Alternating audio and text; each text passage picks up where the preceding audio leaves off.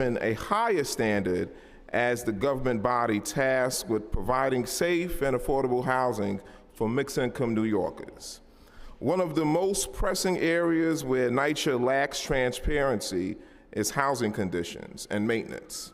We've heard that residents struggle to access clear and up-to-date information about the status of repairs, outstanding code violations, long-term capital improvements in their buildings, and too often, work orders are marked as completed when repairs are still unfinished, and there is little visibility into the criteria considered by NYCHA when it prioritizes maintenance requests or selects contractors to complete repairs. At this hearing, we hope that NYCHA can shed light on these processes and commit to making that information more accessible to residents moving forward. Another major concern is transparency around the Permanent Affordability Commitment Together program, or PAC. Under the PAC, NYCHA converts conventional Section 9 housing to private management under the Federal Rental Assistance Demonstration Model. Despite prior hearings by the committee seeking transparency around PAC, NYCHA has not offered clear answers as to how developments are selected for conversions and what impacts conversions will have on the services and rights available to the residents, and how oversight is maintained once private entities take over. NYCHA has repeatedly affirmed that residents under PAC have the same rights as residents under Section 9 housing. Yet, we've heard that PAC residents are evicted at higher rates, have limited ability to transfer to new apartments, and are not given access to the same services that they were guaranteed under NYCHA, under Section 9. Risks that are not informed of before the conversion. As developments continue to be selected for potential conversions to PAC or considered PAC, when in the voting process for the Public Housing Preservation Trust, NYCHA has an opportunity to provide greater transparency about these alternatives to ensure that residents can make informed decisions and are not pushed into making a choice that will harm them down the line. We hope to hear such commitments from NYCHA today, but if we don't, I have serious reservations about the future of the PAC program and its ability to truly serve the residents. Moving forward, it is imperative that NYCHA provide timely and accurate information to residents about decisions and operations that affect the safety and livability of their homes. Otherwise, harmful cycles of mismanagement, deteriorating living conditions, and erosion of the trust will continue. I hope that today's forum provides an opportunity for us to make meaningful steps towards stopping these cycles and ushering in a new era of proactive transparency in the city's public housing. I would like to thank my staff, Michael Lambert, along with the Public Housing Committee staff, Jose, Charles, Jack, Reese, Sierra, Townsend, for all the work they've put into making this hearing possible. In keeping with a tradition for this committee, before we hear from NYCHA, we will first hear from the testimony of a panel of NYCHA residents and advocates. We will now call for the pre-panel Marcus Jenkins, Salinas Miranda,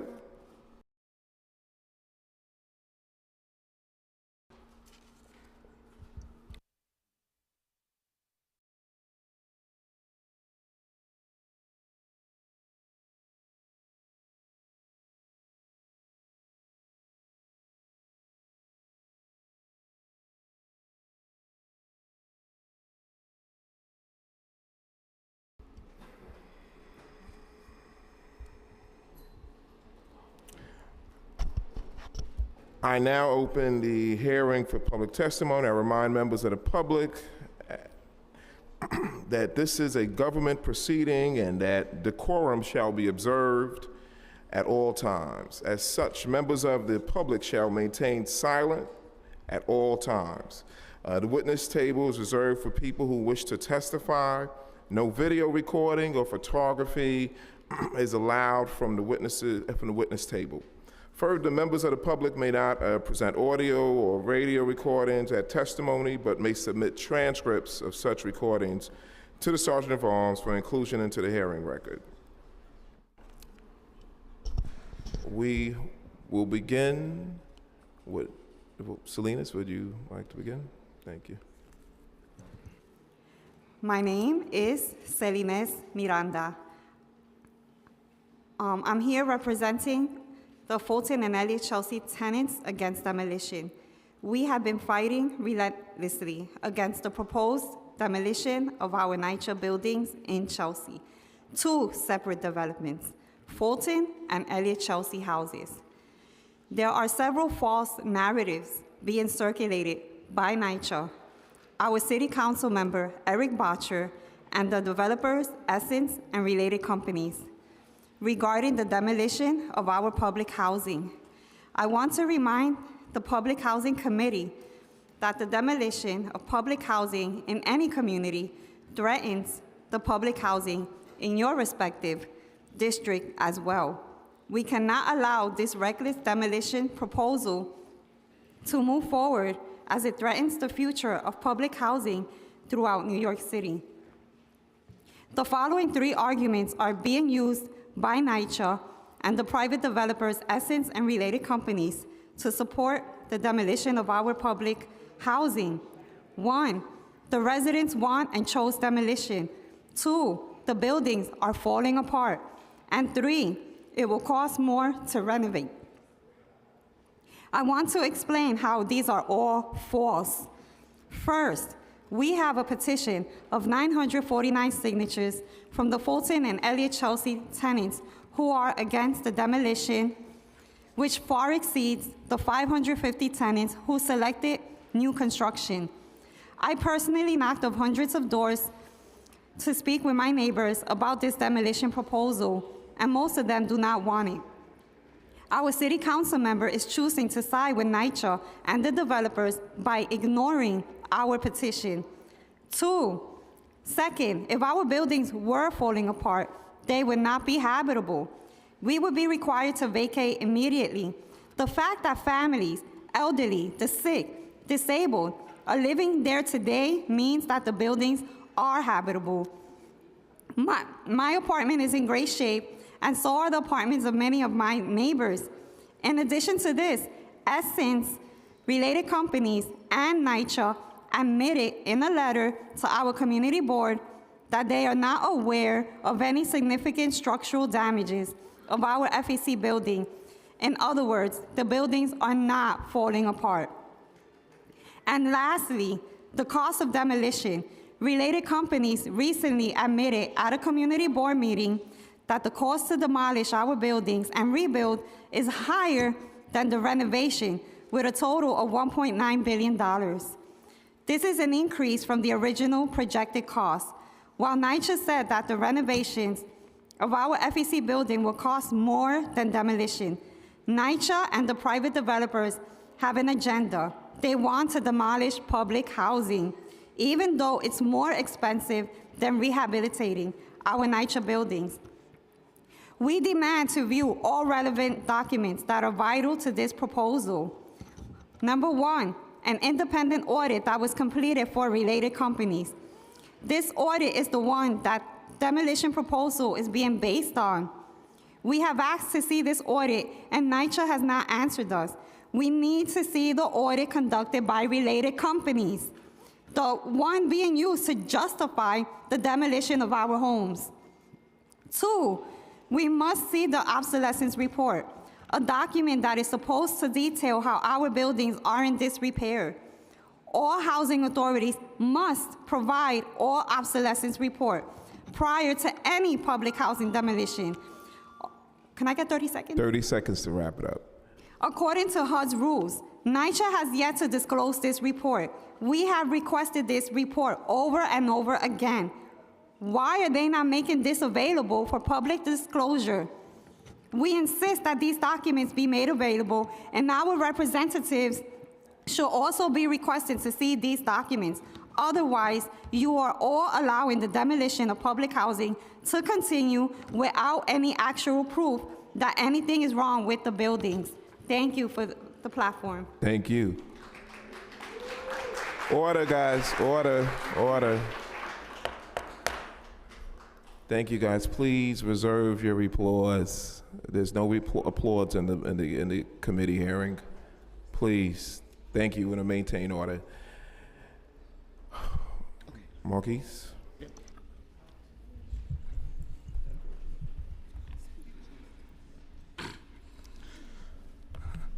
So I do want to applaud and thank Salinas, Renee, Jackie, and the members of FEC, as well as Dr. Crawford, who have been fighting this Herculean fight.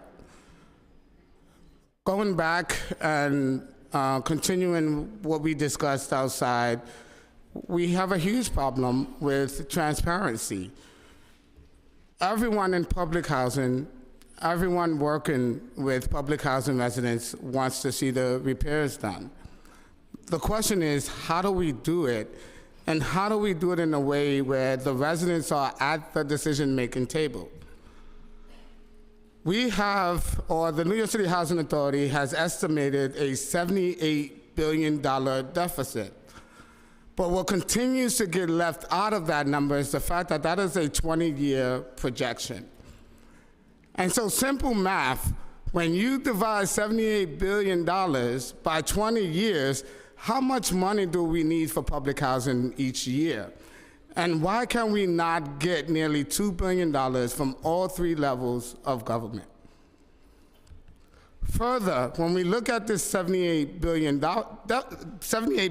deficit, and we look at the amount of RAD conversions that have taken place thus far, the New York City Housing Authority has been mentioning the $78 billion for well over a year, and that number jumped from nearly 2 years ago.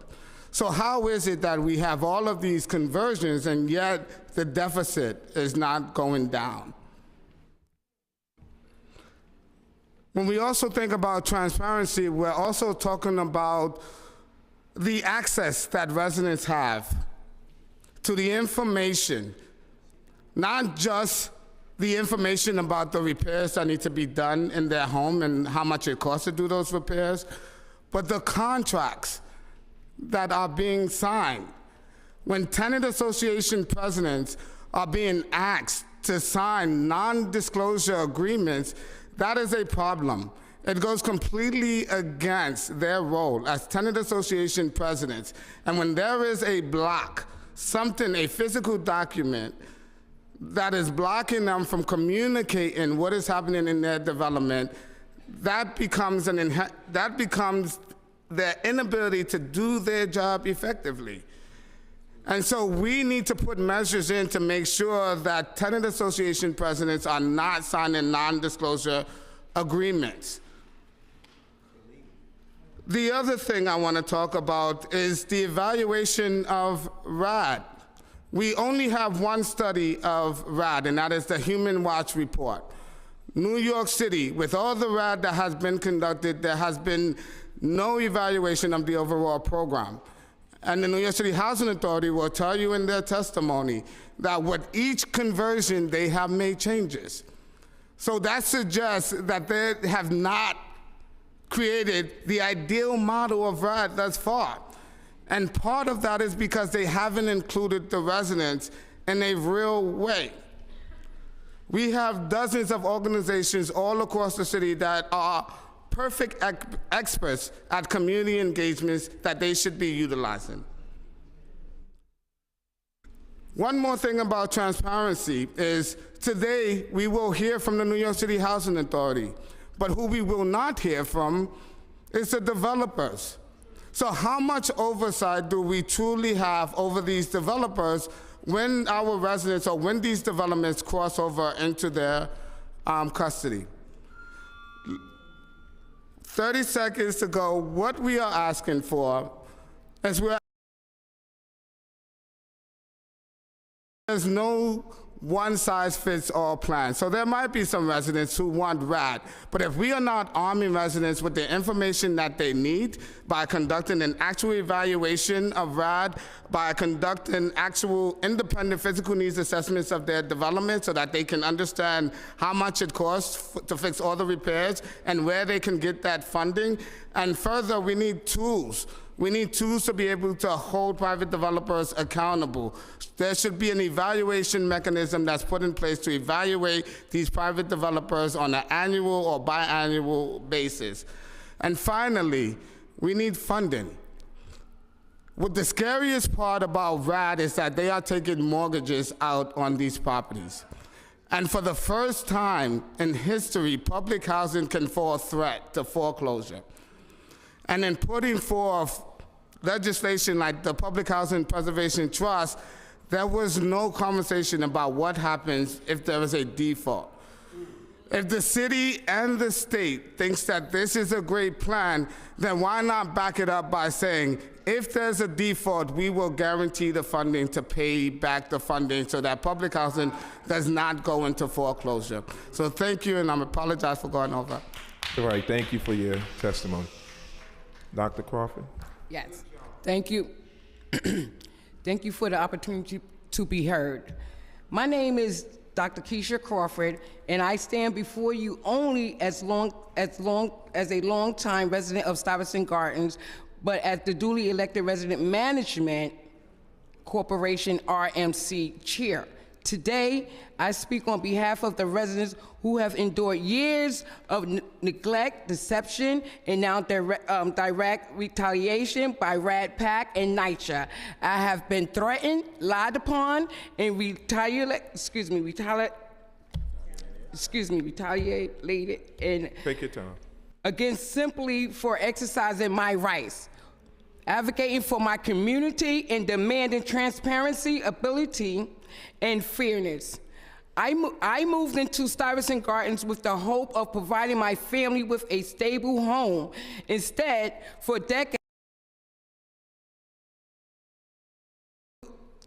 deplorable living conditions, the lack of insulation, malfunctioning radiators that spew steam, and the bathroom vents that have never worked have led to chronic mold infestations in our closets and bathrooms. Leaks for above are routinely, excuse me, y'all, I'm just,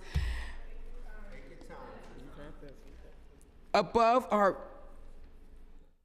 routinely patched up without addressing the root cause, allowing moisture to fester, attracting roaches and mice to scurry through our walls. When we ask about the future of our development, we are met with silence, half-truth, our outright misinformation. I was personally approached by individuals pushing RAD PAC's agenda, asking me what I wanted. My answer was simple accountability. Instead of a meaningful response, I was told I should simply be happy with a nice apartment and accept whatever is handed to me. That is unacceptable. Residents are being harassed, intimidated, and told that they must sign documents without being given full and honest disclosures. We have seniors in Gardens too who were told that their heat would not be turned back on unless they signed new leases. Where is the morality? Where's the morality in that? Where is the legal justification? Where is the oversight? We have submitted multiple requests for reasonable accommodations under the Americans with Disabilities Act, ADA, and those requests has been ignored or denied without cause. This is a clear violation of federal law under 24 CFR 42 USC and New York City human rights law.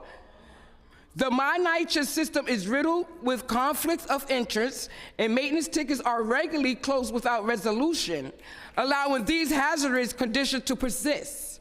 Beyond the deteriorating,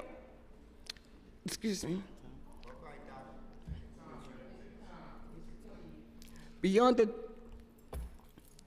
deteriorating conditions, we are witnessing a coordinated effort to silence and coerce residents into compliance. We have reports of tenants being told that if they do not open their doors, their locks will be drilled open. Let me ask you this: is this what transparency looks like? Why is RADPAD threatening residents to force them into conversion? Who benefits from this scheme? Certainly not the residents. You have a minute to wrap it up. Instead, NYCHA dodges ability developers profit. NYCHA dodges accountability. Developers profit. Financial institutions rake in the rewards, and tenants are left in the dark, confused, misinformed, and struggling with the mental and emotional toll of this manufactured chaos. Enough is enough. The residents of Stuyvesant Gardens have passed a binding resolution rejecting RADPAD, coercion, and fraud. We have asserted our rights, and we will take judicial, legislative and watchdog measures to prevent the conversion of our development. This letter serves as a form of cease and desist demand to NYCHA and all associated entities. If the harassment, intimidation, and fraudulent tactics do not immediately cease within 7 business days, we will, number 1, file formal complaints with the U.S. Department of Housing and Urban Development, HUD, the New York Controller, the New York Attorney General, and federal watchdog agencies. 2, pursue legal action against NYCHA and all involved parties for violation of federal housing laws, ADA, noncompliance, and tenant harassment. 3, petition legislators to conduct oversight hearings into NYCHA's mismanagement and misconduct under RADPAD. 4, mobilize media coverage and expose the corruption, intimidation, and coercion being exposed on tenants. We will not be forced into conversion against our will. Other developments were given the right to choose their future. Why is that right being stripped from us? We demand a freeze on RADPAD. We demand a freeze on RADPAD conversions until a full, transparent investigation is conducted, and we demand an independent oversight body that does not direct conflicts and interests with NYCHA or private developers. Dr. Martin Luther King Jr. once said, "Our lives begin to end the day we become silent about things that matter." Stuyvesant Gardens matter. Our voices matter. Our rights matter. NYCHA, RADPAD, and all involved parties. NYCHA, RADPAD, and all involved parties, you have 7 days to correct your course. If not, we will escalate every legal, legislative, and public action available to us. We refuse to be ignored, and we refuse to be silent. Respectfully, Dr. Keisha Crawford, Resident Management Corporation Chair, Stuyvesant Gardens. Thank you. Thank you. Now, let me, before we proceed with the pre-panel, I want to recognize some of my colleagues that are here. We have Councilmember Darlene Mealy, Councilmember Velez, and also we've been joined by a public advocate. And before we proceed to the pre-panel, we will have our public advocate give a statement. Thank you. Thank you so much, Mr. Chair. Thank you for your testimony. Can you hear me? Yep. Is that better? Yes. All right. Thank you, Mr. Chair. Thank you for your testimony. Thanks for giving me the opportunity to give for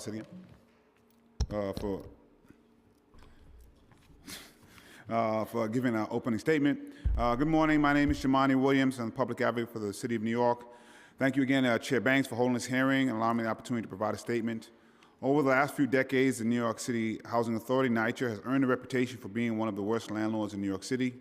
Their physical needs assessment, or P&A, was conducted in 2023 by the United States Housing and Urban Development, or HUD. There are 335 NYCHA developments consisting of 178,000 units that have violations. NYCHA has been on my New York City worst landlord list in prior years for multiple years.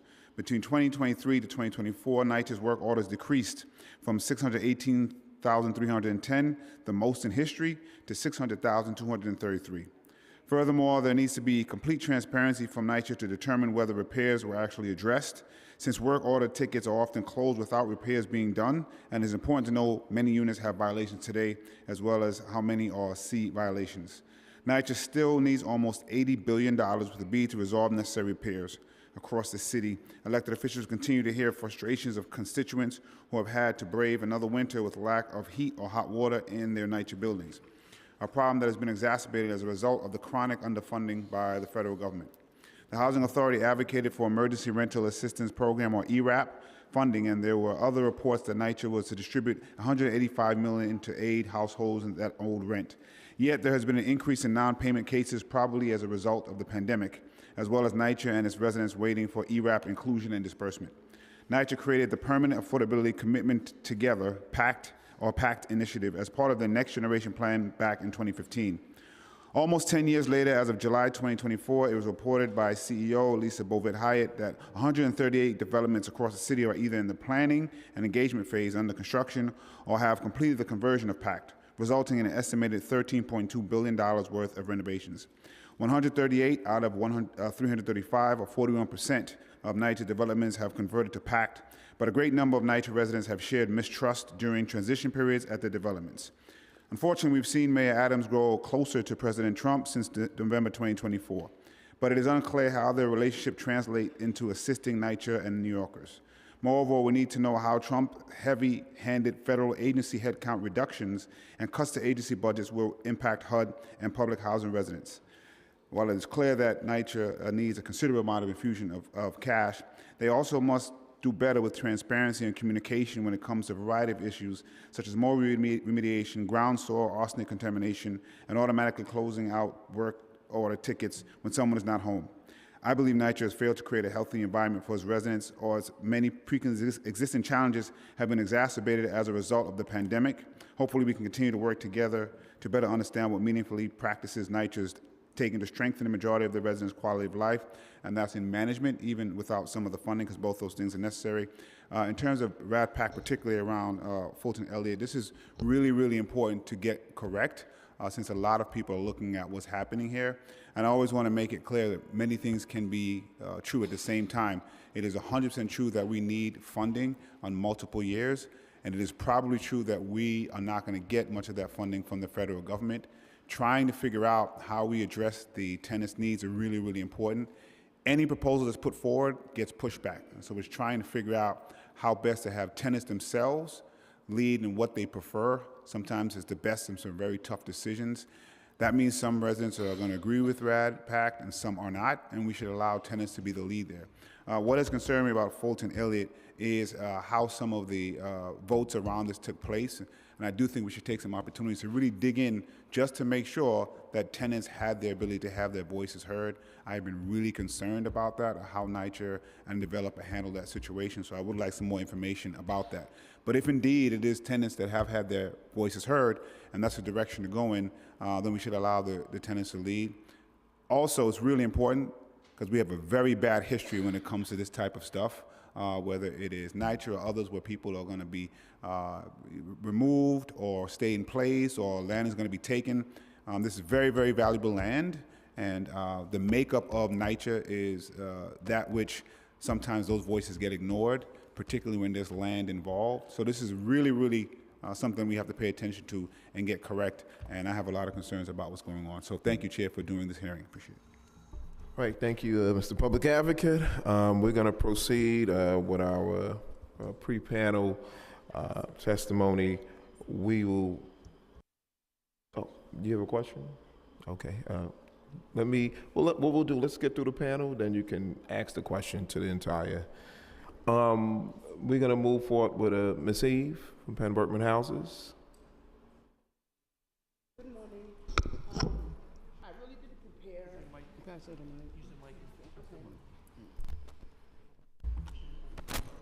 I really didn't prepare a speech, and the reason why I didn't prepare one is because I want to speak freestyle. Because everything that NYCHA everybody with the PAC Red program, all they do is they say what they're going to do. What they're going to do is what they're not doing and what they're being very secretive. They keep saying about transparency. There is no transparency. They keep emphasizing conversion. It's not conversion, it's coercing.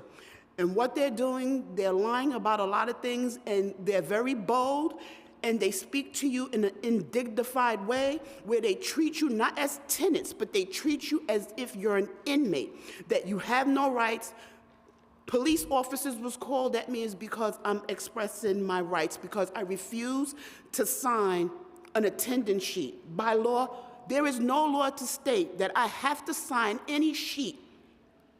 I have the right to be there because I'm a tenant, whether even if you're a squatter and you attend and it's a community meeting, you're entitled to do. So I was pressured into signing an attendance sheet. They dictate what we're gonna do.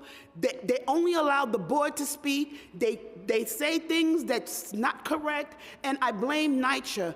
And NYCHA is the cause of it because they use people to make people go against. Since the conversion, I've been harassed, I've been followed, they tried to enter my apartment, they make things that's so uncomfortable that even family members are going against me, where we're all at odds, is because everybody is afraid to speak up and speak out.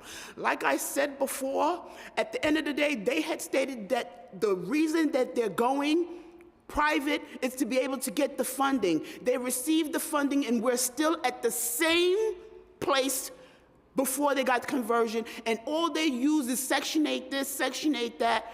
Section 8 has law. The only thing that they're trying to do is because they know that Section 9 is ironclad, and they are purposely not fixing things to force the hand at the federal government for them to be able to get the funding. That's number one. And they're very bold. And when I say they're very bold, they're bold to tell the tenants is because they know nothing is being recorded. Nothing is nothing but hearsay. It's for us to prove. How is it that since they received the contract on December 29th of 2022, that up until now, Penn Workman houses, along with Linden houses, Frautino, I'm saying just for Linden, how is it that management has been switched 5 times? All they keep is rolling out. And there are politicians, okay, that are working for L&M that violates people's rights. And you're a person who says that you want to be in politics, where they sit and they watch. They watch when people go to court. The last time I was able to come to speak was April of last year, is because they kept me booked and busy at the courthouses because none of the judges know anything about the PAC Red conversions because they don't know. The premise, all right, and it's ironclad. There's many things that Brian Honan, and I want to say one thing with Brian Honan, all right, he saved my life. And the only reason why I'm going to say he saved my life is because I'm stressed out. When I say I'm stressed out to the point I can't go to no one, the police department, is because they have me slated as if I'm crazy. I'm not crazy. The reason why they want to label me as I'm crazy is because, one, I keep telling them, because we live in public housing, whatever it is, doesn't mean that we're dumb. I'm not dumb. And it's because they feel that I'm a threat. Like I stated, the premise of the tenants signing the lease was for able to get the funding. They got it. They still not doing anything. They didn't change the pipes. Right now, I brought proof of everything that they're doing. They're keeping things very secret, very quietly. At the end of the day, there is no way that a person has to go putting risers where it's not supposed to be. Things, I brought proof, like I'm done. When I say Brian Honan saved my life, when I say he saved my life, it's because they stressed me out so much that I called him 3 o'clock in the morning. I said, if he didn't answer, that I didn't know what I was gonna do. But you know what? But he answered. So at the end of the day, like I said, my great nephew is the one who keep giving me courage, a 7-year-old. They keep giving me courage for me to keep going, is because you know why? They are our future. People are afraid to speak out is because they are being harassed. Shootings, all of it, they put cameras, it's not working. Why? Why? It makes no sense. They took NYCHA cameras out. Why? NYPD. All right, you're gonna 30 seconds to wrap it up, Eve. No, and the premise for 6 to 8 weeks now, okay? The front door in my lobby has been broke since a week after Christmas. It's still broke now. And the reason being that it's not fixed is because, right, they didn't get insurance warranty because it's vandalism. Does that make sense? They said this in a meeting. Mr. Butler and it makes no sense. So I was saying, and there was a shooting. An attempted, a lot of things. They just want to keep everything secret. Like the young person said, this young lady, I can't remember if she said, right, but at the end of the day, the tenant association president, they're a tenant just like us. They're supposed to keep us informed. They don't keep us informed. Had it not be for me to go to other meetings, and I'm saying going across the tri-state for me to be able to know about certain things here, I would not know about it. I'm tired. At the end of the day, they can evict me. They can evict me, but they're still gonna have to explain as to the reason why I am being evicted and people. Okay, a lot of people don't like Trump, but he's going to, he's bringing out the fraud, and it's right. Okay. And I'm a Democrat. All right, Eve, we gotta wrap this up. Thank you for your testimony. Now we're gonna. Proof, and I'm gonna submit it. Thank you. Oh. This is ridiculous. Listening at my door. We have Teresa Scott, who's also part of the this particular panel, and she's on Zoom. Ms. Peace Scott? and blessing, everyone. Thank you. This what's happening here is very traumatic to know what people are experiencing. I'm Teresa Scott. I'm one of the leaders of Save Section 9, and thank you all for expressing your pain and your hurt and the disrespect that's happening with us here in NYCHA. I love public housing because public housing saved my life. And if I hadn't been in public housing, I might not be here. By me being part of Save Section 9 and other advocate for other people, I've been able to help other people that are disabled. Also, what they saying is true. The people are being harassed. My building hasn't been taken over by NYCHA, but there are members who spoke here that I know of, like, they are being, NYCHA has been enormous with real estate deals and forgotten the promise of public housing. And it seems the only thing that they seem to be want is just to privatize everything. There has been a lot of privacy, like, sneaky things, and people are not aware of what's going on. They're not explained. We work with tenants they're telling them to sign paperwork that they don't even understand what they're signing. So there is no transparency as far as RADPAC. I want to thank everyone. Thank you for even allowing us to speak. This is the first time in history that I've ever been in a hearing where the tenants were able to speak first. Thank you so much for that. The other solution is that HUD needs to be part of these meetings because HUD is the one who creates what goes and what doesn't happen in New York. Tenants have been bullied, as they said. There has not been no transparency. The lack of improvement, as a young lady said, she's living in Radnor, she's still being harassed, she's still not getting treatment. And Human Rights did a survey already to let us know what was going on. And no one else, as Mr. Marquis said, there has not been no other person who's done an investigation. I'm asking that the public advocate, y'all think RAD is good for us, but RAD is not good for us. RAD removes our homes from public housing, and we no longer have public housing, so that means that they're trying to get rid of our house. I would like to know, can I come stay with one of y'all if that happens to me? Because where else am I supposed to stay? I am a disabled person, and I have lived here, and my neighbors help take care of me. I don't have family members that come and see about me like my neighbors do. So if I'm put in the street, I have a wheelchair, I'm gonna be out in the street in a wheelchair. What I would like for y'all to do is I would like for y'all to adopt a resolution called 0730-205 and conduct a thorough study on the RADPAC program to assess the effects of conversion on residents and the program's impacts on tenant rights, security, and well-being. I'm also asking that the City Council immediately issue a moratorium on NYCHA RAD pack conversions pending the completions of the robust impact studies inclusive for all our properties currently being served by project-based Section 8. We ask that the council host a joint hearings with Albany counterparts on RAD pack. During this hearing, NYCHA and HUD's Office of Public and Indian Housing should be asked. We need y'all to provide insight for the success of the program nationally. Success should be defined on improving the quality of life for previous Section 9 tenant living. Improve quality for the life of previous Section 9 tenants living in a Pacific property. An explanation of the lifetime for RAD conversions need to be.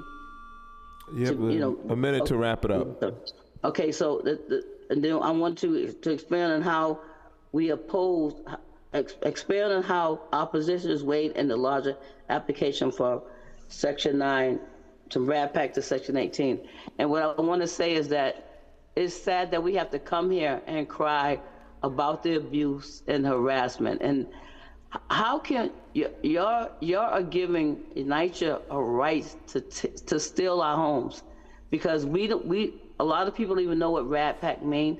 They don't even know that Section 9 is the only affordable housing, only affordable low income housing, and it's based on your income, not based on your zip code. Because I live in a zip code where there are $1 million houses, and a lot of times they're not basing the income when they come into all these creations that they coming up out here and where we live at. And so we need you to save our home. Our homes are part of us. If you move some people out of their homes, they die instantly. Are you willing to have people's deaths on your hand because you did not take the time to investigate and make RAD, make NYCHA, make HUD be accountable for us having a place to live that is called our home? I am a very intelligent Black woman. I just wrote a book called Thriving Elders. But if I have to worry about where I'm going to live at, how can I be a thriving elder, thriving in this society, if you don't protect me? And y'all have not protected us. Thank you. I'm so thankful that you let us speak today. Thank you very much. Thank you, Ms. Scott, for your testimony. Now we're gonna move to the admin. Thank you. Oh, Councilman Mealy, hold on a minute. Did you have any questions? Okay, we'll wait to the regular session of questions, of testimonies. Thank you to the pre-panel. Thank you for your advocacy.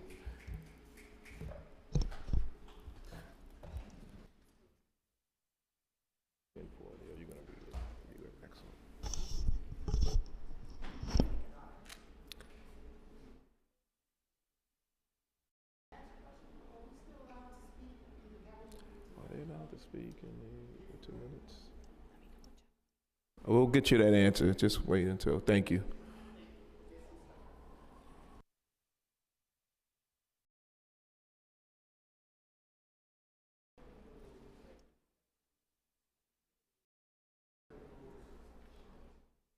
We want to move on to administration. Thank you, Eve.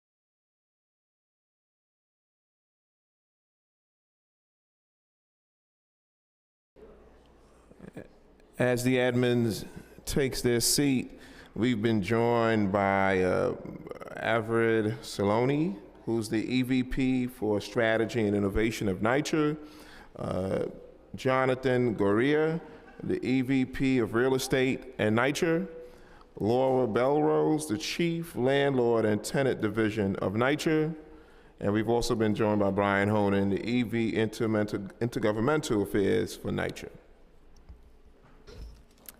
Good morning. If you could all raise your right hand, please. Do you affirm to tell the truth, the whole truth, and nothing but the truth before this committee, and to respond honestly to council member questions?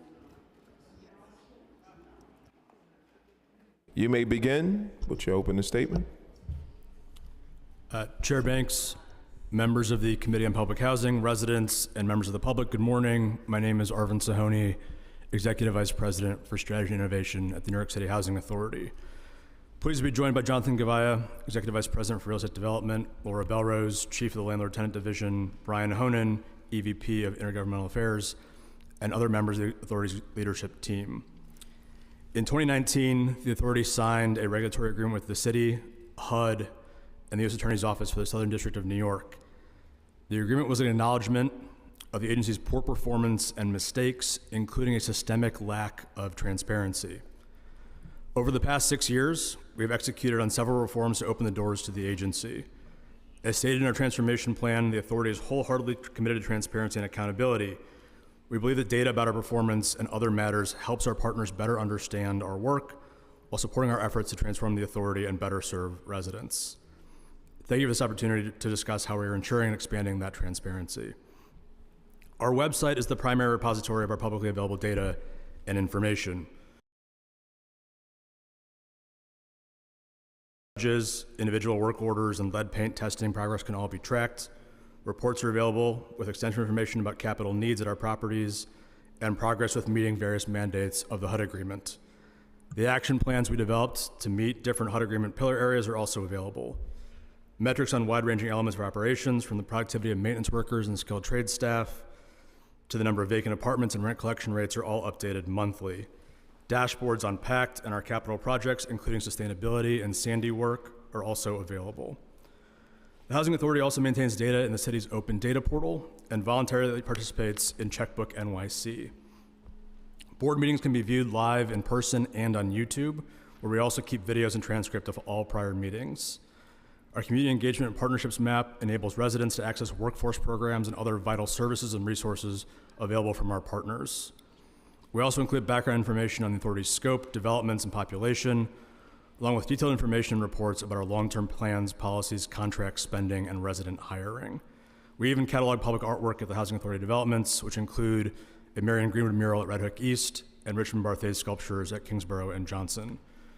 We've also used the NYCHA app to connect residents with a wealth of personalized information at their fingertips. In the app, residents can create new work orders, check the status of existing tickets, and find information on service outages. Our self-service portal enables public housing residents to complete their annual recertifications, request transfers, and more. Section 8 participants and landlords can also access a range of functions through their respective portals.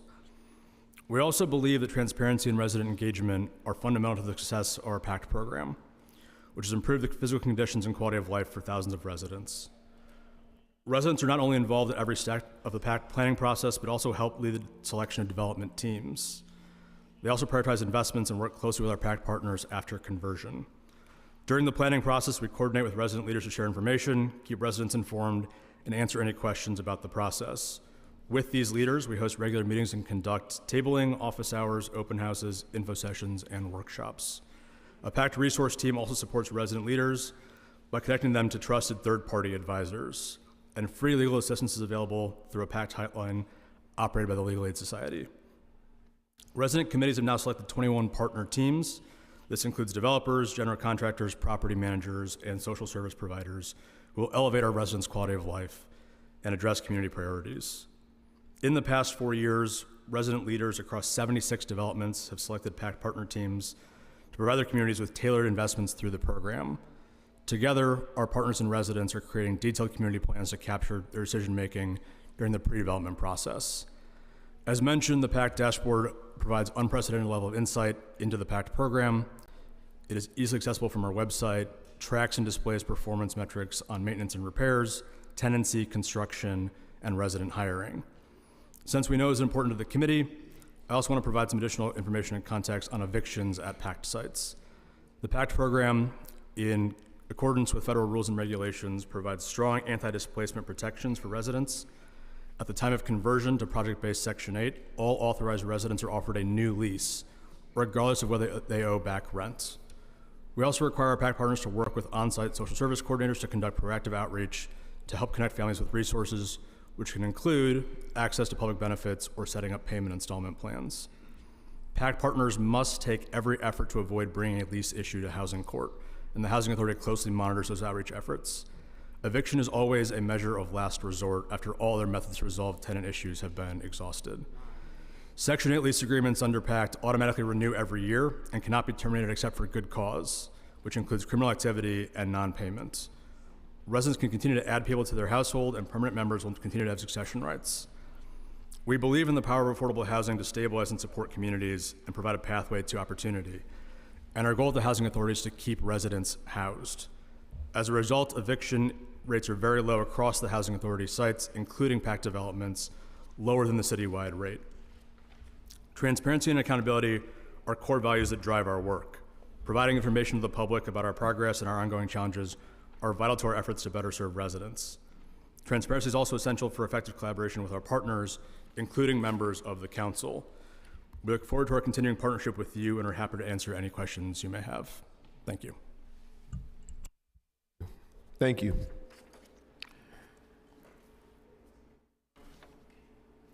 Okay, I guess we'll now go into questions.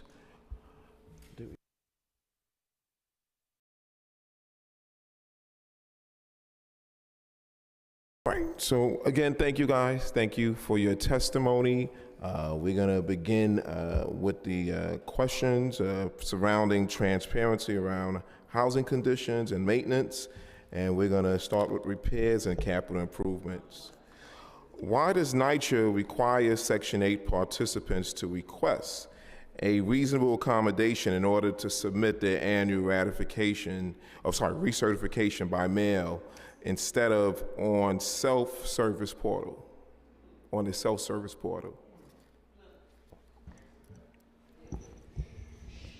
So Councilmember, we, in order to process recertifications, you can do this online. You can do it at the at the kiosk that's in the management office. Housing assistants can assist you in order to do that. We do prefer that that's the method. You have it's immediately received. You also get a receipt. But if you do need a paper copy. Excuse me, hold on 1 minute, Brian. Yes. There will be order, guys. Everybody will have the opportunity to give testimony if you choose to, but outbursts in the audience will not be accepted. You may proceed. Thank you. So that is a preferred method to do it. It works, but if that's not possible for you, we will provide a paper copy, but we would like to see a reason why. Okay. The residents have voiced concerns about the quality of repair work by contractors. In November 2024, it was reported by the City Comptroller that 30% of the residents rated the work performed by contractors as poor, and less than half rated the work performed as good or better. How does NYCHA obtain feedback from the residents about work performed by the contractors? Thanks, Councilmember, for that question. I'll say a couple things to that. One, that is certainly the case. We've heard that consistently for years. Back in 2019, 2020, when I first started here, we did a lot of engagement on our transformation plan, what residents were most concerned about. This came up basically in every single session we had. In the last year or so, we've actually implemented new policies to do different kind of oversight for vendor work. So we have a completely new role at the neighborhood level. So neighborhoods, we have 29 of them in the city, sort of local governance. A new contract manager has actually now been installed to oversee all of those contracts locally. That means someone who's going to go out and inspect work to make sure we're not being fleeced by contractors, to sort of obviously avoid the issues we had last February. So that's a completely new process that's come in place in the last 12 months to really enforce the fact that we do have this issue with vendors. So that is sort of on the management side of things. We've changed that. There are structural issues too with vendors. We're often forced to take the lowest responsive bidder to contracts, which can in some cases be not the best firm to do that work. We don't have a ton of wiggle room on that side, but on the management side, we have made a lot of changes in the last year to try and improve that number. A straight question. How is NYCHA generally verifying and or assessing the contractor's work? I think it's a straightforward question. Sure. So a couple things on this. So given the volume of in-unit contractor work, we're not doing 100% checks on all of that. We're doing now quality assurance checks on a certain percentage of those. So if you have a contractor doing, let's say, 20 apartments in one development on floor tiles, we'll have our neighborhood contract manager go check 3 of them to make sure the work has been done. That's not going to catch every single instance of a vendor performing poorly, but it's going to catch much more than we have been in the last sort of 5-6 years. Obviously, that's not enough. Yeah. What is the time frame to establish an apparatus or a system where we can accurately track or assess the work that's being done by the contractors? Yeah, we're happy to engage in that question with you, council member, and with any other members of the committee too. So we've had this process in place for the last 12 months. We're happy to engage in sort of a more aggressive effort on this if you think there's additional work to do.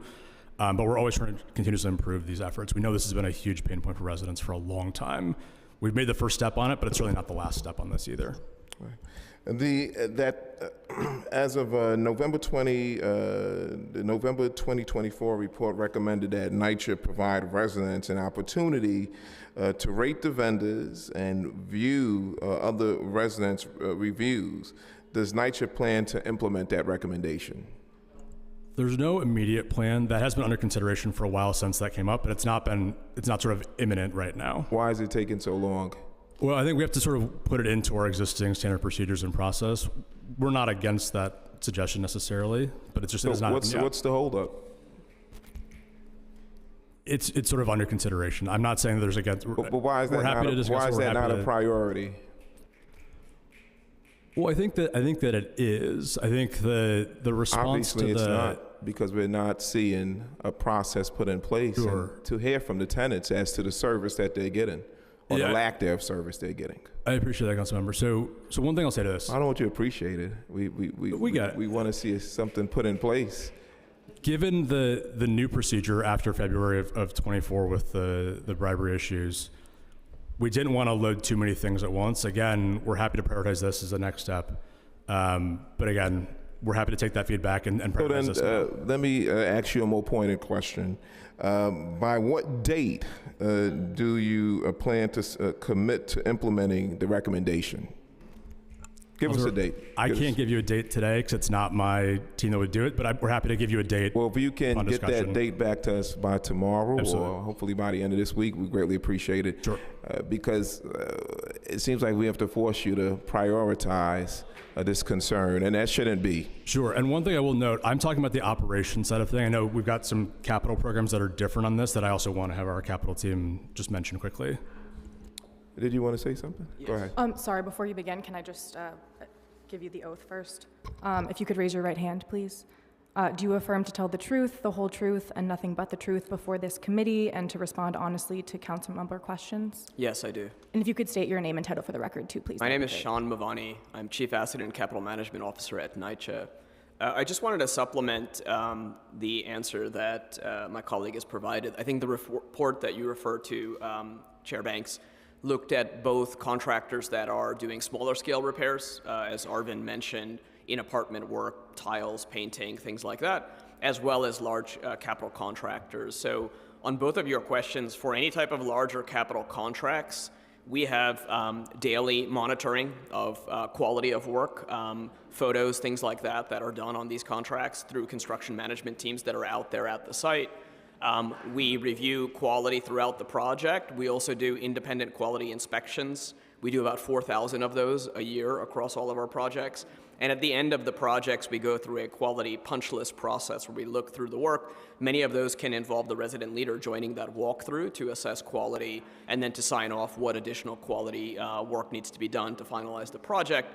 On the second part of your question, we're actually currently working with the Citywide Council of Tenant Leader Presidents to design a survey or a set of surveys that would be done during capital projects to get feedback from the resident leadership of that property, how they feel about the engagement, the vendor work, our team's engagement with them, and coordination, et cetera, and hoping to roll that out during the second quarter of this year after we receive the input from the CCOP and other stakeholders on that. So on that part of the portfolio where we're spending a large amount of our funding to make renovations to the property, we are moving forward with those recommendations, and in fact, these efforts have been in play for some time. So your testimony today is that residents are informed about NYCHA's process for selecting contractors? Sorry, could you repeat that? I said your testimony today is that residents from NYCHA are informed about when they are selecting of contractors. Yeah, so for the area that I oversee, which again is the capital projects, Section 9 work that's grant funded, yes, after we work through the design with resident input, we then update them as we go through the procurement process and the selection of the contractor as well. Okay, we've heard that when some developments are converted to PAC, the new property manager does not have a functioning work order or services request system is not in place. This leaves residents with a way to document the need for repairs or track maintenance work on their units. How does NYCHA ensure that the PAC partners provide the same or greater level of transparency about repairs to PAC residents?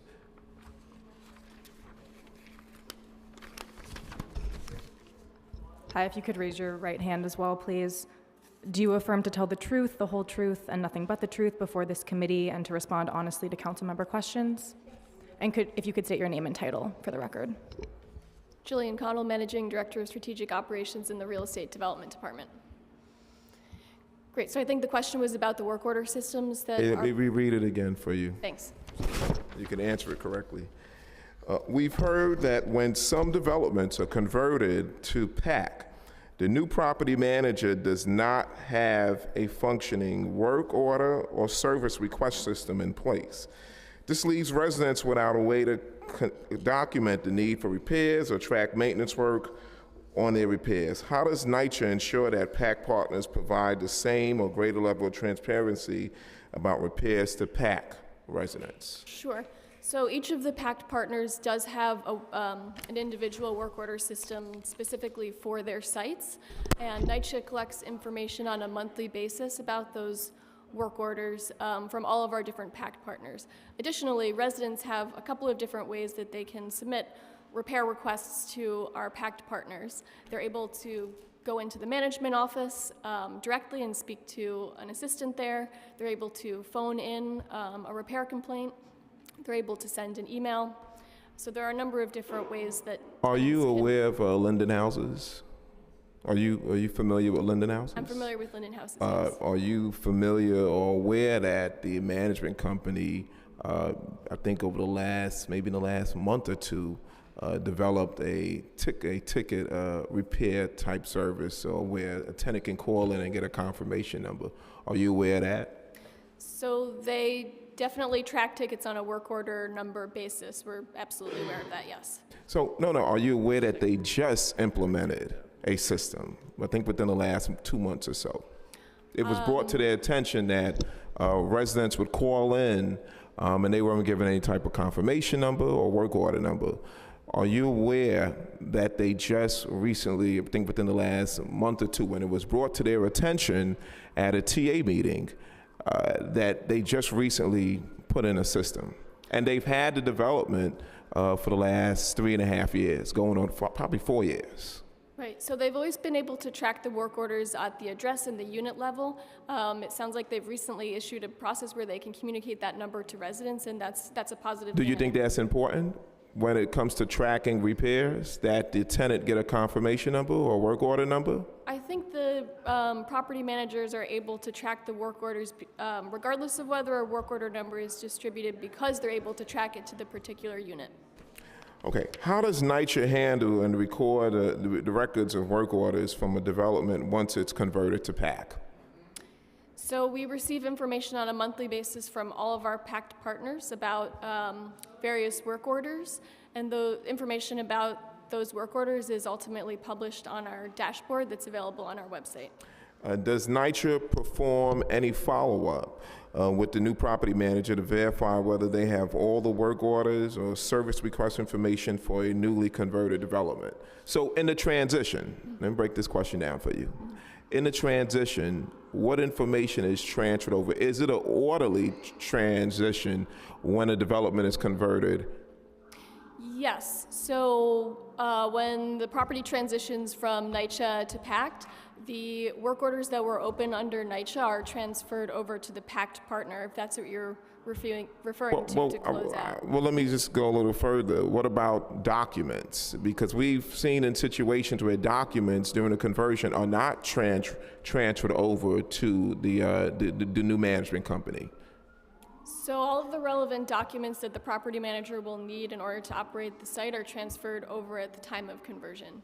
You will hear testimony down the line where residents have said that there were documents that, or the management company basically said that there were documents that weren't transferred over.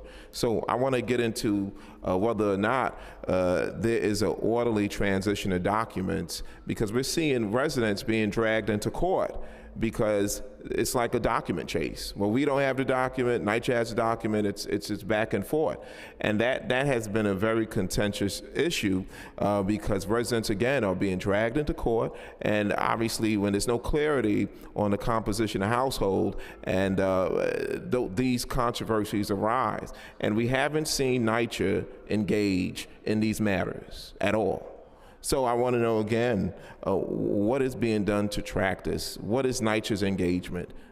So specifically, originally asked about work orders, for example. So information about work orders that were open under NYCHA are transferred over to PACT partners, and then 6 months after conversion, the PACT partners are required to submit a certification to NYCHA regarding the closeout of those work orders to ensure that the open work order tickets were addressed. So you're tracking each work order, you're saying? So we're tracking that each of the work orders have been closed out. Yes. So every work order that comes through, you're tracking it? So every new work order that's created, we are collecting itemized information about, and the work orders that were transferred after conversion, we get a certification from the partners confirming. And it's your testimony that every work order that was established under NYCHA up until the conversion was transferred over to the new management company? That's right. Okay. I beg to disagree, but that's your testimony. Does NYCHA perform any follow-up with the new property manager to verify whether they have all the work orders or service request information for we did that already. Let's go to the next question. In 2024, NYCHA launched a new version of its capital projects and needs tracker, which allows residents to see biweekly updates on building renovations. Has NYCHA received feedback from residents about the usefulness of this tracker? Thank you for the question, Chair Banks. So this tracker is a version 2 of the tracker. We had released an earlier one about a year and a half before that. In the development of both trackers, we did seek input from residents and from resident leaders. In particular, when the first tracker was up, we put up a public survey so that anybody who was using that tracker could immediately provide feedback on what they wanted to see improved in that tracker. And on the basis of that feedback we got from residents as well as other public folks, and through focus groups where we met with resident leaders to ask them for their feedback and their needs, we designed that second tracker and then launched it. So there are a number of resident committees that NYCHA also works with, the Resident Roundtable, the CAC, where we have regular engagement with different groups of residents to input on NYCHA initiatives. We took the tracker designs to those groups and sought resident feedback there, and also incorporated that in what we finally built out. Okay, thank you. When it comes to complaints and code violations, by what methods can residents file complaints or service requests with NYCHA? And what is the average wait time to connect with NYCHA staff member when a resident calls the customer contact center? And how does NYCHA track the performance of its customer contact center? And does NYCHA also track the number of times or calls that get disconnected? How does that look? Thanks, Chair. So a couple things on this.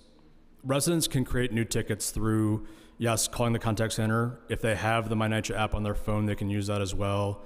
They can actually also create it sometimes in the management office with the receptionist there if they need to.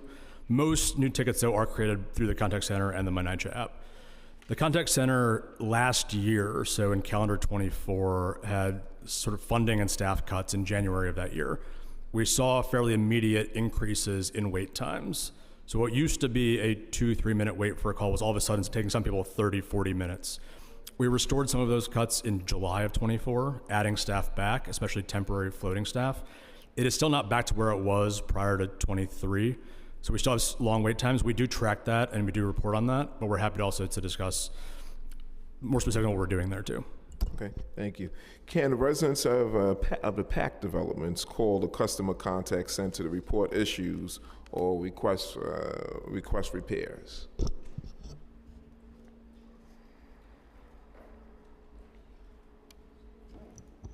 So for repair issues, the resident should go to the management office. They also could go to 311 in PAC developments. If they have Section 8 issues, the issues with their subsidy, they can call the CCC, and there is a whole unit there that deals with Section 8 issues. Okay.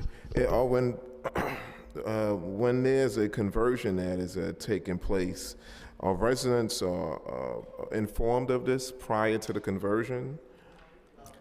It is something that often comes up because one of the biggest questions during conversion is, what is the difference between the two programs? Correct. So people ask, do I still call the contact center? Will I still have the same management? Will I, and people want to know the difference. So this is one of the differences in the two programs. You will not be calling the call center, which I know a lot of people complain about.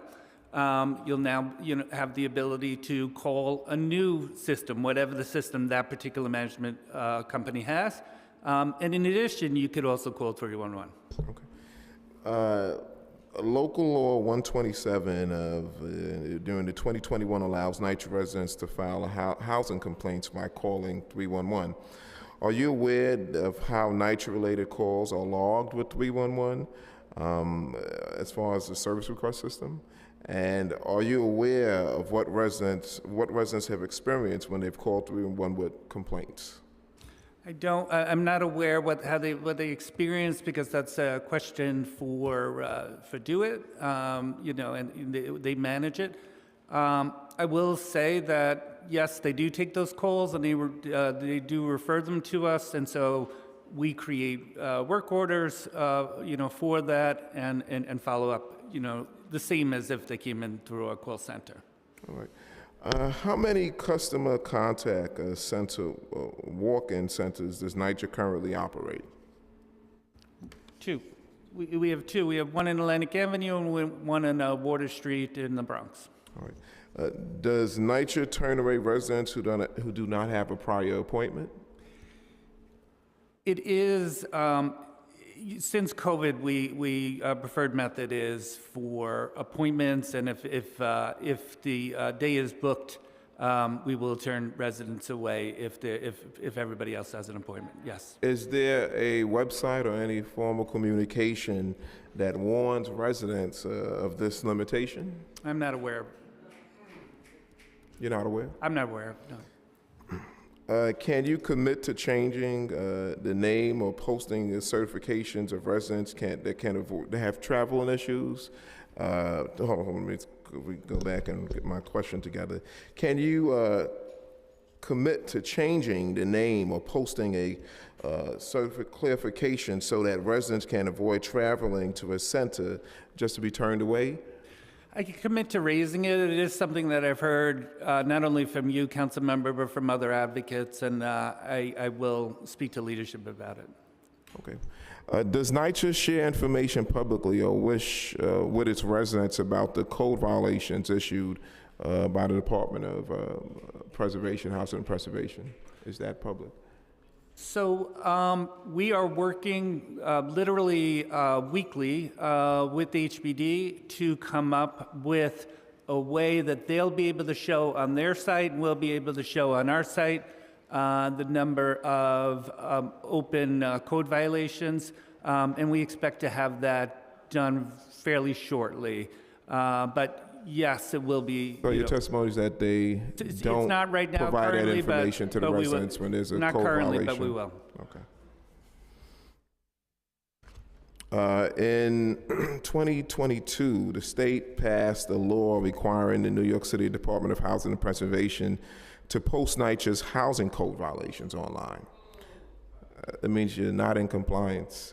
It appears that HPD has not yet complied, and leading some tenants to file lawsuits against HPD.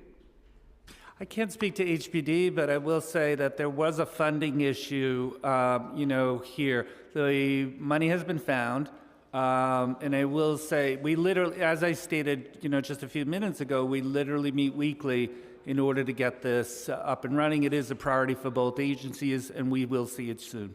Well, has NYCHA heard the concerns from residents about this issue, and has NYCHA taken any steps to assist HPD in making this information public? We have a standing meeting with HPD, and we're happy to give them all the information that we have, so this way it could be, up on both sites and easily understood. As to whether we've heard complaints, I personally have not heard complaints from residents. I have heard from advocates, though. Well, while NYCHA is not subject to any obligations under state law, has NYCHA considered publishing its code violations on its own accord to provide greater transparency to the residents? The code violations that we get are from HBD, and they will, we will work with them in order to make sure that everything we have is current. The question is, date. will you publicize it to the tenants, to the residents? It will be up for the tenants and residents, both on their site and our site. What's the time frame to?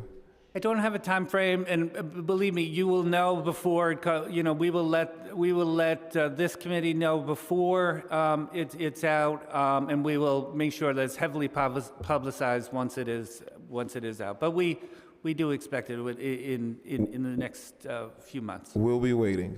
Okay. When it comes to financial transparency, we're aware that there's a degree of uncertainty about the status of federal funding for public housing across the country. Has NYCHA taken steps to prepare for potential decreases or pauses in federal funding?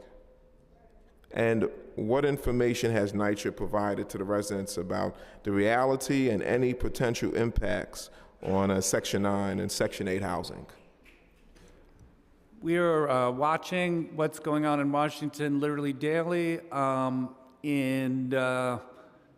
we are in unprecedented times right now. I will say that. From what we're hearing, many of our colleagues at HUD, who have been there for decades, who have been great assets to NYCHA and to public housing publicly, have now left the agency.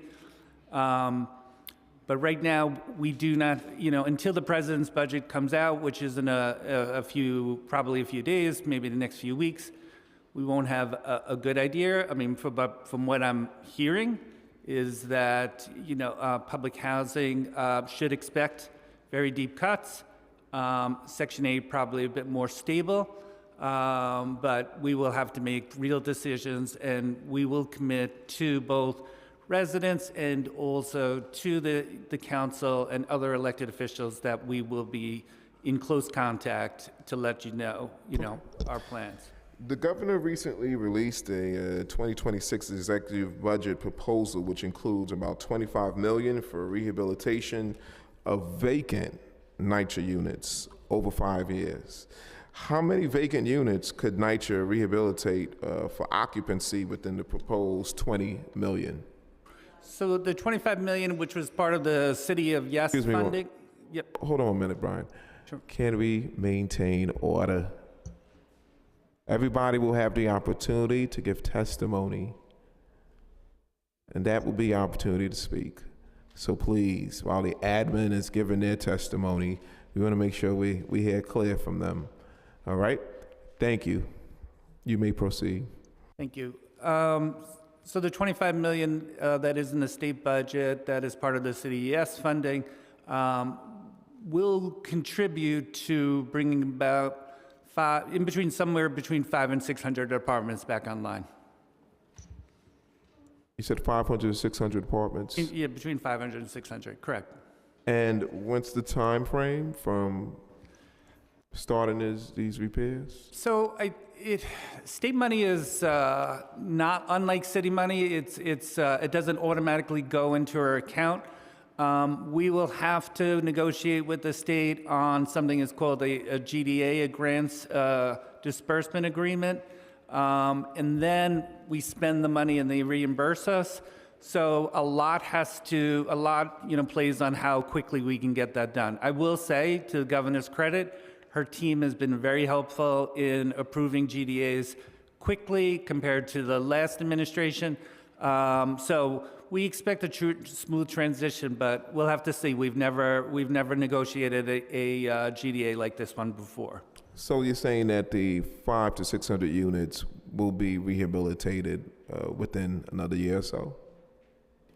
Again, all depending on how the GDA is agreed upon and other factors. But the faster that's agreed upon, the faster we could start, with a plan to do that work.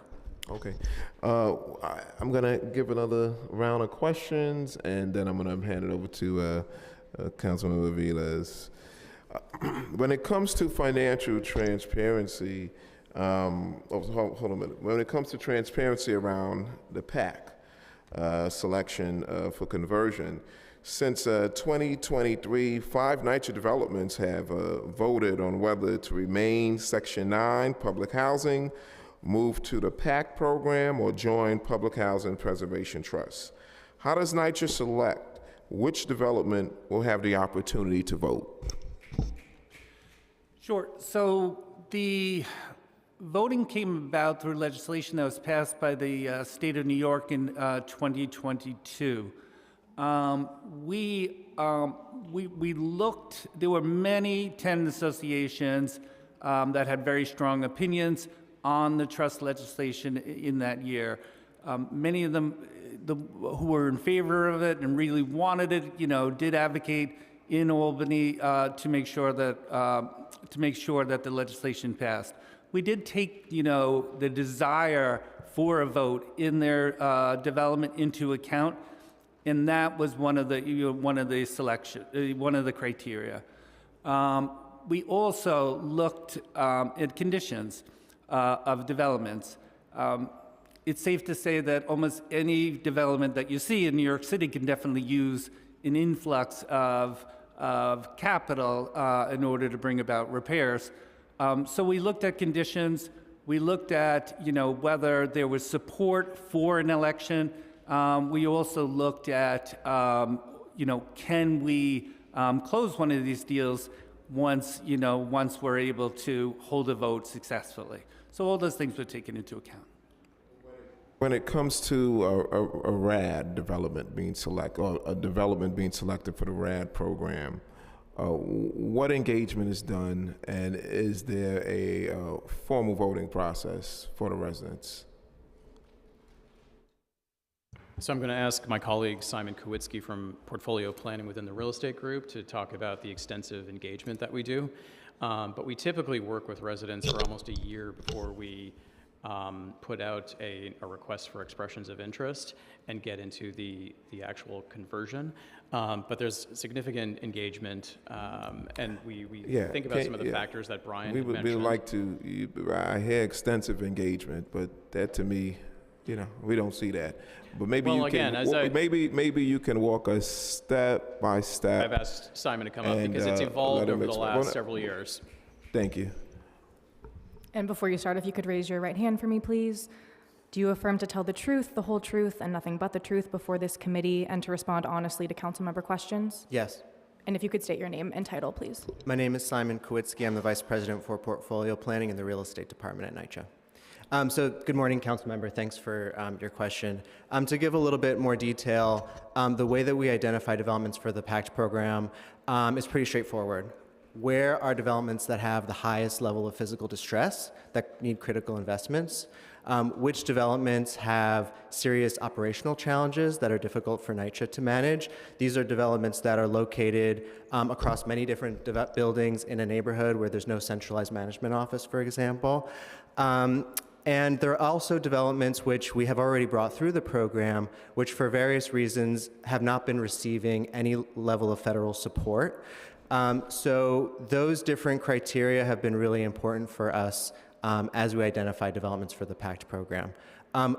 When we have a development that we think could benefit from these investments, we reach out to the resident leadership as the first point of contact to describe the benefits that the program can bring, share information about how this works, what the process would look like, and then from there, talk to them about how we would engage with their community and their residents about moving that process forward. And I can get into as much detail as So you'd you're like saying about that what the looks like. tenant association is working hand in hand with you when you're doing these community engagements?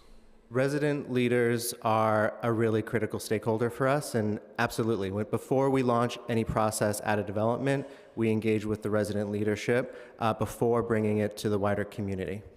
So would you agree that a vote should be needed or to allow the residents to weigh in when these conversions are taking place?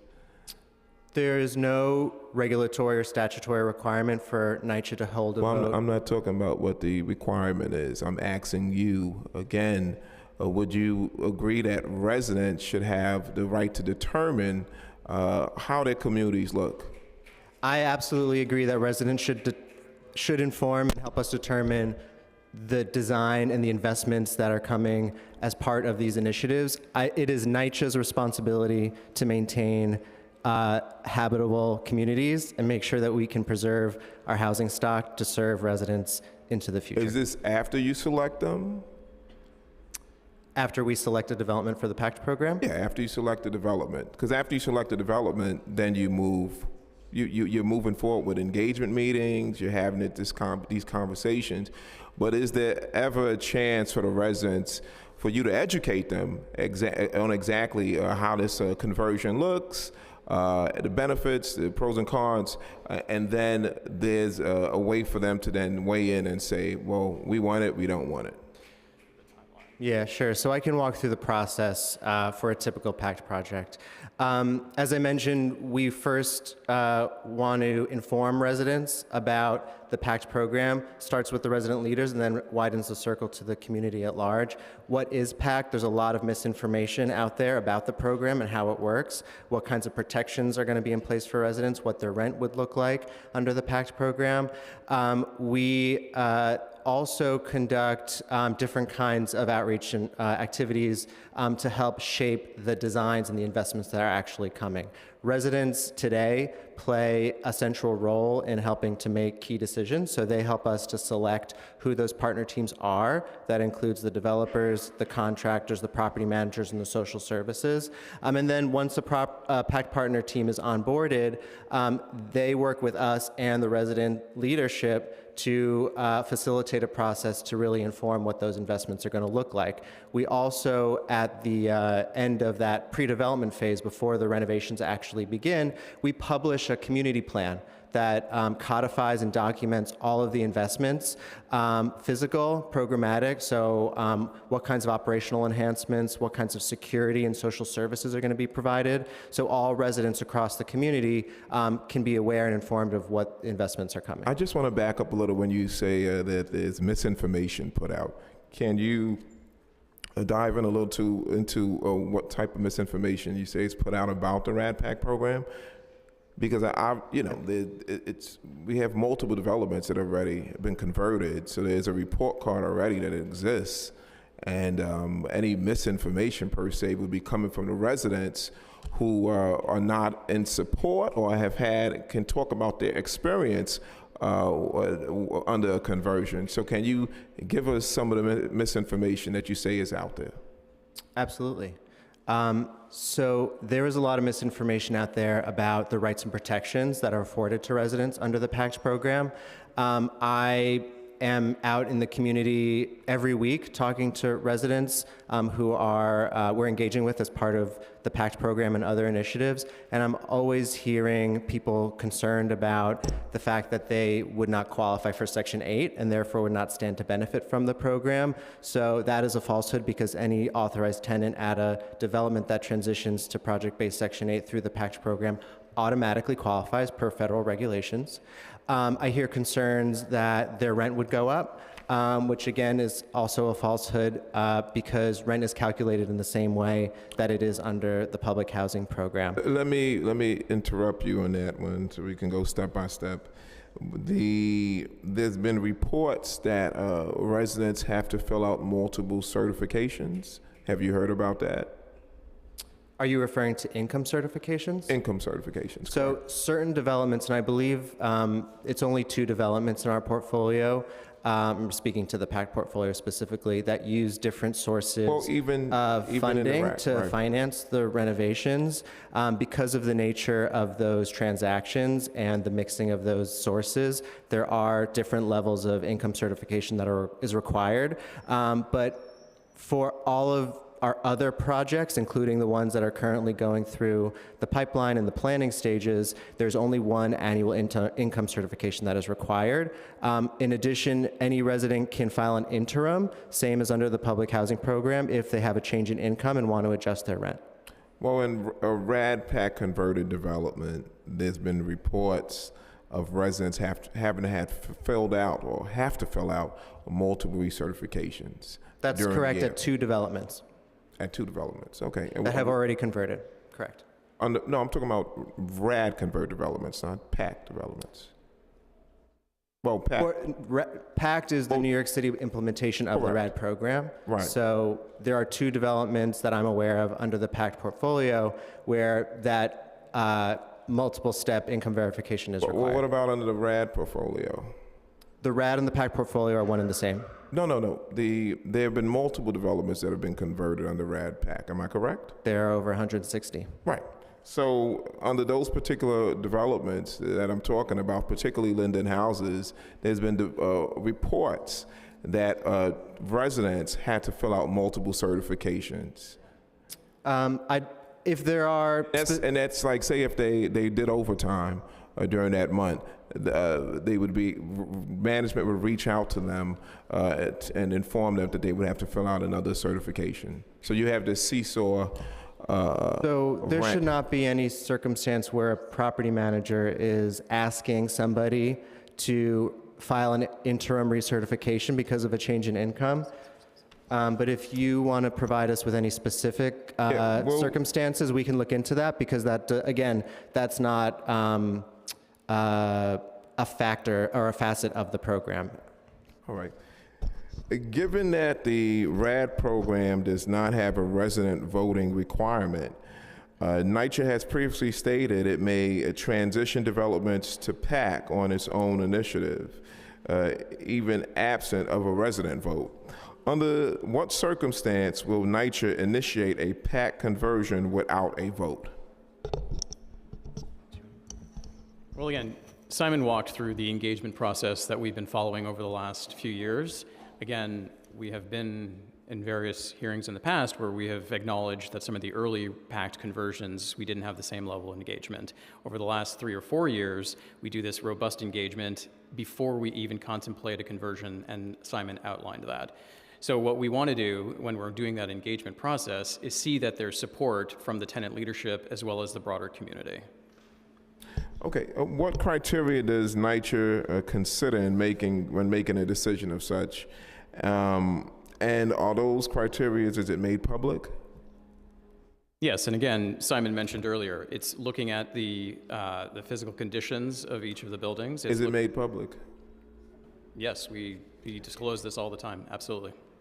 Once a NYCHA development has been selected for PAC transition, what resource, if any, does residents have to pause or stop the transition? I mean, once we've made the decision collectively with our residents to move forward, we will move forward. We don't have the luxury of... That collectively with the residents, the decision is made? Yes. How does that process look? Well, we described it earlier, right? Oh, I want you to explain I'd like it. to walk through the process again. How's that process look? So again, I want to emphasize that it's NYCHA's duty, right, to invest in our properties, to make sure that this is a resource for residents into the future. While we value and very strongly prioritize the input and partnership with our residents, it ultimately is NYCHA's decision to move forward with a PACT transaction. So your testimony is that the residents don't have a say as to direction or how their community looks. NYCHA can usurp their input and move forward with the program. That's not what I'm saying. What I'm saying is that we seek partnerships with our residents to help inform the future of their communities. Well, you just said that it's NYCHA's decision to make. They have the final decision. In the context of making critical investments that we are responsible for making. Right. So my question to you is, should the tenants make that final decision? Should that decision be made by the majority of the tenants and not NYCHA? It is NYCHA's responsibility and NYCHA's decision. So so the tenants have no the level of engagement. Once the engagement is done, once input is given, they basically it's advisory, and the NYCHA can just make a decision. These projects are not going to be successful without resident support and resident input into the plans. So again, that is a critical facet of what we're doing and what we're prioritizing as part of the PACT program. But the support comes after. It seems like once you tell them that they're selected to this program, then you want them to comply. That's not accurate. Again, we go through our portfolio planning process and we identify sites that we think would be good candidates for PACT. And then Simon and his team begins the engagement process and talks about what PACT could potentially do. And as those conversations evolve, as Simon mentioned, we are hoping that we will get to a place of partnership. And over the last several years, for the most part, that has been the case. We have been in partnership with our residents. They sit on our review committees and help select the PACT partners. And that very much demonstrates that level of partnership and the agreement to move forward with PACT. How are the developers selected? I mean, is it a multitude of developers who go through a real vetting process and the tenants engaging in that? Or has it been, is it still the practice that NYCHA selects 3 developers and then gives it to this particular review committee? We do an annual request for qualifications, so we pre-qualify contractors, developers, and property managers. And from that pool of folks that are within the pre-qualified list, we invite them to respond to RFEIs, requests for expressions of interest. And the residents review all the responses that we get. They help us select the teams that will be interviewed, and then they help us select the ultimate team that will to do the renovations. So that selection process, that committee or review committee, how many residents serve on that committee, and is the committee composed of a majority of residents? The committee, for purposes of the practicality of facilitating these processes, consists by default of the Resident Association Executive Board, and we also defer to the Executive Board to invite other members of the community into that process as they see fit. Generally, a board representation would be about 5 individuals, but for different projects, we have allowed about 10 or 12 different participants in those review committees. And if are the majority tenants? They're all tenants of the developments in question. Right. So you're saying that the majority of the tenants on that committee then will make a decision? The committee will make a decision, so we have and then the it's a very majority will formal carry. process that we go through. For any kind of procurement, you can imagine that it needs to be a high integrity process. And residents complete scorecards ranking each proposal based on a number of different factors, and those scores are tallied up, and that's used to make a decision. Is that public information? No, those are proceedings that take place with the Resident Review Committee as part of the selection process. The Resident Review Committees are also supported by independent resident advisors. These are organizations with experience in affordable housing, real estate, architecture, planning, legal services that the resident committees select, and who provide guidance and support to them in reviewing development proposals and ultimately helping them make a selection. Are those minutes made public? Can we request a copy of those minutes of every reviewing committee? Are their minutes made available to the public? We have documentation of the scorecards. We do not maintain minutes of all of our meetings. Well, whatever, so you have a documentation of the actions that come from the committee or this particular committee? For projects that are closed out, I don't see an issue if there's a request to provide scorecards to validate a selection. Okay. Would NYCHA have the authority to transition a development to PAC, even if residents of the development have already rejected the option in a vote? So if NYCHA were to facilitate a voting process and residents decide through that voting process that they do not want to move forward with PAC, then NYCHA is going to honor that decision. Are residents informed of this possibility during the engagement period leading up to a vote? The circumstances of any formal NYCHA voting process are made public prior to that voting process beginning. All right. Councilman Mealy, did you have any questions? Councilmember Mealy. I just have a few questions. You just said that if the TA does not have to agree with you to become RAD and PAC, true or not? Y'all would just do it automatically or take over the building? When we begin our outreach to... yes or no? When we begin our outreach to resident leaders to start a process for planning for PACT investments, we seek the support of resident leaders. And to date, we have not moved forward with a project where there is not that level of support at the beginning stages of the project. How many are they?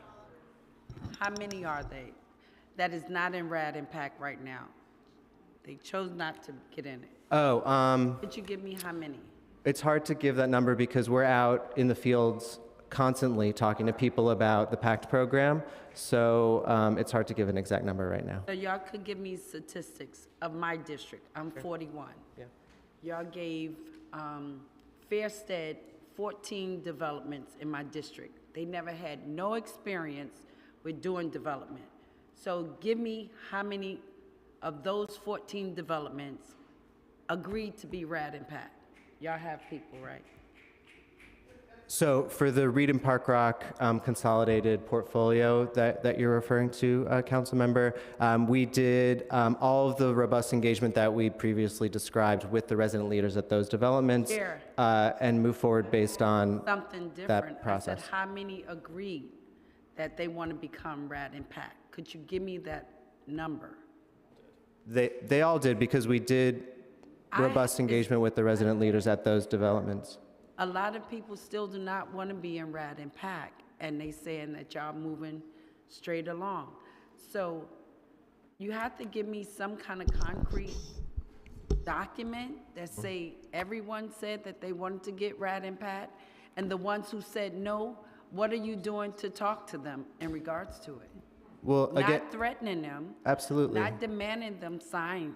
And that's an issue also. I don't understand why people are being harassed in order to sign documents. Isn't that illegal? So, well, with all respect for your questions, again, I want to say that we don't seek 100% consensus from our residents before moving forward with the program. And we don't expect that everybody would be in agreement all the time either. If there are specific instances of, alleged harassment or inappropriate communication with our residents at a PAC development or elsewhere, we definitely want to know about it and can follow up because that's unacceptable. But again, we're not required to hold a vote or to ask every resident if they want to participate in the PACT program before actually bringing that program to their development. So y'all in charge of all of them. How many people have told you that they have been harassed? Are y'all keeping a database on them? Any referral to NYCHA or our office is going to be followed up on. Again, we really benefit from specific cases so that we can get to the root of whatever is going on. Cases. We just had Stuyvesant just testified and said enough is enough. They're going to start going through the federal, state, media that they're being harassed. You heard for your own ears, you were here. So that's not on your radar. They never told y'all that they were being harassed. So we're certainly aware of so what is the plan for that? You said you was aware now. What is the plan? Right. So if there are specific instances where you referenced harassment in the context of I didn't reference signing a lease or something like that. 'Cause it was just stated here, with y'all swearing that y'all was going to tell us the truth. She's, the tenant just spoke on that. Right. She said she's going to go through the media now. You have 7 days. So now you're aware. So what is your plan? And if that's one... It's the same thing. It's specifics. And when Dr. Crawford was giving the testimony, again... Her name? Absolutely, I do. Because we've been engaging with Dr. Crawford for several years now. So you're aware. So what have you done? If that's one, it has to be others. Again, So I'm sorry to interrupt you, but again, we need specific examples of what's going on. With Stuyvesant Gardens 1, we have been working with that community for several years now to plan for these investments through the PACT program. Dr. Crawford and other members of the board participated in the selection of the PACT partner. And we have been working with her board and my team to really try and form a partnership where we can work collaboratively together, we could go back and forth. You could try to overtalk me, and I could try to overtalk you. But I don't want to go there. Okay. We already just had a statement that it's a problem. What are your plans to do anything about it? I have another one at Park Rock and Reed. I have community meetings where they come and tell me that they are still putting their stove on. They have heaters. And I met with Fairstead the other day, but HPD came to my office in one of my advisory board meetings, and I employ resident tenants to come to my advisory board meeting, that we can make a plan, that we could all come together and come and stating with one song, one voice, y'all are doing something and it's not being done correctly. So with that, HPD now say that if tenants call them and they are not getting heat, you can be charged just like if I'm a landlord, if I'm not giving my tenants heat. So the HPD HUD will come and give y'all tickets. Y'all know that, right? So now, from her tenants coming to my meeting, they have tickets now. Now HPD is coming to investigate, see how the heat is. They still got their heaters on. So who is lying? Are the tenants that when they do a pop-up, they didn't know they was coming, but the tenants, when they did come, they had their heater on, they had their stove on. Something is wrong with these developers. Okay. Heat is not being distributed properly to all these developments. And to get back one last time, you still never answered my question. If that's one development, how many other developments are not satisfied with RAD and PAC? Do you have a plan in which you're going to address that? Can they fire that developer? So thank you for bringing that specific example to our attention. I think that's a really good example of the kind of feedback that we need to be able to take action. And we're always happy to coordinate with your office to be present at any meeting like that where you're fielding complaints from residents, because again, our mission is the same. It's to make sure that residents have safe, decent housing. So you just heard it here. When I also want to clarify, That's just ma'am, that one. if I could just I also don't need to answer some of hear the other everything questions that you else. had. We got something on the table The right other thing that I want to just point out Let's address is that that one issue. when these properties transition I to the think new she wanted a property management. specific answer, and it seems like you're going around in circles. Well, I'm trying not to answer a question. I'm trying to. I would to respond. appreciate it if you respect the council member and you answer her question. It's very pointed. She wants to know, you heard testimony from Dr. Crawford as to the harassment that's being done, the breaking into the TA office, the stealing of petitions, and she's saying, she said clearly that this is because of their opposition to the Rad Pack conversion. Can you answer that specifically? Because you said you've been in talks and you know Dr. Crawford. So can you just clarify what your question is specifically? The question is, what is your plan to handle situations like that when those controversies arise? NYCHA is supposed to do the oversight, right? Am I correct? You're part of this community engagement. You said you've been in talks with this particular TA for the last 3 or 4 years. You have to be aware of what's going on as far as the harassment. What are you doing to stop the harassment and listen to the residents, as they've clearly said in this particular situation, they do not want to go RAD?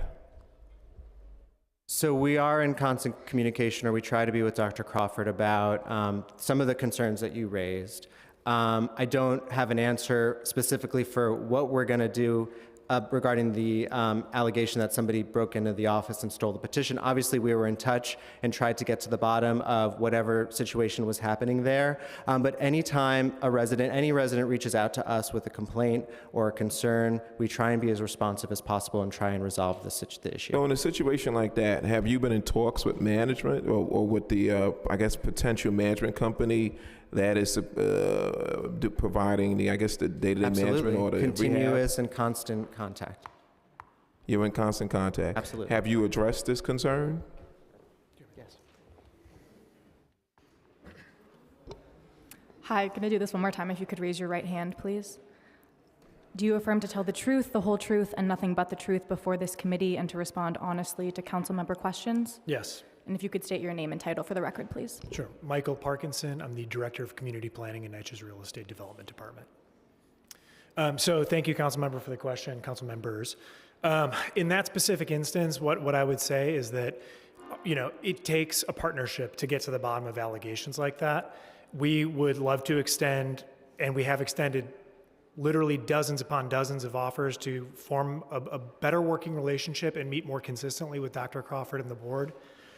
I will say Dr. Crawford had raised a sort of issue around allegations, lack of respect in customer service, issues like that as my colleague Simon was describing, we do take very seriously. We did have the opportunity to discuss with the principals of the management and the development companies that were working with the Stuyvesant one to quash that, to look into it and make sure that their team, if there was any truth to the allegations that were being raised, they would deal with it directly. And we had agreed that we would take a meeting to discuss those things. And to date, we have not had the opportunity to sit down. So we would welcome that opportunity to do that. You would agree that this adds to the frustration, the frustration of the tenants. I mean, here you have a new developer coming in and it's taking over the property, or potentially supposed to come in and rehab the property, and they're doing these type of tactics. Just because the residents are saying, we want to stay Section 9.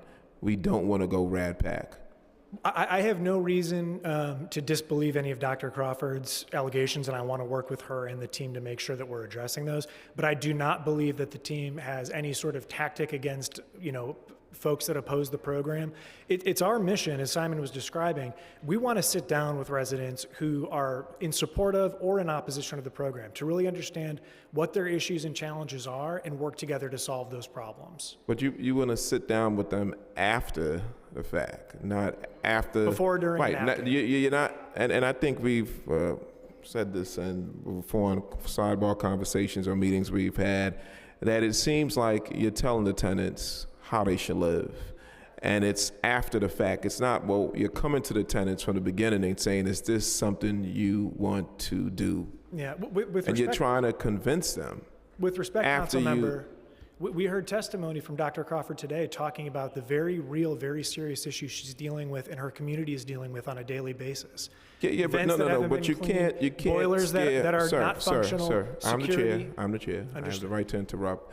You cannot scare the residents with saying, well, because they have repair issues and things of that nature, just to use that as a scare tactic than to force this program down their throats. We worked with the residents in advance of any decisions being made about who we were working with. If that to was the understand- case, to understand, sir, if that was the case, then we wouldn't be in these situations where you have, like Chelsea Elliott, where residents have said that they don't want this particular program, but you had close to 950 residents who signed a petition.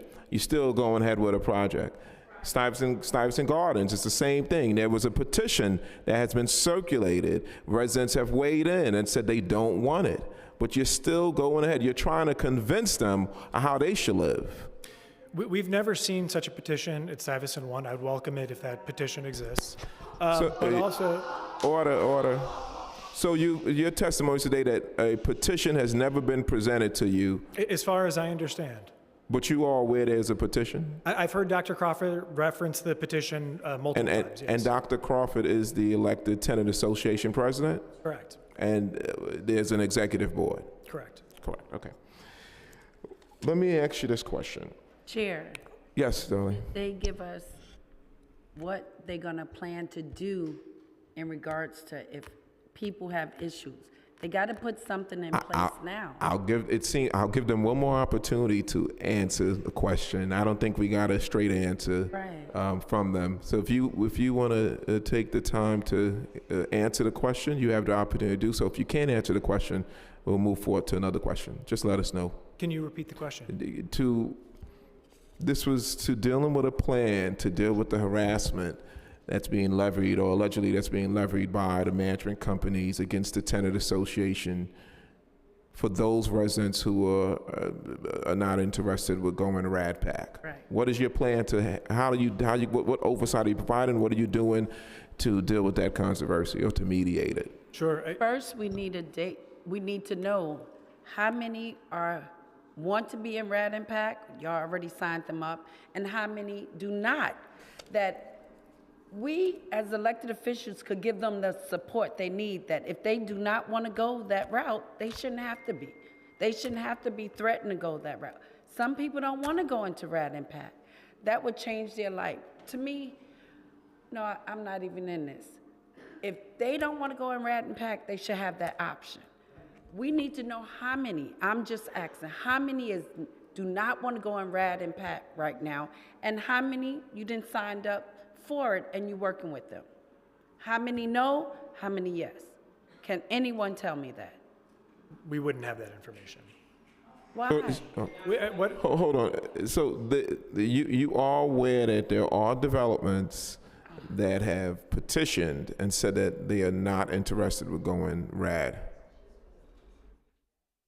So you're not aware of that? You're not aware of Sty Gardens? You just said that. You just said that you spoke to Dr. I've never seen a petition at Sty Gardens. You've never seen a petition, but you are aware that there's opposition. Again, I've heard references to the petition, yes. Right, okay. Also, when it comes to Chelsea Elliott, you're aware that there's been a petition that was collected for 950 residents. Yes, we are aware. Okay.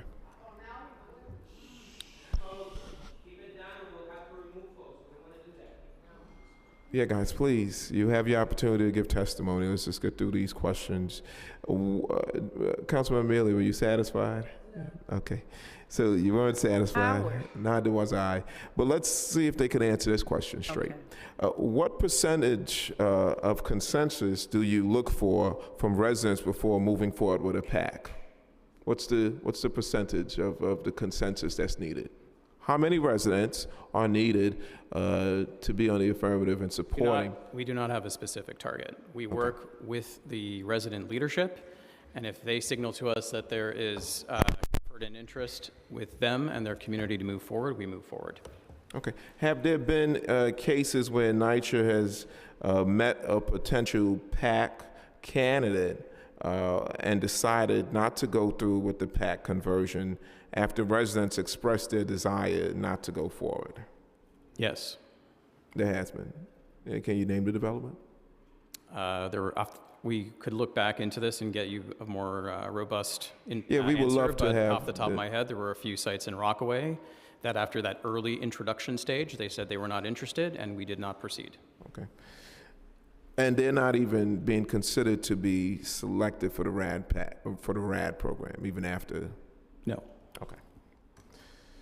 NYCHA recently announced that Jacob Reese houses would vote between remaining Section 9 or moving to PAC. Why isn't there a third option of joining the trust not on the ballot? The entire process is emblematic of what we've been talking about here today. We worked with resident leadership and the wider resident body over the course of a year and a half at this point to shape the engagement process that took place through 2024. And then the design of the vote that is going to be happening in a couple of weeks was informed by work that we did with resident leadership. So what they wanted to do in this vote was strictly PACT or stay Section 9. They did not want to have a vote that contemplated the trust. Okay. Will the voting procedure be the same as the previous votes that included the trust option? Do you mean for Reese? Yeah. Well, no, because the residents at Reese just wanted the vote that is coming up is specifically on PACT or no PACT. Okay. Councilmember, can I just say, for the most part, yes, the voting will be the same. There'll be only 2 options instead of 3, but residents will be able to vote online. They'll be able to vote by mail. There'll be an independent vote administrator who will handle all the ballots and the counting. And then one slight difference is for in-person voting for the trust elections, it has been 10 days, but we've made it 5 days. The reason being is that on the trust voting, we find that most people come in on the first day and the last day, and then we have those like 9 days in between where we don't see a lot of traffic. So this is just more an efficiency. But residents still have 30 days in order to vote. They have 30 days. Okay. Given that the federal RAD program does not have a resident voting requirement, NYCHA has previously stated that it may transition developments to PAC on its own initiative. I think I asked that question already. Am I correct? Again, we just want to make sure that the focus is on the desires and the wishes of the residents. And would NYCHA consider a formal voting process for the RAD or the selected RAD development? At this time, as Simon mentioned earlier, we are moving forward with the engagement process that he outlined, and if we get resident support, we will. I'm not talking about an engagement process.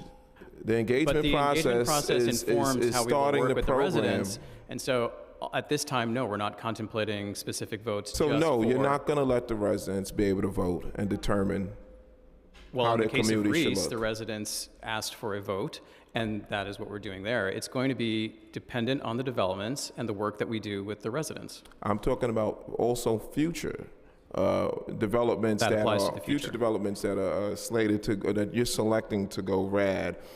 Will you consider allowing those residents to vote on their future? As I said, we will work with residents, as in the case of Reese, they wanted to do a vote, and we're doing a vote there. So if something like that happens in the future, we will do it again, and we will entertain a vote. So you're saying that if a NYCHA development that you've selected to go into the RAD program, you will engage them and allow them to have a formal voting process? If that is what they want to do, as in the case of Reese, we would do it again. So Stuyvesant Gardens has requested to a vote as to the future of their development and going RAD. Will you today commit to bringing about, allowing a voting process for that particular development? As Michael mentioned, we would like to work in partnership with Dr. Crawford and her residents. That project has been in the works for several years now. The residents were at one time in support of It doesn't matter. It's clear that the residents have stated that they are not interested to go in RAD. I think the first step is to have a Can we have a voting process that clearly will? First step would be to have a conversation with Dr. Crawford and work through these issues. So we've already invested with the there a residents at that commitment to- development. We've already invested a lot of time with the residents at that development in planning for the future. We can't keep revisiting these plans. Well, listen, sir, you don't live there. These residents that live there, if it takes 10 years to come to a decision, they should have that right to do so. So Councilmember, so voting came to be in 2022 with the state legislation for trust properties. Correct. Even at that time, before this committee, we had said that any properties that were engaged and in the PAC pipeline at that before that date were not going to be considered for a vote. In STI 1 and 2, the engagement started in 2021. I think what's clear here is that NYCHA has two obligations.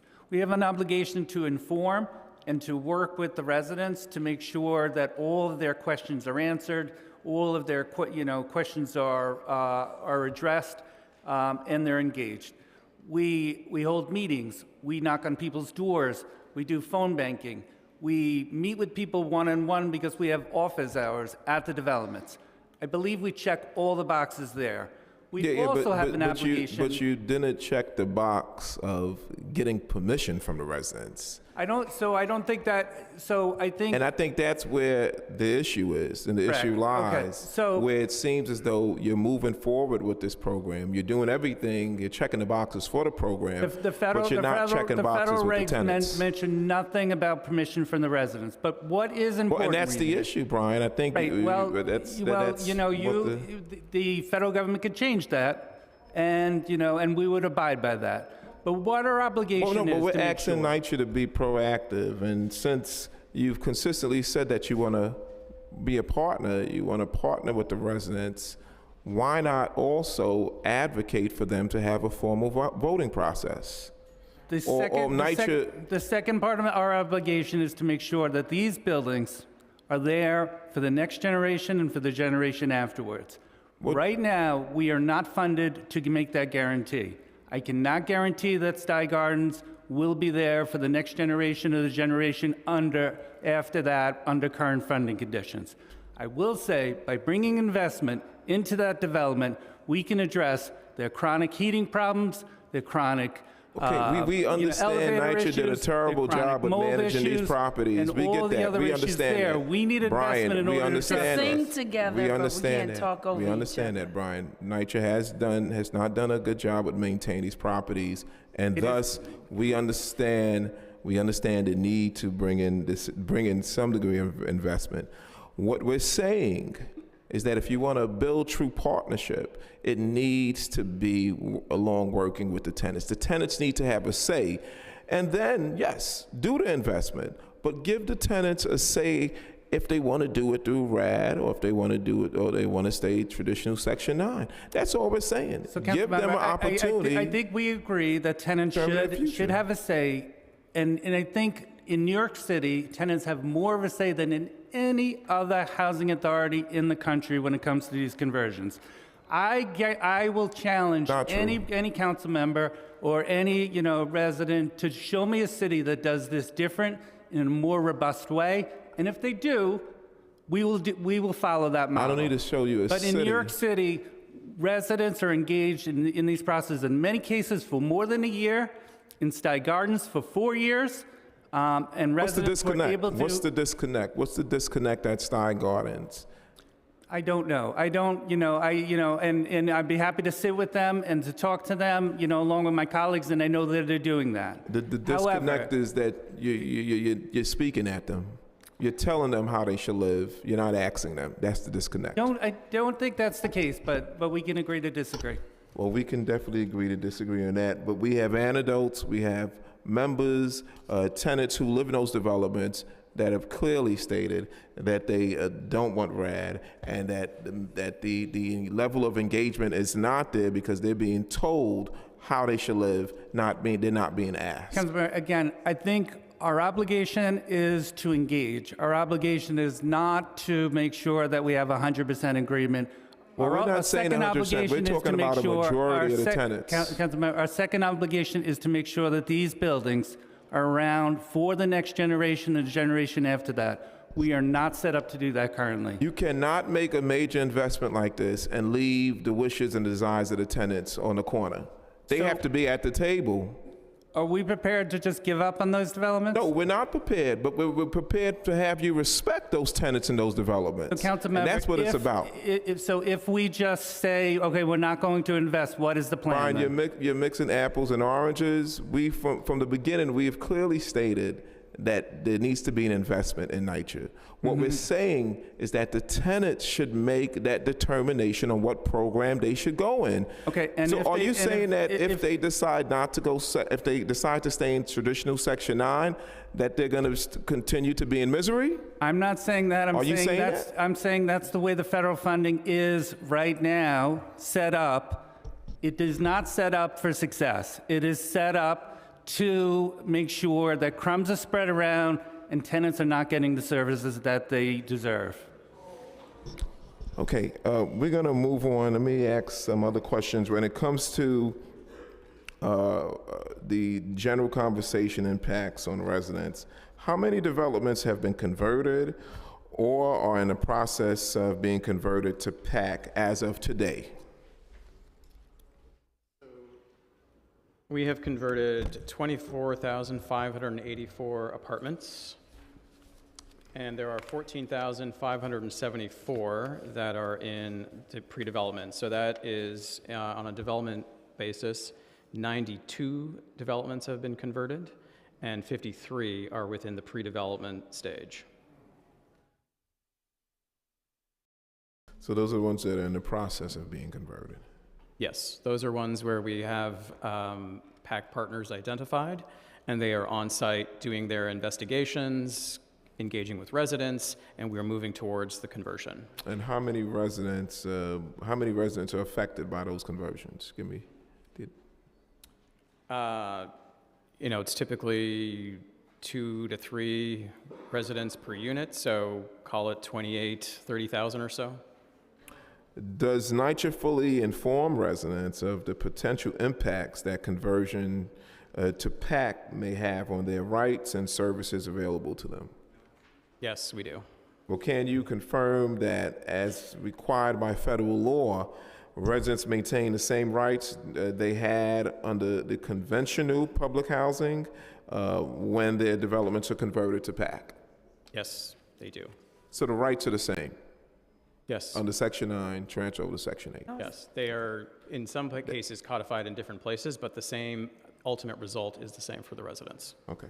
Is NYCHA aware of any negative impacts that residents have experienced before, during, or after their developments have been converted to PAC? I mean, we know every day that residents are living through tenant-in-place rehabs, and that is disruptive. By far, the vast majority of the complaints we get deal with the frustration of living through an in-place renovation. And so we're always looking for ways to minimize that disruption to residents so that this program can actually be successful, not just at the end when they're in their renovated units, but during the renovation process. So when a development is converted and they're going through the rehab, they've gone through the rehab process, what is done, what is NYCHA doing to monitor that especially when you have residents who complain, and there's been multiple complaints of the shabby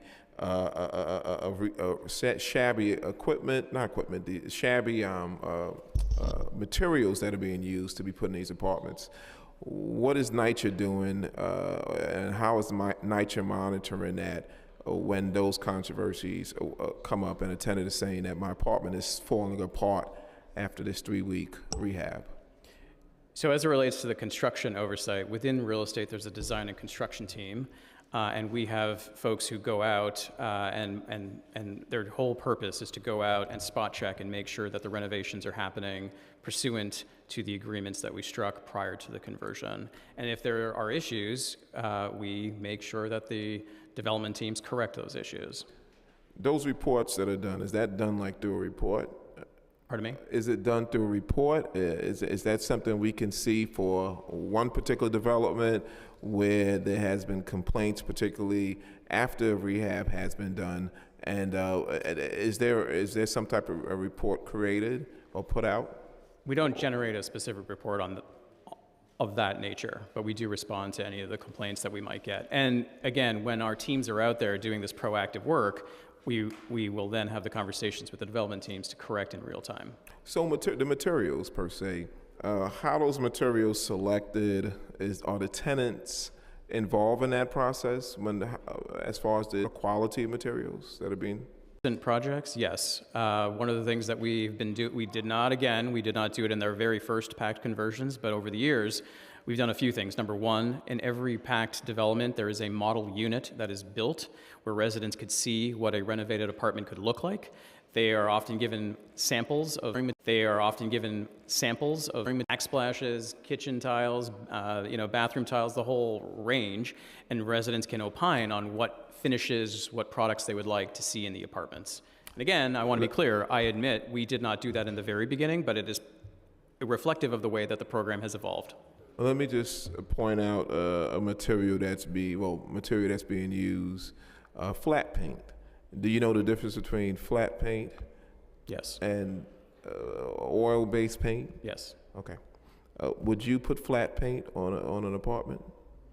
Would you use flat paint on an apartment and say it's a finished apartment? I mean, my apartment does have flat paint, so yes.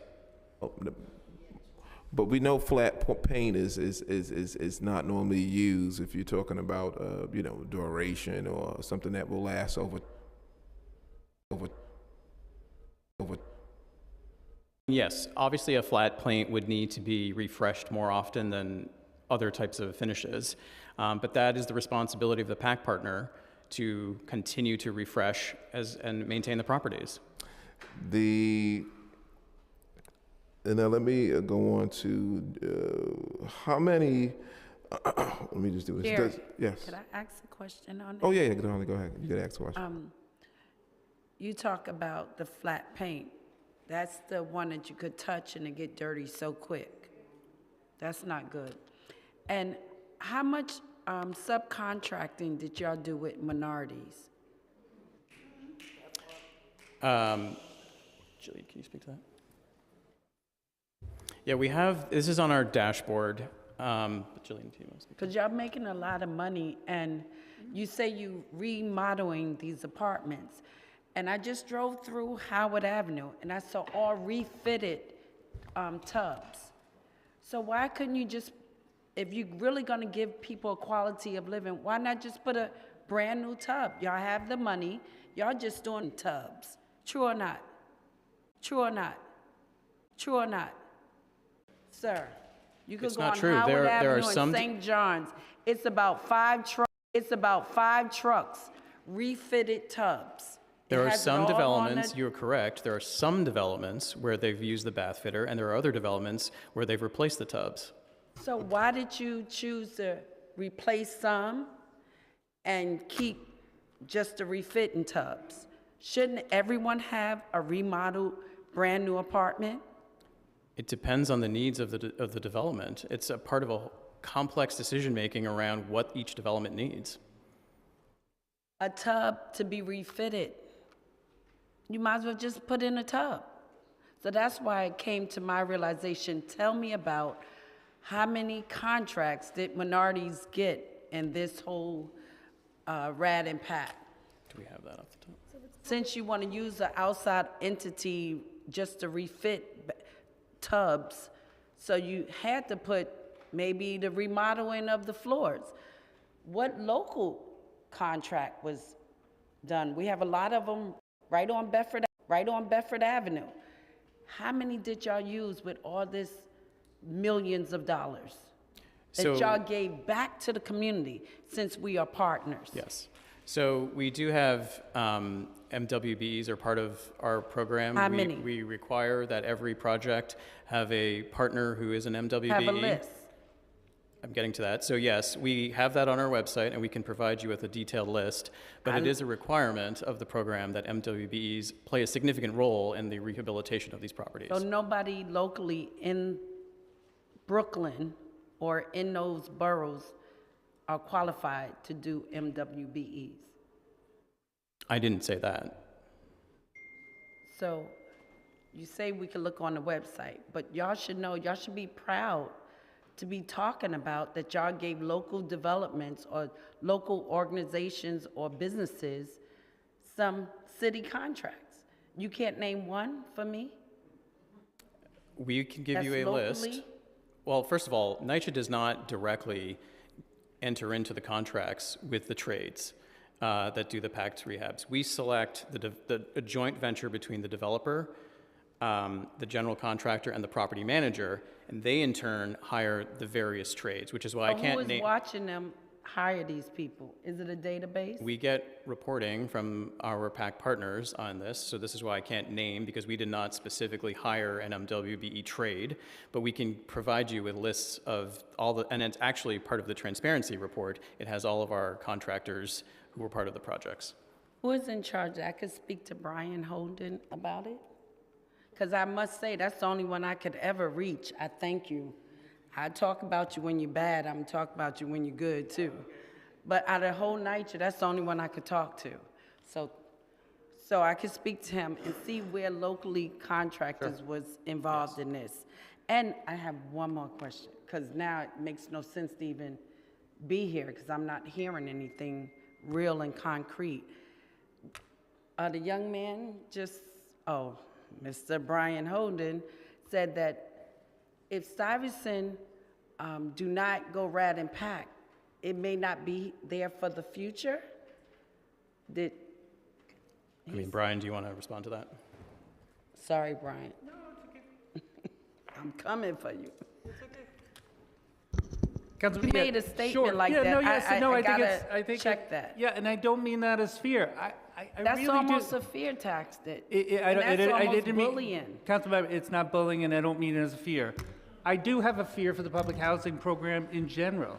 It has not been funded the way it was supposed to be funded for generations, for as long as I've been doing this, which is quite some time now. I know. Yeah, so we are seeing issues that I've never seen before.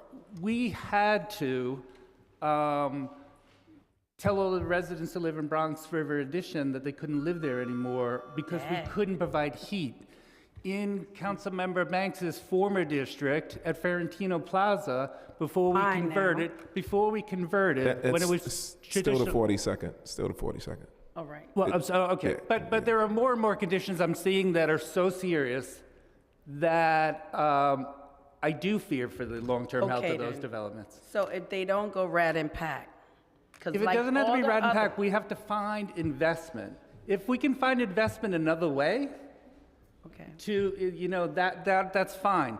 But right now, the only thing that the federal government is offering for public housing developments is RAD.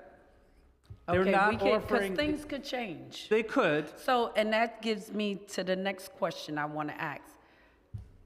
You just said that someone talked about foreclosure. Mm-hmm. So if no one do anything with RAD and PAC, or if any TA president as a collective fire development, Mm-hmm. and they go in disrepair. Right. And since I just heard today that they're taking loans out already, Mm-hmm. if it do go in foreclosure, would it not come back to NYCHA because they only lease the land? Correct. So, and I'll let Jonathan speak more to that. So, Please, especially when it comes to because the, it still would go back to NYCHA. You still got to fix it, no matter what. we do. So And in those that cases, tactic was not nice. so Jonathan, I don't think it's a question of nice. I think what's happened to public housing residents for more than a generation has not been nice. Know that, because we in right? this predicament because NYCHA didn't live up to what they should have been Don't doing think- all along. So Ca- going forward, I just feel that we shouldn't be kind of Yep. scare Councilmember- tactics where some NYCHA developments want to stay independent. And you never know, next year, somebody could come up with some money. We have a new president. I'm I ain't using. saying he gonna do it, but Councilmember- you never know. We Yep. can't just close the door. Okay. So if those developments do not want to go to RAD and PAC, because it's a different thing with RAD and Section 9 and 8. That's correct. I feel people are getting evicted quicker now and not having a recourse to go to NYCHA and have a fair hearing case. So that's why some people do not want to go and lose Section 9. Right. So you said someone else was going to speak, and I'm going to be done. I should have been, but please.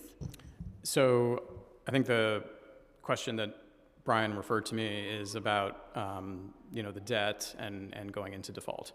So a few things. There is almost a year-long process, sometimes even longer. But you going foreclosure? No. Before we even convert. From the time we have selected a development and we are working and doing the engagement, the developers are going into the sites, they're doing invasive investigations to really inform the scope of work and making sure that they have fully thought through the scope of work that needs to happen. And we are overseeing that process to make sure that the scope of work is going to address today's needs, and it was mentioned in one of the pre-panels, making sure that the 20-year needs are addressed. If it's not, well, hang on. Once that scope of have work, all day. I need to give you a full answer. So once the scope of work has been developed, then it gets costed out, and we know what the budget is. So we, NYCHA, review that budget and approve that budget, and we go back and forth to make sure we get to a place where we're okay. pass that? Then there is the city's Housing Finance Agency, HDC, that also reviews and approves. And then, of course, there's the federal government. We have to submit financing plans to the federal government to show that we have a viable project. And they approve the subsidy that's going into the projects. That's how we got here. They approve the costs, and they move forward with the project. All of that is to say, the risk of a default, by the time we get to a conversion, is extremely low because it's been vetted, and the project has been developed and vetted by these three entities. So have any development stated they did not want to be in RAD and PAC? And the development company that is doing their project, they do not want them. Have anyone said that as of yet? I mean, that's a different issue than financial default. Yeah, but it goes hand in hand. If that TA president or that development do not want it, and they do not want that developer, so now Okay, well, they all made right. up Well, their mind. so changing gears then to. But it could go in default because if we don't hurry up and get a new CBO or a new organization to take over where the TAs fired that contractor, if that's a long process, it could go in disrepair, and it could go into financial ruin. True or not? No, If we because don't find someone to take over, if we dismiss a development. If we are in a situation where residents, are second guessing their original thought and maybe they don't want to be in PACT anymore. They said no. We have not, at that point, we have not closed, we have not converted. Therefore, there's no risk of a default because there hasn't been a conversion yet. It's still Section 9. Okay. All right, it makes sense. Thank you. You've been for satisfied? indulging. Okay. So I know we spoke about the RAD PAC when it comes to the engagement, and I just want to have just a couple of questions about, when a development is converted, and once we're done with the rehab, and now we're on to the management, phase, or the day-to-day phase per se. If the residents are not content with that particular management company or those particular owners, is there a process put in place or any type of trigger where NYCHA can revisit the contract agreement? Yes. So again, we have our ongoing oversight, which happens through our asset management team. NYCHA also has a compliance team. There's also leased housing that administers the subsidy. So there's a lot of different ways in which NYCHA looks at these properties. And if there are issues, including resident complaints, we will take immediate action. And there are 2 cases where we have removed a property manager, one at Hope Gardens and one in the Manhattan Bundle.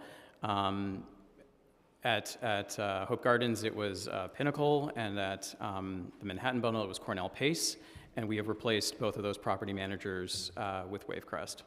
And that process also involved the tenants getting their input. I mean, yes, it was a lot of it was driven by feedback we were getting from residents about what they felt was the poor level of service under the original property managers. So we responded. Is there a formal process for that, or is that just through protests or the residents coming together after? Or is there a formal process or a period that's set up where that review can take place? It's not responding just to protest. As I said, there was these 3 bodies within NYCHA that are constantly overseeing these properties. And so we have a real-time sense of whether customer service is being delivered in the way that we expect. I was looking for a seat. You don't got to attack me, babe. Just chill out. And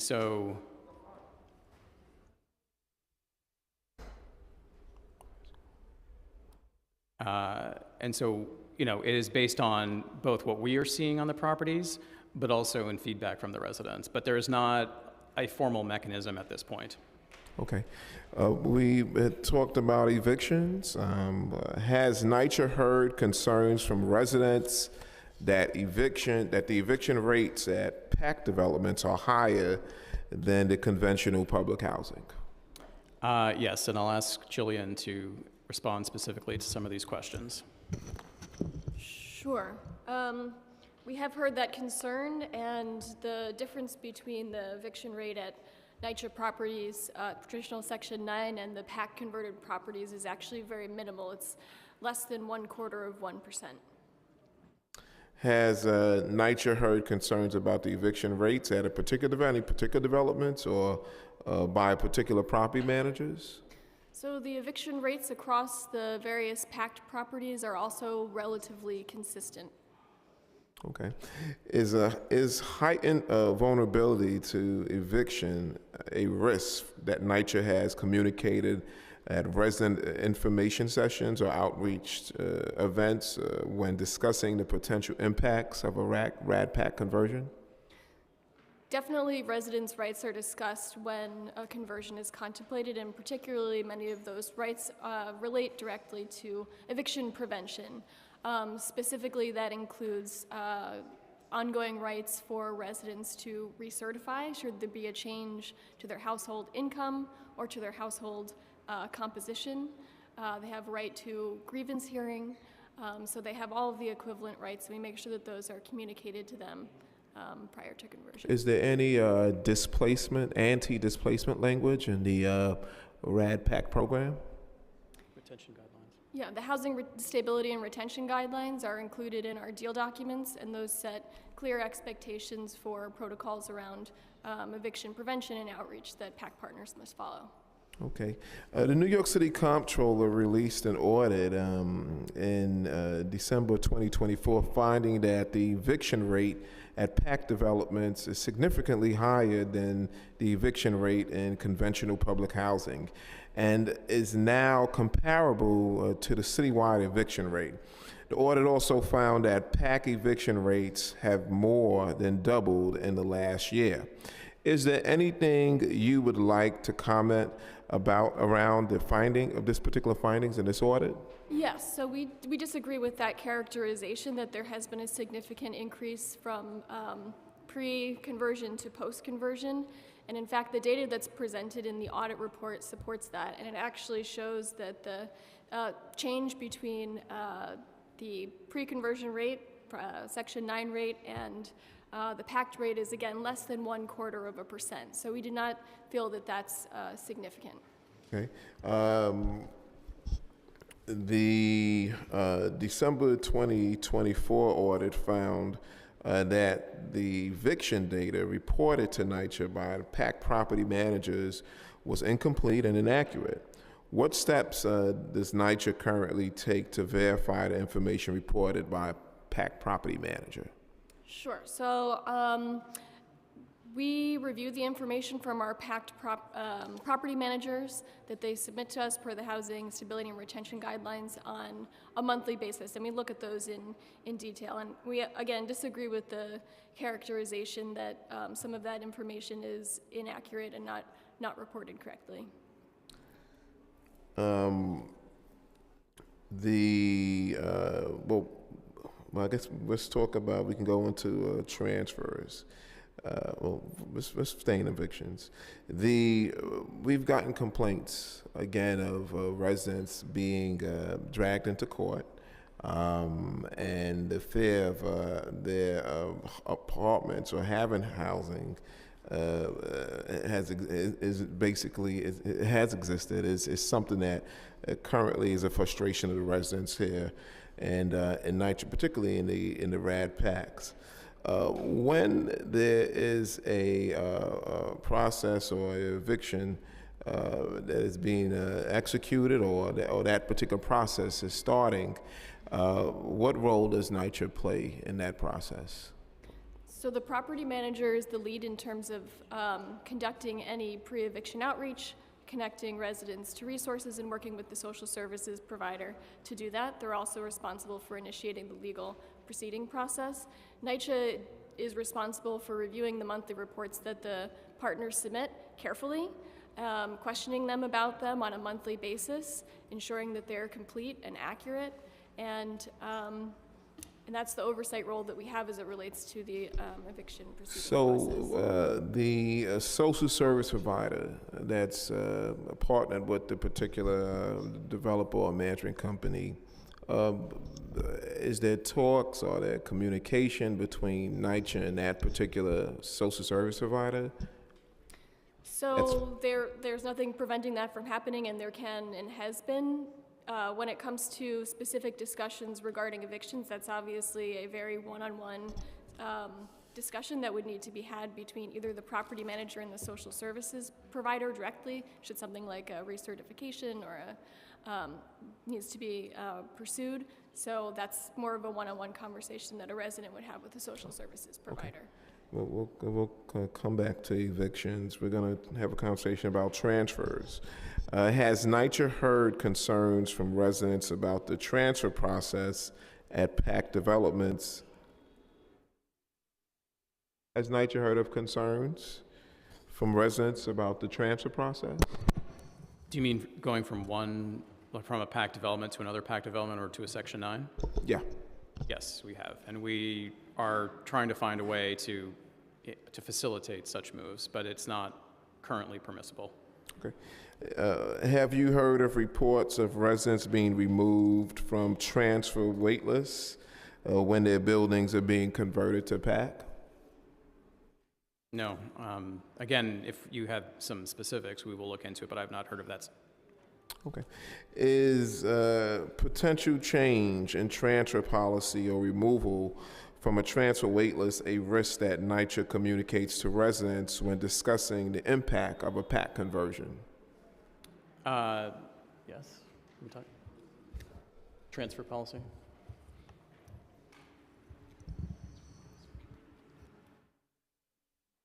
Just whether they can move from PAC to post-conversion.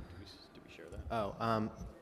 Apologies, council member. Yes, any questions that come up at our meetings about transfer policy are addressed. We also have a meeting that's specific to different things that you need to be aware of prior to the conversion, and as my colleague Brian mentioned, where we walk through, how to apply for a reasonable accommodation, how you would pay your rent, where you would go to file an income certification under project-based Section 8 versus Section 9. Those are all explained at a very specific PACT welcome meeting prior to the conversion taking place. So it's your testimony, you explained to the residents about the transfer policy, correct. Okay. And this is done through the engagement process. Correct. This is done at, there is a specific resident meeting that goes through that and other topics related to how the new property manager and NYCHA would interact with residents after the conversion takes place. But we field questions like this all the time through our office hours, our phone banking, our hotline, and just our regular communication outreach. How many community engagement meetings are held in the beginning process of a RADPAC converted development? It would depend on the specific development and the kind of feedback we get in working with resident leaders about how to best reach residents.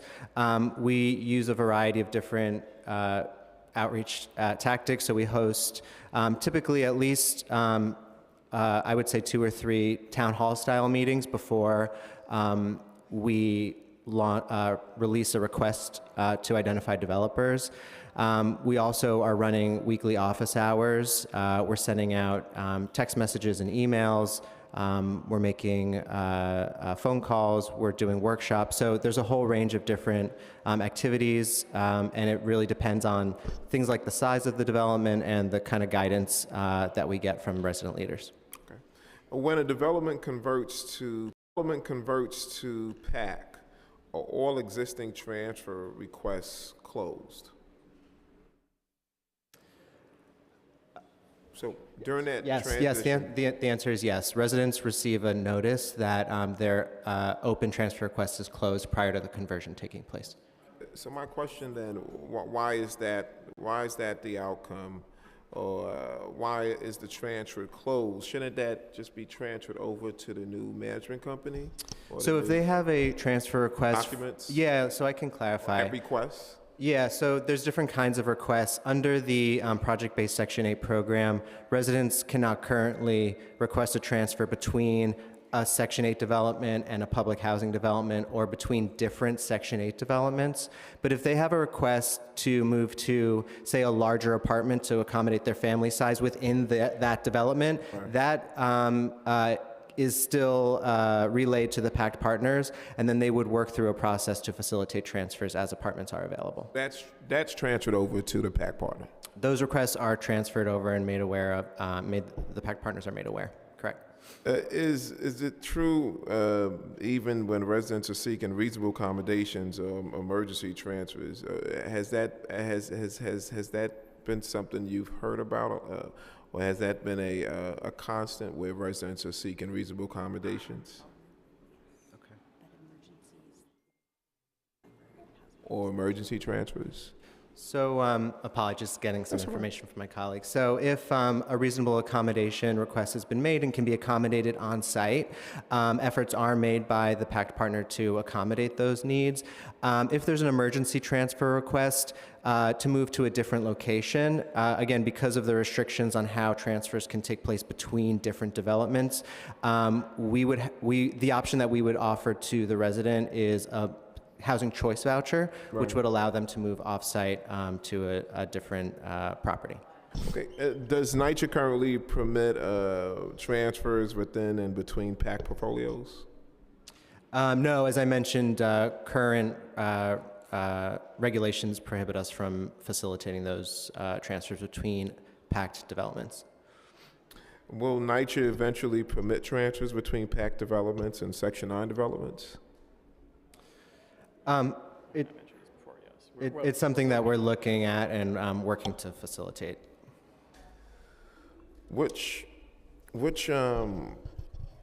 regulations prohibit that? Or what regulation prohibits a resident transferring to a different PAC portfolio or to a Section 9 development or traditional NYCHA development? We can get you more details, but it sounds like it's in the Section 8 admin plan. But again, we can get you more specifics on where that's codified. Okay. When a PAC resident needs to transfer that cannot be accommodated at their development, what are their options? Yeah. Yeah. So as I mentioned previously, the main option we have in that circumstance is to offer the resident a housing choice voucher, which would allow them to move, basically port over their subsidy to rent an apartment in the private market. There have been reports that source of income discrimination combined with skyrocketing rents across the city make it incredibly difficult for voucher recipients to find housing. So if they do choose to transfer or port that voucher or take that voucher and leave NYCHA, a 2020-23 report by NYU Furman Center found that nearly half of NYCHA Section 8 voucher recipients lose their vouchers because they were unable to find housing. Is it NYCHA's position that the receipt of a Section 8 voucher is equivalent to the right of a tenant to have conventional public housing or to transfer to conventional public housing or to developments across the NYCHA portfolio? So unfortunately, we're not the department that typically manages helping residents navigate the identification of homes with a housing choice voucher, but we can get you more information about the different initiatives that NYCHA has to support our residents making those moves. Okay. When it comes to transactional transparency, at a hearing in April of 2024 before this committee, NYCHA testified that it does not publish the documents that govern its transactions with PAC partners. The case? Yes, that is still the case. And are there any plans to begin by making these documents public? We actually have template transaction documents on our website, so people can see how the deals are generally structured. But we have not released deal itself. We have not released specific deal documents. Ultimately, we want to be able to preserve our ability to negotiate the best possible deal whenever we're doing Well, a we're talking conversion. about after the deal is negotiated and agreed But to. that could impact negotiations on future deals. So that particular document is not released or is not made public, you're saying? Or that particular deal for that particular development is not? Okay. Not closed, not converted projects, no. At the same hearing, also NYCHA testified that the reason it does not make those documents public is to preserve the ability to negotiate competitive agreements with each PAC partner. Can you explain why withholding prior transactional documents is necessary to ensure that the contracts with PAC partners meet the needs of NYCHA residents? I mean, obviously we want to get the best deal to make sure we're getting the best pricing and that we've got the best scopes of work so that we can serve residents. That's the whole point. That's why we want to make sure we're getting structuring the best deals, and that we are doing this to favor NYCHA as an organization and our residents, not necessarily the other side. But do you think it's in the best interest of the residents to keep those deals or keep those negotiations private, or keep the deal, the final deal that comes out of those negotiations, to keep it private? You don't think that should be given to the tenants so they can see and examine? And we do a lot with residents so that they, as we've discussed, through our engagement process, we do a lot as it relates to helping them shape the scope of work and all the oversight that we provide. And again, we've looked at these issues that you're raising and looked at the pros and cons and have decided that for now we want to keep those documents. We're not putting specific deal documents on our website so that we can negotiate better deals in the future. So this is not this is okay, and this is the frustration. This is not what happened to the engagement, the community engagement, the resident engagement. This is information that the residents should be privy to. Let me ask you this then. Can you point to an example where making a prior transactional documents public have jeopardized the contract with a PAC partner? I mean, it's just standard practice, not just with NYCHA. I think many agencies and entities would not release their information so that they could do, again, preserve their ability to do better negotiations in the future. So you're saying by releasing this document, it would jeopardize future agreements?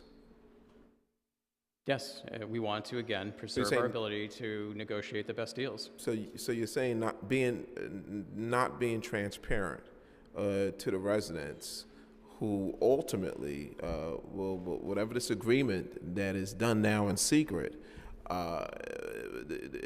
that the residents are basically left in the dark. And NYCHA, I didn't say we did anything in NYCHA secret or that we weren't transparent. Again, we do a lot to be transparent. We share Well, you the just scopes. said that you we share the don't. scope. We develop the scopes of work with the residents. They are very much aware of the scopes of work. They know the overall value of the projects, right? And as was mentioned earlier, we also produce these community plans so that they can, so for folks who may not have been in part of the engagement process, they will see exactly the kind of renovations they're getting. So they have ample insight into what the renovations are going to be. Well, do you believe that allowing residents to access those transition documents would allow them to make a more fully informed decision about whether to vote for PAC conversion or any at their development? Again, the template documents are online.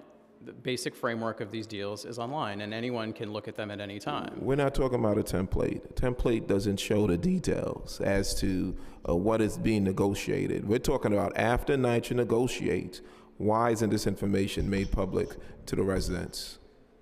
As I've explained, we want to preserve our ability to negotiate in the future. Okay. These transactional documents also contain provisions protecting residents' rights and obligating developers to make certain repairs that go beyond what is contained in the PAC leases. However, in 2022, Human Rights Watch reported that residents face difficulty enforcing these rights because only NYCHA and HUD can enforce the underlying contract.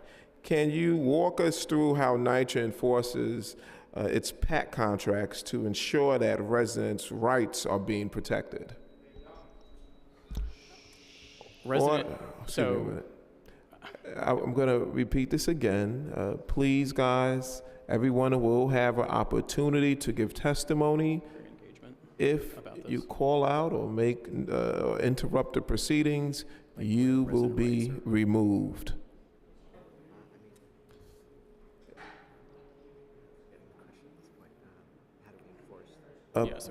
Remove him. Remove him.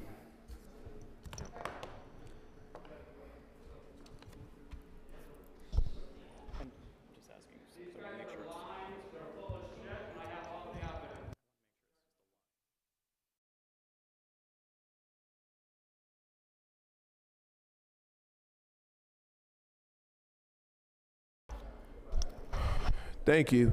You may proceed. Sure, I can take a crack at answering that. So the different rights and protections related to the PACT transaction are contained in different documents. That includes the lease, which is probably the most significant source in terms of regulating rent and other specifics. There's also regulatory agreements. There's a ground lease. There's a control agreement. Those are just a few of the different legal documents that we have to hold our partners accountable. And, you know, again, as we've mentioned, if there are specific instances of violations related to those different obligations that our partners have, we can always step in per the terms of those documents and correct. But again, without specific information, it's difficult for us to respond in a general way. How would the residents know what's a specific violation if you refuse to release the document to the public? Because NYCHA, I know NYCHA provides an oversight, but when there is a breach, and where's the resident engagement? Where's the resident empowered then to be a part of this process or to give input? That's what's missing. Because are you referring to after the conversion has taken place or during the whole process? During the negotiation process. Oh, okay, during the negotiation process. So, you know, as I mentioned, we do a whole lot of work to just make sure that residents are informed about the program, how it works, what their rights and protections are. Once the partner team comes on board and they start conducting inspections across the community to really determine what are the conditions that need to be addressed as part of this project. They reflect that information back, and we want to hear from residents about, their experience. So that involves, walking apartments with residents, understanding, in a really detailed way, where does it leak in your home when there's a rainstorm? What are some of the really challenging issues that you struggle with in your apartment? Matching that up with the information that's gleaned from the technical inspections, using that information to come up with a draft plan. That plan is communicated with residents at public meetings. It's put on the website. There are a whole host of different activities that take place where we want to hear from residents about, is this the plan that's going to ensure success for your community? And residents have opportunities to tell us, yes, this needs to be prioritized, or I don't see you talking about how to handle cleaning of our property in a positive way. So that needs to be something that's put forward. And those are the kinds of conversations that we have. Ultimately, that information, that plan is codified in a community plan document, which is shared with every resident at the development. And that describes in a lot of detail what kinds of infrastructure upgrades are going to be made, what the apartments are going to look like. And again, that is based on the model units that are designed with residents, and also the types of security, public safety, social service, property management strategies that are going to be implemented. So that is really in terms of what residents can use to make sure that the things they were promised are being provided. We did that for that specific reason. So people know what they're going to get, and if they're not getting it, that they should let us know. Often, complaints, concerns filter up through the resident leadership, and that's an important outlet. But residents can communicate with us in a whole range of different ways. We have a hotline, we have office hours, and those kinds of means. So getting back to my point, after the negotiations are done, then the residents weigh in. So this plan is negotiated, and then it's presented to the tenants? Oh, no, it's very iterative. So, when I mentioned that the PACT partner team would come to the table with a draft plan, that's already been developed with input from residents because they've had meetings. We consult regularly with the tenant leaders. They're talking with us about, what we think should be prioritized or what's needed. So that draft is based on months, or in some cases years, of engagement and conversations. And then during that process, when residents are saying, more needs to be done here, we don't care as much about that, we're constantly behind the scenes with the partner team trying to negotiate what can the project afford, what is going to be too costly, and where can we compromise to make sure that this project is financially sustainable but also addresses residents' needs. Yeah, it sounds like it's said easier than it's done. Very challenging. And it was challenging. In the late 2023 the property manager from Hope Gardens was replaced by the PAC developer. Was NYCHA involved in that decision?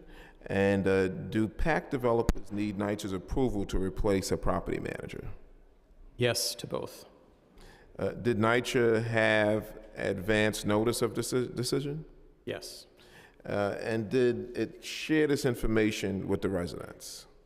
Yes, there was an engagement process. And again, I mentioned this earlier, we were all collectively responding to a number of things, including resident input in the couple of years leading up to the change. And so we agreed with resident leadership and with the development team to make a change in terms of the property management. Okay.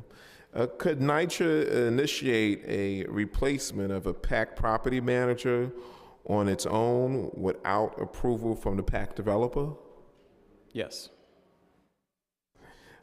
Could residents initiate a replacement on their own? Again, yes, we respond to feedback from our residents. You respond. So if the residents came and said, this particular management company, this owner has to go, and they can, if they did it through petition, they did it through a vote, or some type of resolution, that reflected the will of the majority of the residents, would that be enough to remove an owner or a management company? I mean, we don't wait for those types of issues to crop up. We are monitoring these properties on a day-to-day basis. Again, within the real estate team, the asset management part of the real estate team, within the compliance group, within leased housing, there's a lot of eyes on these projects. So we already have a sense of what's going on and whether things are working as optimally as we would like. So there's not a surprise. There's not a surprise with Hope Gardens. There wasn't a surprise with the Manhattan Bundle. And we try to work to resolution with the existing teams because replacing a partner is disruptive, so we hope that there can be some corrective action. If all parties eventually decide that there's no path forward, then we will work to remove.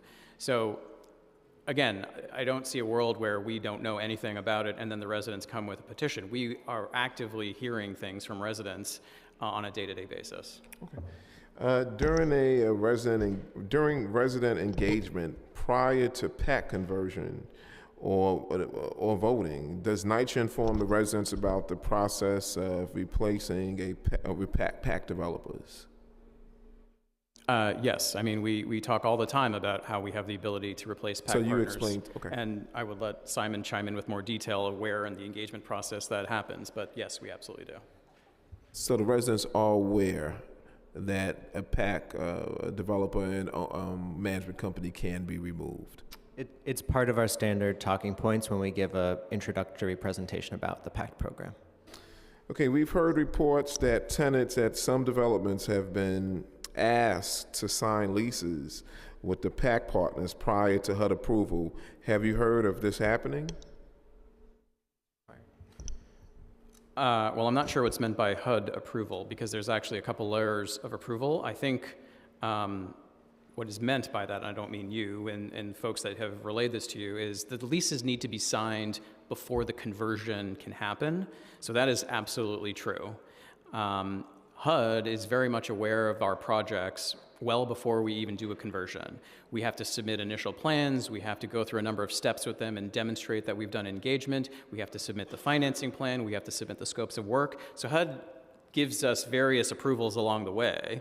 And so, again, it is true, though, that these leases need to be signed before the actual conversion takes place, because that is what allows legally, the subsidy to flow and all of the rights and protections that we've been talking about in this conversation to actually be in effect. So is your testimony that once the conversion is the early process has started, the transferring over from Section 9 to Section, there's no approval, direct approval that's needed from HUD, or the early, because it seems as though residents are saying that there's a move, or early move, to try to rush folks to sign over onto the Section 8 lease. They sign the lease, but it's not in effect the day they sign it. The lease becomes effective of the date of the conversion. Okay. How do PAC partners have authority how do PAC partners have authority to send out leases, and if they don't yet have HUD approval to take over the management of a development, how do they begin that process if there's no approval to take over a particular development? Well, again, the leases are not in effect unless and until the conversion actually happens. So that's thing number one, right? The fact that if you have a conversion happening in March and a resident signed it in December, it doesn't matter because it takes effect in March. So there's no risk, there's no downside to the resident signing it prior to the closing.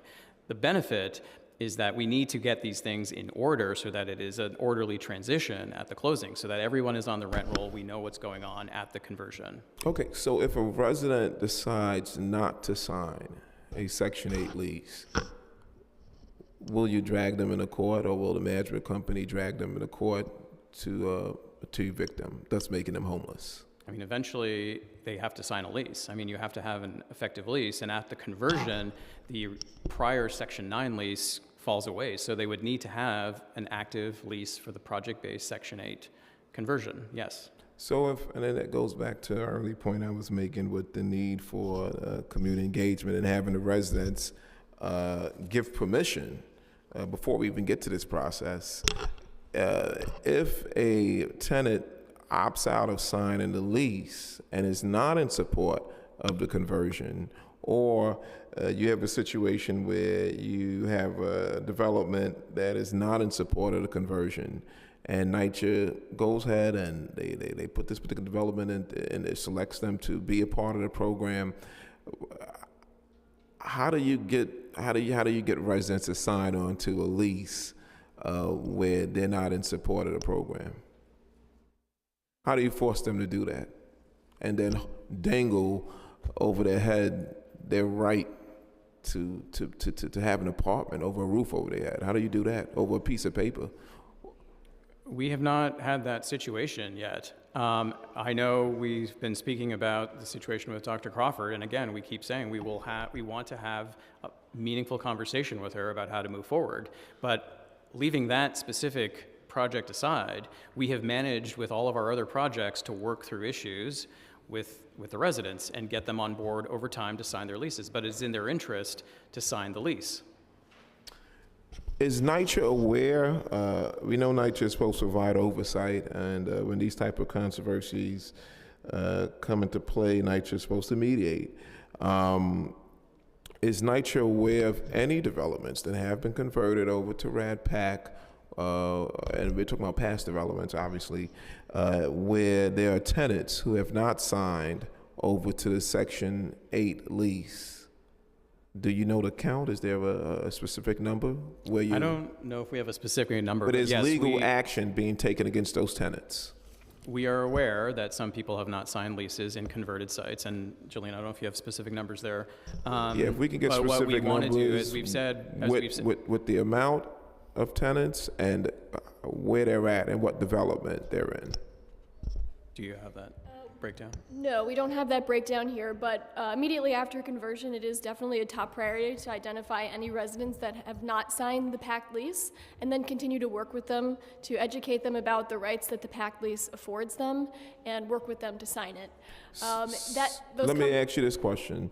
If a tenant doesn't sign a PACT lease, is their apartment still rehabbed? Yes, the apartment would still be rehabbed in the long run. It is extremely important that the residents sign the lease in order for all of their rights to be codified. So it's your testimony that even if they don't sign a Section 8 lease, they still are entitled to have their apartment rehabbed? Partners will continue to work with the resident, yes. In the same time, are they trying to evict them?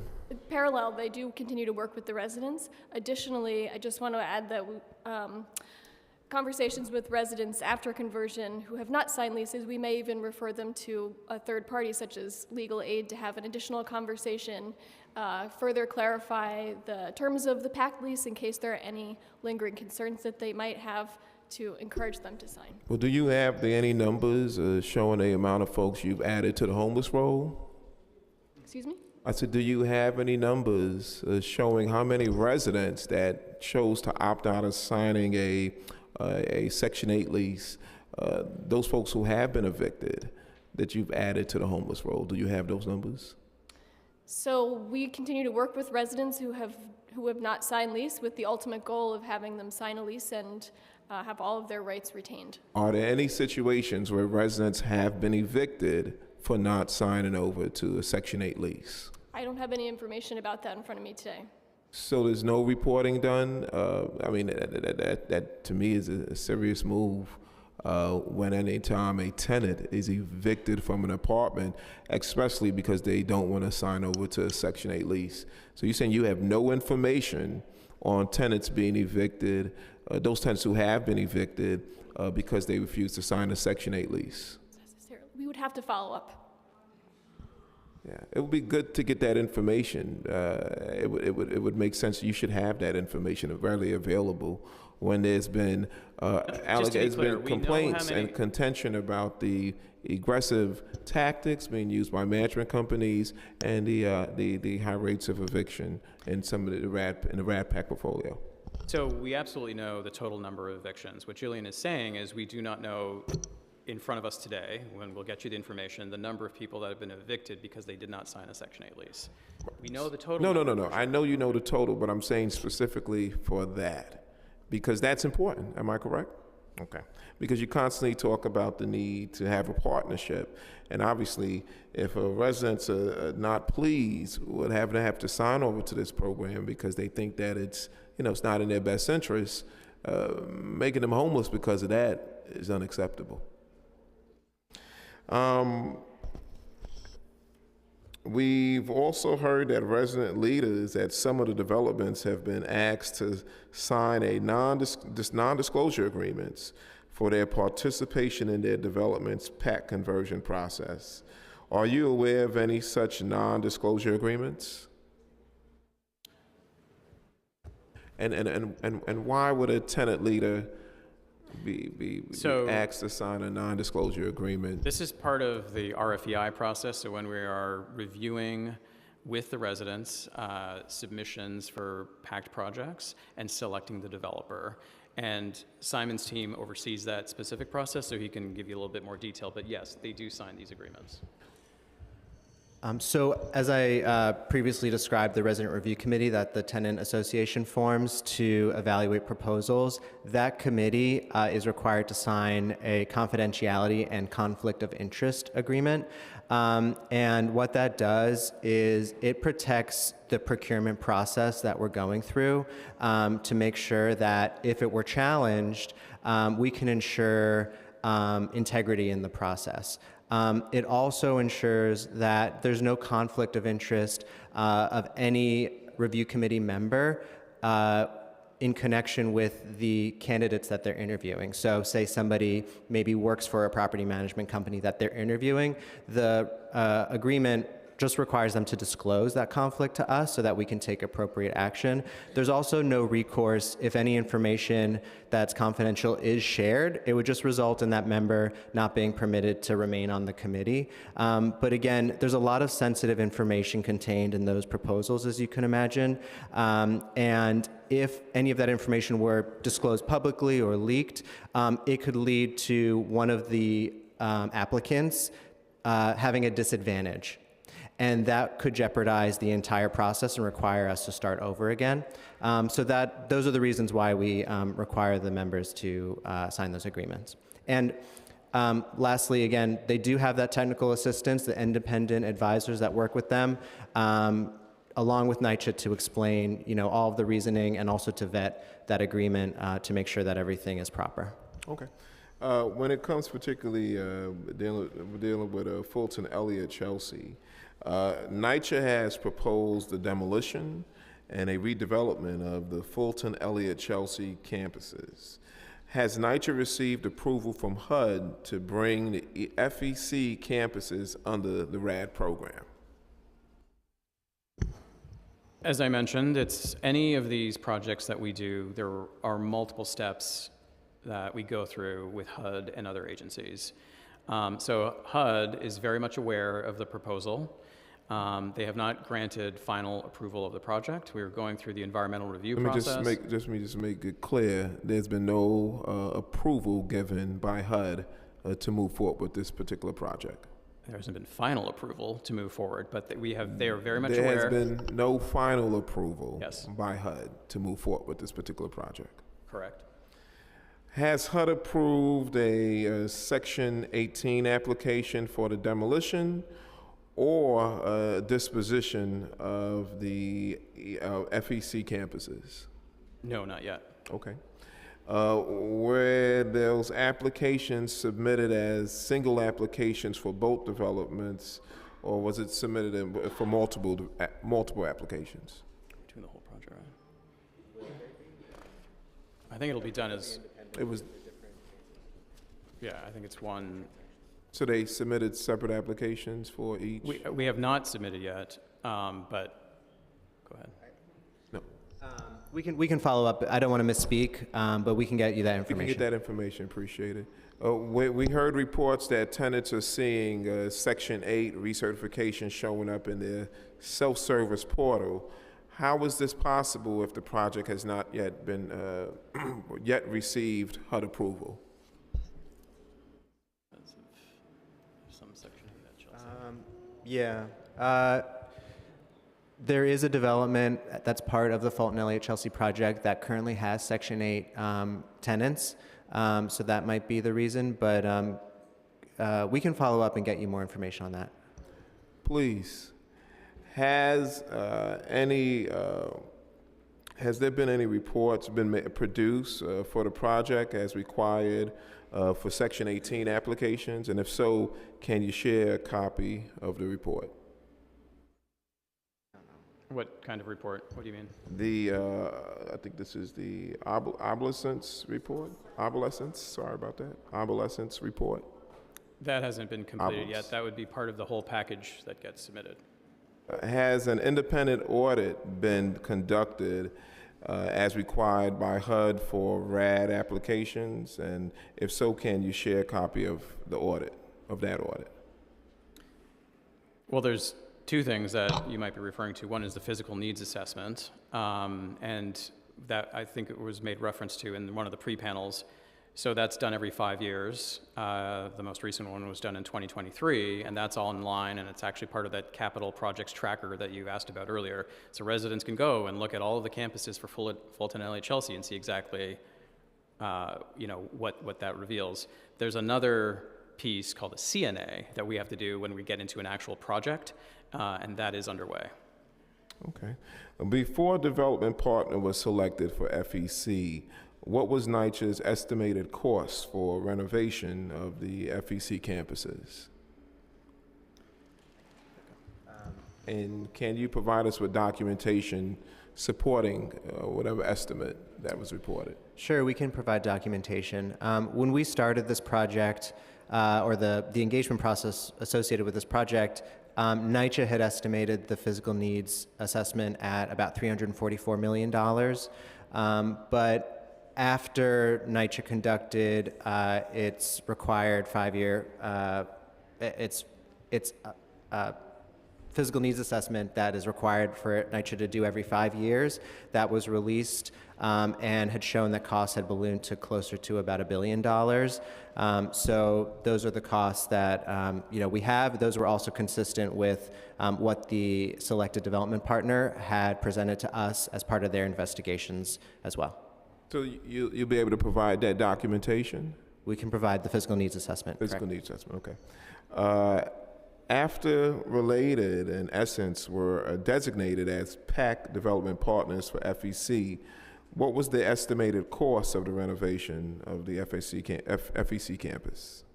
And can you provide us with documentation supporting that estimate? Sure, it's the same response that when we first solicited proposals for that project, NYCHA, based on our physical needs assessment, assumed the cost would be about $344 million. After the team had been selected and as they were conducting their own due diligence, NYCHA updated its physical needs assessment, and that showed costs ballooning to about $1 billion. Okay. What is the current estimate cost for the proposed FEC demolition and redevelopment, and can you provide us with the documentation supporting that particular estimate? I mean, so that's still being developed, but for the replacement to build new buildings, and this would be inclusive of the demolition costs and the reconstruction of the NYCHA buildings, it's about $1.7 billion. Is there any parts of the proposal that includes doing infill on the property? Well, yes, because both Fulton, Elliott Chelsea, and Chelsea Addition will all be completely rebuilt. Will there be a infill on the existing property once the, if the proposal goes forward, on the existing property, will there be any fair market units added to the property? The current proposal calls for the replacement of all 2,056 apartments, the addition of 1,000 new affordable units on top of the replacement units, as well as about 2,400 market rate units. Okay. I just want to go back to the community engagement piece when it comes to Chelsea and Elliott. Can you describe the informal survey that was conducted at FEC to justify the demolition? So we did the survey in the first half of 2023. It was part of a whole engagement process that we had designed with the tenant association presidents at the time from Fulton and Elliott-Chelsea, as well as the elected officials who represent the area. And we decided jointly that we would put together this survey that would be accompanied with pretty in-depth engagement on a weekly basis. So we were holding 3 or 4 town hall style meetings every week. We were taking residents on tours of new affordable housing construction that they could see in Long Island City as well as Roosevelt Island. And we talked about the benefits and the trade-offs associated with rehab versus new construction. And then residents had the ability to use this survey to register their preference for either sticking with the rehab plan or the new construction plan. So were residents clearly told how the survey would impact their development? We believe so. Okay. NYCHA's metrics on the dashboard shows that as of January 2025, there are no vacant apartments in the FEC developments. However, NYCHA has previously stated that residents who would need to relocate would be moved into vacant NYCHA units within FEC developments or other nearby affordable housing units. How many vacant units are there currently at the FEC developments? And if there are no or fewer vacant units, where will residents be relocated to? Currently, there are enough vacant units to temporarily relocate everyone from Fulton 11 and Chelsea Addition.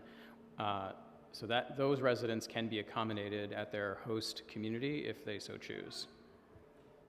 Repeat that again. We have enough vacant units at Fulton houses, which could then accommodate residents who would have to be temporarily relocated from Fulton 11, which would be the first building at Fulton to be rebuilt. Similarly, we have enough vacant units at Elliott-Chelsea to accommodate residents from Chelsea Addition who would be temporarily relocated from that building so it can get rebuilt. Okay. How does NYCHA intend to fill vacant units at the FEC developments? If for relocation, how does NYCHA plan to move relocating tenants to the top of the wait list? Do you want to get in? So NYCHA's been reserving vacant apartments as tenants have been leaving at the Fulton Elliott-Chelsea campuses for this explicit purpose of accommodating temporary moves. For under 120 households are going to have to temporarily relocate while the new building and denser new buildings are going up. That represents just about 6%, or actually I think it's about 4% of the total number of households that will have to temporarily relocate. Everybody else will move directly into their new home once the new buildings are constructed. As part of the whole process for facilitating the relocations, we're working to develop a HUD-required relocation plan with a relocation specialist who would be responsible for working directly with households to assess their needs, support them during that move process, and ensure that they're accommodated with an appropriately sized apartment. Okay. And how does NYCHA plan to keep track of these relocated tenants? So that's part of the relocation plan that's under development right now. This is something that many other housing authorities have done in other jurisdictions. And so the process of tracking households is done by the liaison as well as with NYCHA. But again, part of the reason that we are facilitating temporary relocations within the home campuses is so that we don't lose anybody.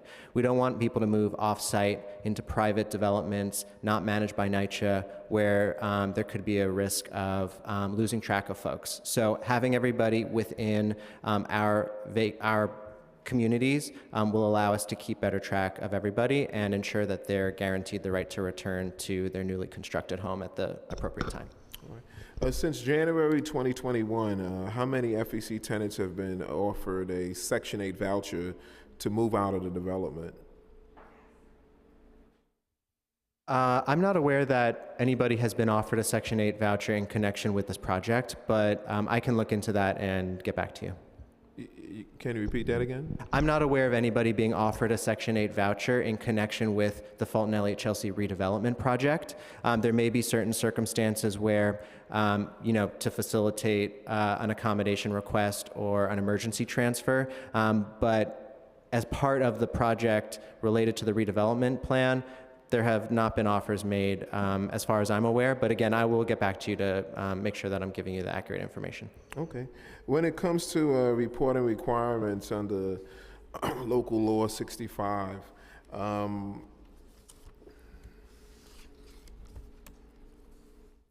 in 2024, the council passed local law 65 requiring annual reporting on the impacts of the PAC program to increase transparency around the impacts of PAC conversions on residents. NYCHA submitted its first report on November 2024. The law requires that the report be made publicly available online. Where the report currently be accessed? Is there any On the PAC section. It's on our website, on the PACT section of the NYCHA website. You said it's on the website? Yes. Okay.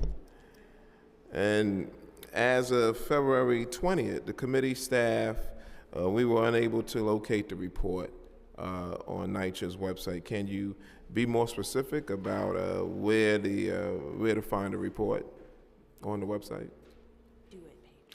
Sorry, I misspoke. It's actually, so it's on the NYC Do It website, so we can provide a link for you. Can you repeat that? It is on the main New York City website, so we can send you that it's link. not on NYCHA's website? Yes, I misspoke. It's actually on the Do It website, so we can send you that link. Okay. By what date do you commit to having this report made publicly available online and accessible to the public? I mean, it is online now, right? Oh, So accessible. 'Cause today, it seems is like online. we've been and, unable to find it. Well, we'll send you the link, and we'll make sure that people know about it. Okay. The report. Hold on. I want to walk through some of the requirements of local law 65 and where they might be met or not be met. In the first PAC report, the report must include the date each PAC development was selected for inclusion in PAC, where in the report it states this information.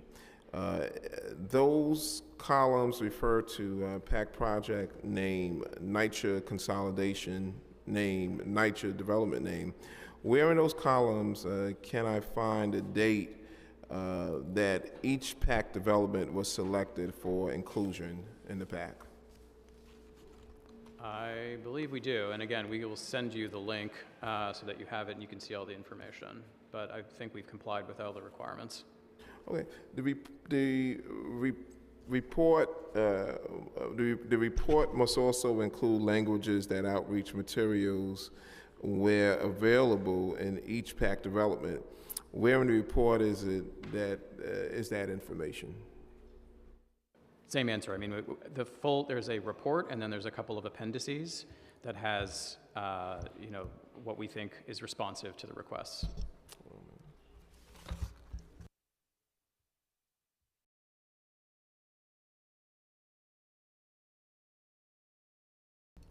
So the letters that is reported in the particular report doesn't provide for that in the columns. So can you walk us through that?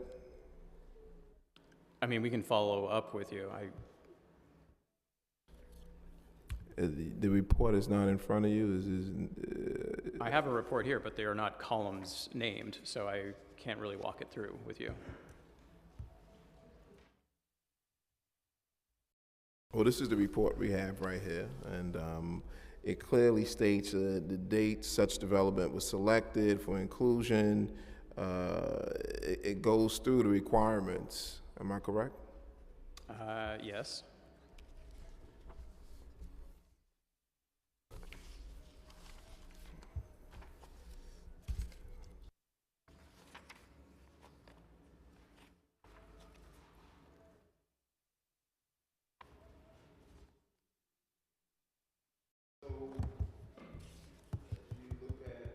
the columns on the report, it's basically blank. There's no names as to what's in these particular columns. Councilmember, so Councilmember, we provided the committee the report before it was even on the same day that it was published online. So just want to make it clear that there was no, we were not hiding anything here. If you want to go over the details of the report, we'd be happy to set up a meeting with you and committee, to go over that and walk it through. And if there's things that you think that in the next report would be helpful in order to, make it better, we'd like to hear you out. Well, I think we got to point this out, that the report stated in the law that the report must include languages of outreach materials in each PAC development. That's not available.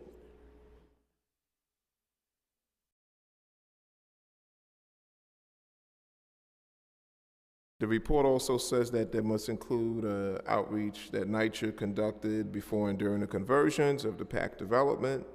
That's not listed.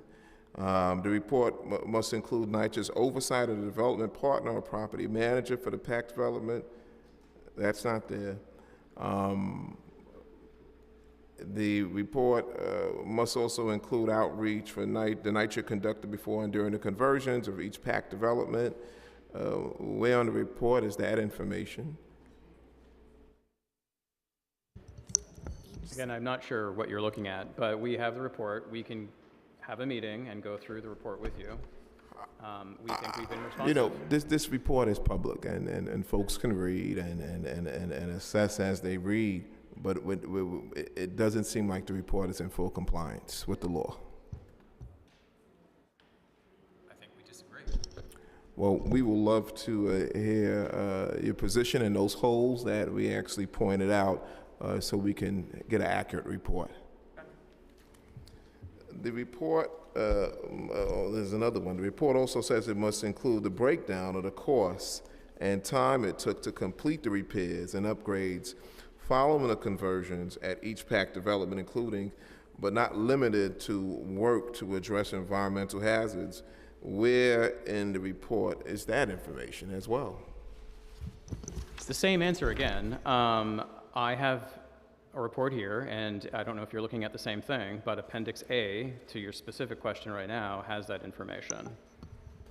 Okay. We'll move on to the Comptroller's office and their report audit.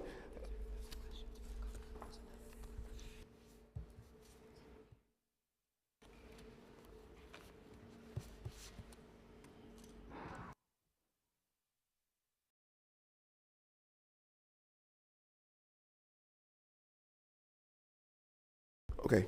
I believe we've asked every question. I don't know if we got every question answered. We're hoping to get information or get some clarity on the report that you were required to release, and actually hopefully find a report wherever you said you released it, or you claim that it's at. Hopefully get some clarification on where the report is at. Again, thank you so much for your time and your patience. Hopefully we can get those follow-up responses. Have a good day. Thank you.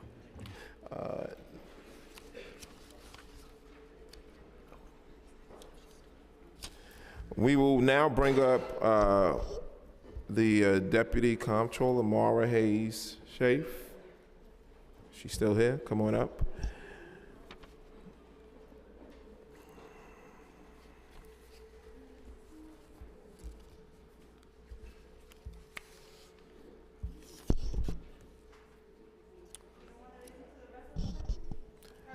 And we do welcome NYCHA to please stay behind to hear from the residents that you work for.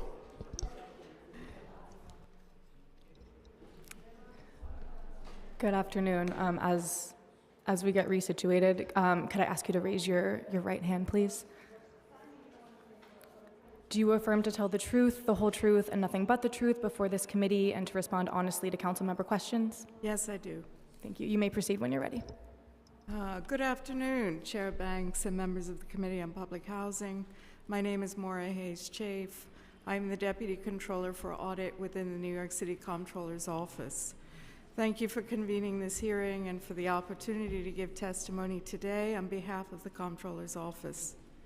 Since the beginning of his term in January 2022, Comptroller Lander has prioritized the collection of input from NYCHA residents to inform which areas of NYCHA's performance to audit. While many previous comptrollers have conducted many audits of NYCHA, this was the first time NYCHA resident input was sought and collected on a large scale. In 2022, the Comptroller's Office launched a multilingual public engagement process through surveys and town halls to ask residents about the issues they face and seek suggestions for audits. We then formed the first ever NYCHA Resident Audit Committee, who were presented with several ideas to choose from before voting and selecting the 2 audits that were subsequently conducted, one on NYCHA's oversight over repair contractors and another assessing eviction rates at packed housing. The results of both audits have been published and are a matter of record, so I'll focus my comments today on findings related specifically to transparency and engagement issues that were identified. The contractor audit found, for example, that NYCHA does not seek feedback from NYCHA residents concerning contractors or the quality of the work they performed, even when the work was conducted in their apartments. The auditors collected 1,005 survey responses from residents living in 44 developments. 30% of the residents indicated the work performed was poor, and only 46% rated the work performed as good or better. Had NYCHA communicated with residents concerning their experiences with contractors, they would have this information. Shockingly, 93% of respondents who answered this question indicated they were never asked by NYCHA to rate their satisfaction with the work performed, and only 35% rated NYCHA's responsiveness in responding to issues with repairs as good or better. That means 65% of surveyed residents rated NYCHA's responsiveness below this level. NYCHA does not currently evaluate contractors hired to perform jobs valued at or below $50,000. Various developments do not share information concerning issues that have been encountered with NYCHA's central office or with other developments, and as indicated above, they make no concerted effort to collect data from residents concerning contractor performance. This is a missed opportunity. As laid out in a recent report, our office recommends creating a Yelp-like tool for NYCHA residents to give direct feedback on vendors. Those reviews would generate vendor scorecards that staff can use to assess performance when selecting a contractor. This would help hold contractors accountable, increase transparency, and ensure that repairs actually get done while rebuilding resident trust and improving living conditions for the 1 in 17 New Yorkers who call NYCHA home. The NYCHA Resident Audit Committee also voted on an audit to examine eviction rates for packed properties compared to traditional Section 9 NYCHA developments. The audit found that eviction rates at packed developments are higher than Section 9 NYCHA units and are now closer to eviction rates of the citywide private rental housing market. The eviction rates vary dramatically among packed property managers, and these range from 0 to 1.11%, which is nearly twice the citywide rate. Additionally, NYCHA did not ensure that packed property managers followed standard operating procedures for pre-eviction outreach and tenant protections. This means residents living in packed developments may have received less counseling and fewer opportunities to cure non-payment or holdover issues before eviction proceedings were begun. NYCHA also failed to ensure that packed property managers reported all eviction and pre-eviction activity as required. As a result, residents relying on data published by NYCHA to make decisions concerning their homes only have access to incomplete and inaccurate eviction data. Residents facing eviction for reasons other than non-payment are not entitled to a separate administrative proceeding before court proceedings are begun. This is information that NYCHA should ensure is clearly shared with residents. As the capital needs for NYCHA developments across the city continue to grow, residents are being faced with incredibly difficult choices. As some developments already have, many residents will be deciding whether they want to stay in Section 9, join the Preservation Trust, or convert to PACT in the coming years. It is key that residents have all of the information available about their rights as a tenant and potential outcomes as they make these consequential decisions. The Comptroller's Office will continue to prioritize responding to suggestions of residents on the issues they see in public housing. Whether about conversions or repairs, NYCHA must strengthen its oversight capacity to provide transparency for the over 500,000 NYCHA residents in New York City. Our office looks forward to working with the City Council to ensure NYCHA provides the transparency NYCHA residents deserve. Thank you. Thank you, Deputy Comptroller. Just want to ask you a few questions. Based on what you observed and learned through your audit of NYCHA, what are your biggest concerns about transparency or lack of transparency at NYCHA? I think within the context of the report, of the two reports that we're here to talk about, our biggest concern with PACT reporting is that it's not accurate and it's not complete. When the auditors approached this question, they looked at the reporting that NYCHA had gathered and published. We also went to PACT Housing, to the developments themselves, and collected paperwork to review and see whether there were inconsistencies. We finally looked at court filings and actual evictions from the New York City Housing Court and found that the numbers were not consistent. And that's a serious concern. You know, NYCHA residents need to know when they're making decisions. The other thing that's very striking when you look at the PACT evictions is that there's a very big difference among developers, rather than developers, managers. If you get one property manager, you know, there were several that had 0 eviction rates. Right. There are others that have markedly higher, and the ones that had the highest eviction rates differed between fiscal year 23 and fiscal year 24. Okay. What single change in NYCHA's operations would make the biggest difference in increasing transparency for residents? I think for the PACT housing, they need to do a better job of validating the information that they're collecting from the developers, or rather the property managers. Our impression, having looked at this, was that the reports come in and the reports, while possibly reviewed, are not validated. So the results should be validated before they're made public. That would ensure accuracy. Okay. A big focus of this hearing is the challenges faced by residents and other members of the public in accessing information about NYCHA's decision-making operations. In your work, have you faced challenges in assessing or receiving information from NYCHA? That's an interesting question. I mean, we ultimately received everything we requested, but it was a very lengthy process and involved a lot of repeated requests. But as I said, ultimately what we needed to complete the 2 audits was provided. Okay. Do these challenges relate to like NYCHA's record-keeping practices? I think in some cases they do. If you look at the contractor audit, there is a particular reference to records being in disarray. At one point, we were going to developments and asking for records and looking for records, and found that NYCHA needed hours to go and identify the records that we were seeking. Yeah.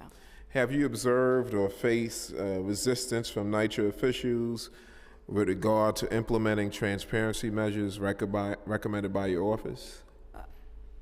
I don't know if I would call it resistance. I think, as NYCHA stated themselves, they do not believe that the results of our evictions evaluation are correct. They have not committed so far to validating the results that they received from property managers. And if you look at the recommendation section of the report, you'll see that NYCHA committed to implementing 4 or 5 and disagreed with a series of others. In the contractor audit, they agreed overwhelmingly to implement. They agreed to implement, I think, 12 of 14 or 10 of 14, 10 of 12. So it's a much higher rate of agreement. All right. To your knowledge, has NYCHA implemented any of the 14 recommendations from your December 24th audit report on evictions? And if NYCHA does not implement all 14 recommendations, are you concerned that problems revealed by the audit, such as the inaccurate reporting from the PAC managers, will persist? We don't know the current status. Our practice is to follow up roughly 3 to 4 months after the audit is issued. So our first follow-up should be coming up now. Okay. But yes, we share concerns. When we write recommendations, they are things that we are asking the auditee to consider, and we hope that they will implement. Thank you. Based on your work around NYCHA, how would you assess NYCHA's communication and outreach as they compare, but do they compare between the residents in Section 9 housing versus residents in the PAC developments? Yeah, the audit didn't cover a comparison in terms of communication. We assume that there is better outreach in NYCHA, traditional NYCHA, because the eviction rates are lower. You know, those outreach efforts are designed to give residents as much opportunity to cure the defects that are underpinning the evictions before they go forward. We think, and it's speculation, but we think that there's less outreach. In fact, there was less outreach documented, and there are much higher eviction rates. I know that the eviction rates overall are still very low. For example, in all 3 in the city as well, they're under 100%. Under 1%. But if you look at the comparison between traditional NYCHA and PACT, it's a very big difference. All right. Yeah. Thank you so much for your testimony. Oh, you're very welcome. Thank you.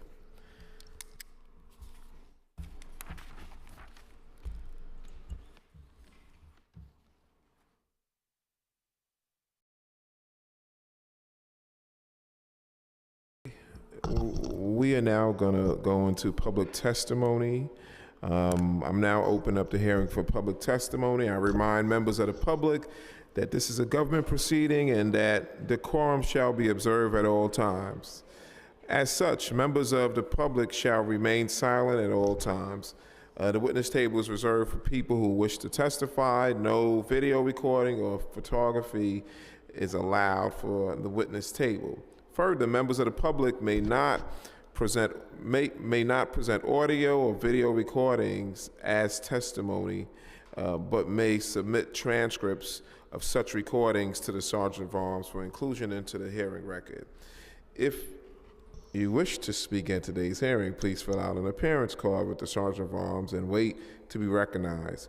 When recognized, you will have 2 minutes to speak on today's hearing topic of transparency at NYCHA. If you have a written statement or additional written testimony and you wish to submit for the record, please provide a copy of that testimony to the Sergeant of Arms. You may also email written testimony to testimony@council.nyc.gov within 72 hours of the hearing. Audio and video recordings will not be accepted.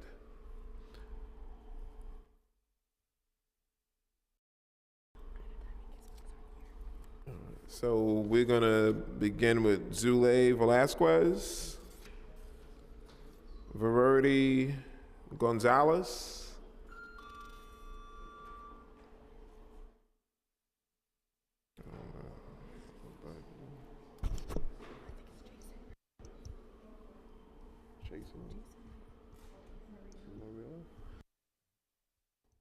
Jason Murillo. Yes. Come on up.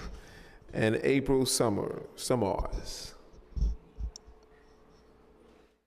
April Summers.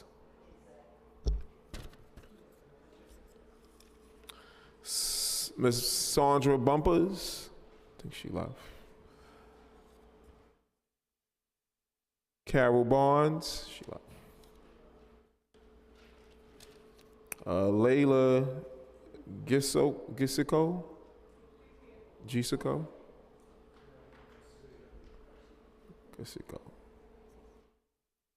Okay, those are the four. Okay, we can begin to our right. You have 2 minutes. Good afternoon. Is it on?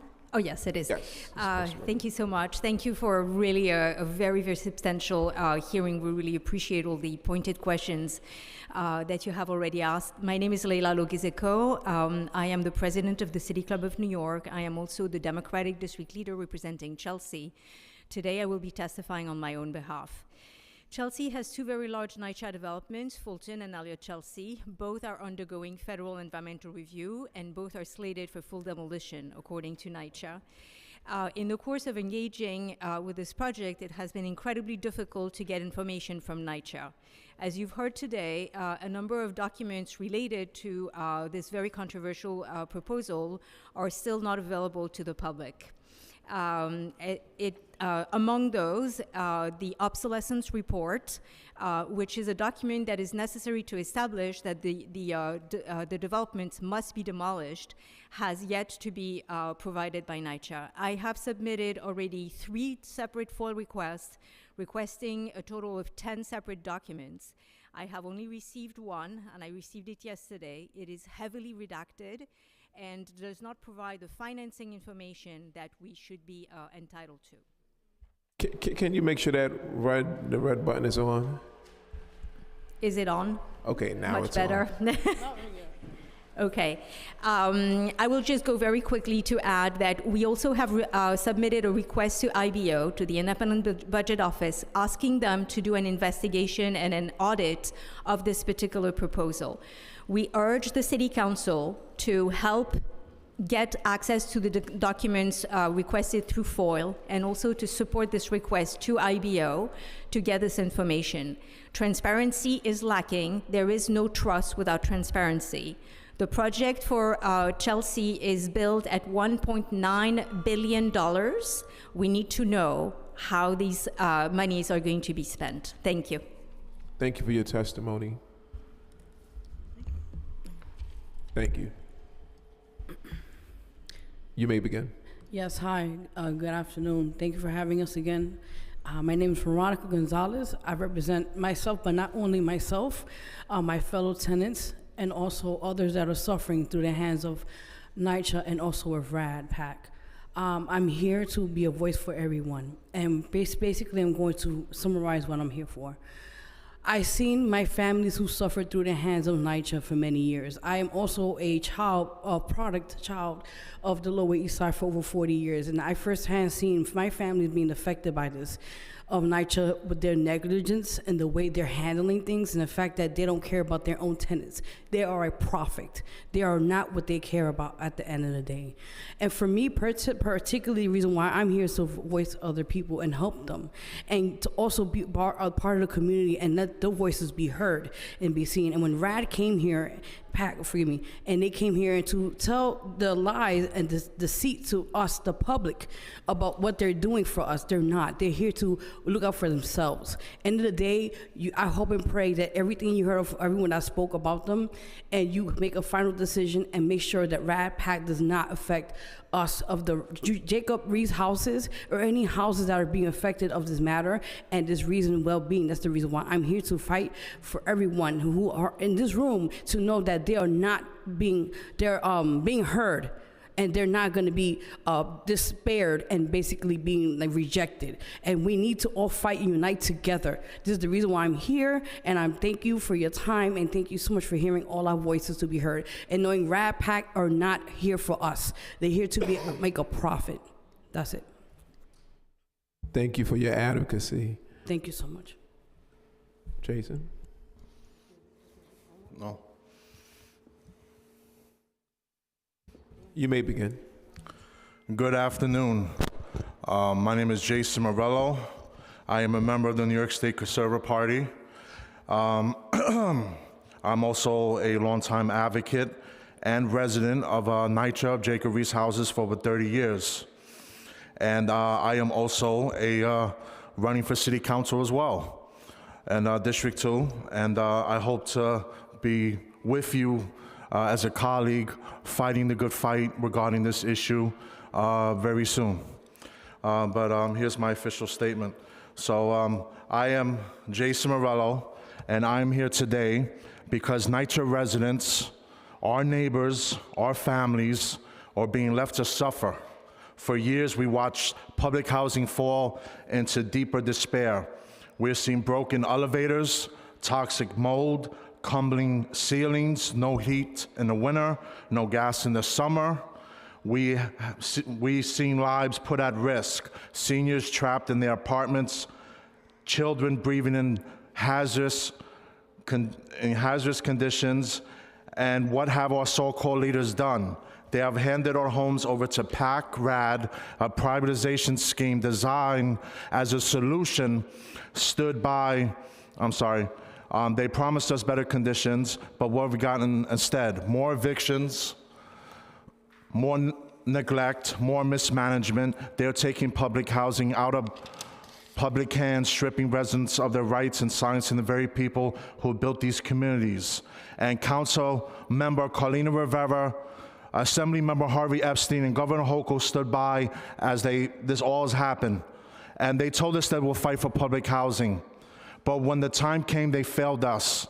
And they let NYCHA deteriorate. They let private developers take over and let the people, our people, be pushed out. Thank you for your testimony. Thank you. Next.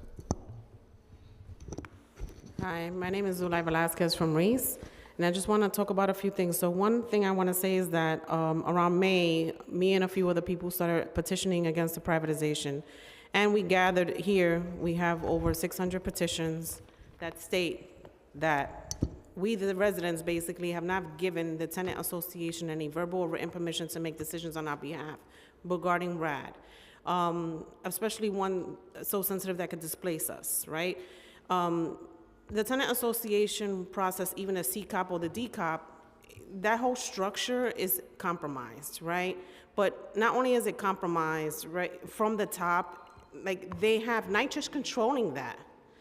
How is NYCHA controlling this, right? So they're controlling this, and at this point, even though they say that they are the elected people, right? The process in which they do it is not good. But here it says, has the tenant association asked you your opinion about RADPAC? Now the residents, no, we are all the members. They're all operating with bylaws that are over 30 years old. Not good. So in there it says collect fees. In there it says the membership is their committees. But you know what? We are all members. So they didn't come to us and say, hey, do you want this before they came in? They just said, we're going to do it. But we are members, all of us. And all these 600 plus people, which I'm going to submit as evidence, is basically saying no to RAD already. We've already said no to that, okay? Now, in regards to the voting process, we had a tenant association election, and they stopped it. They stopped it because they tampered with our process. They changed order around, put people in different places, and then wanted us to go through with election. It was a recording that stopped it, but they could have also done the right thing. But instead of doing the right thing, they just canceled it so they can pause just in enough time to do the RADPAC election. 30 seconds to wrap it up. RADPAC election. And so now they're knocking on people's doors, and they even violated the ADA rules for the people who are disabled. Blind lady doesn't know what's going on at Riis, okay? You have people who are being told at the door. Basically, they called me yesterday to sign. So they're getting signatures from people. The ballot is really unclear. They now say in the package, I think, that you're gonna get a physical ballot. So this is gonna be a mail, or like a virtual kind of ballot. They can falsify that. They say we only got 5 apartments. We got over 100 empty apartments. So Yeah, exactly. So, I mean, we need to make sure that those empty apartments don't get votes. That's number one. Number two, HUD told them to start an election over again, not the nomination process for the TA. But what they're doing at Reese is that since I ran on a platform that against the privatization, they stopped that because if it goes through the other current TA and they say yes, then I can't stop it when I get in. Right. And that's what's going on here, because they could have paused and not done anything, just continue election, and they didn't do that. Okay. Thank you for your testimony. We'll now have Renee Keith, David Olawak, Lydia Andre, and Alexia Cruz. Thank you, guys.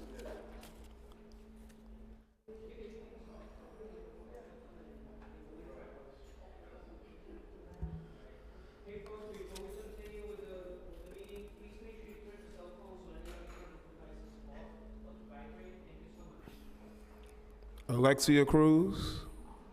Yeah, thank you, Ms. Cruz. Lydia Andre? She left. David Holowak. David? And Alexia Cruz? Yes. Okay, sorry about that. And Renee? Renee Keith? Okay. Sorry about that, Ms. Cruz. That's okay. Karen Blondell? Ms. Blondell? Caesar Godwell? He's gone. Okay. Christina Chase?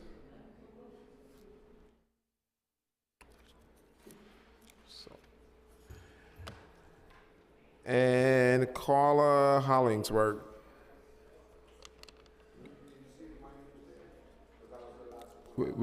We will get to you, sir. Order.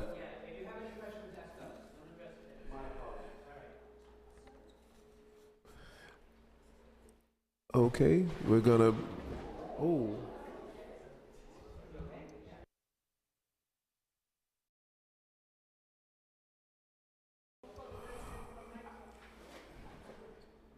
Okay, we're gonna begin. To our right. Thank you, ma'am. You may begin. Well, my right, sorry. So, but since it's unless you want to, okay, you want to start, Ms. Cruz? Ms. Cruz, go ahead, Ms. Cruz. And then we'll, yeah. Hi. Oh, sorry. Ms. Cruz is gonna go, then First. we'll go this way first. and come this way. It's all right. Whatever, you could go first. You may begin, Ms. Cruz. Oh, the elderly, right? Thank you. Good afternoon. I'm a resident of NYCHA for a long time. I've been a resident since 1969. And I feel that NYCHA is giving us a slap in the face. You could see the empty room, that they don't even want to listen to our testimony. Mm-hmm. You know, they don't care. I believe in Section 9. I want no demolition in Chelsea, Elliott, and Fulton. And I believe that these people are land grab, money grab people that don't care about the low income people. And I believe we are all going, within time, we're gonna go homeless. There's gonna be a lot of homelessness. We have homelessness as it is from other buildings. And what they're doing is trying to get rid of us from the city. And where are we going? Where are we going? Nowhere. We don't have no money to buy a house. We have no money. There's no means. The only thing that saved me for years was NYCHA, because I worked on a low income. And I'm retired. And it's scary. And I come here for help. And I beg you to take into consideration all the tenants and all the people that are homeless with all those empty apartments that they have in NYCHA, the 5,000 apartments. They could put homelessness homeless people in there, and we can continue with the Section 9. Thank you. Thank you for your testimony, Ms. Cruz. Go ahead, ma'am.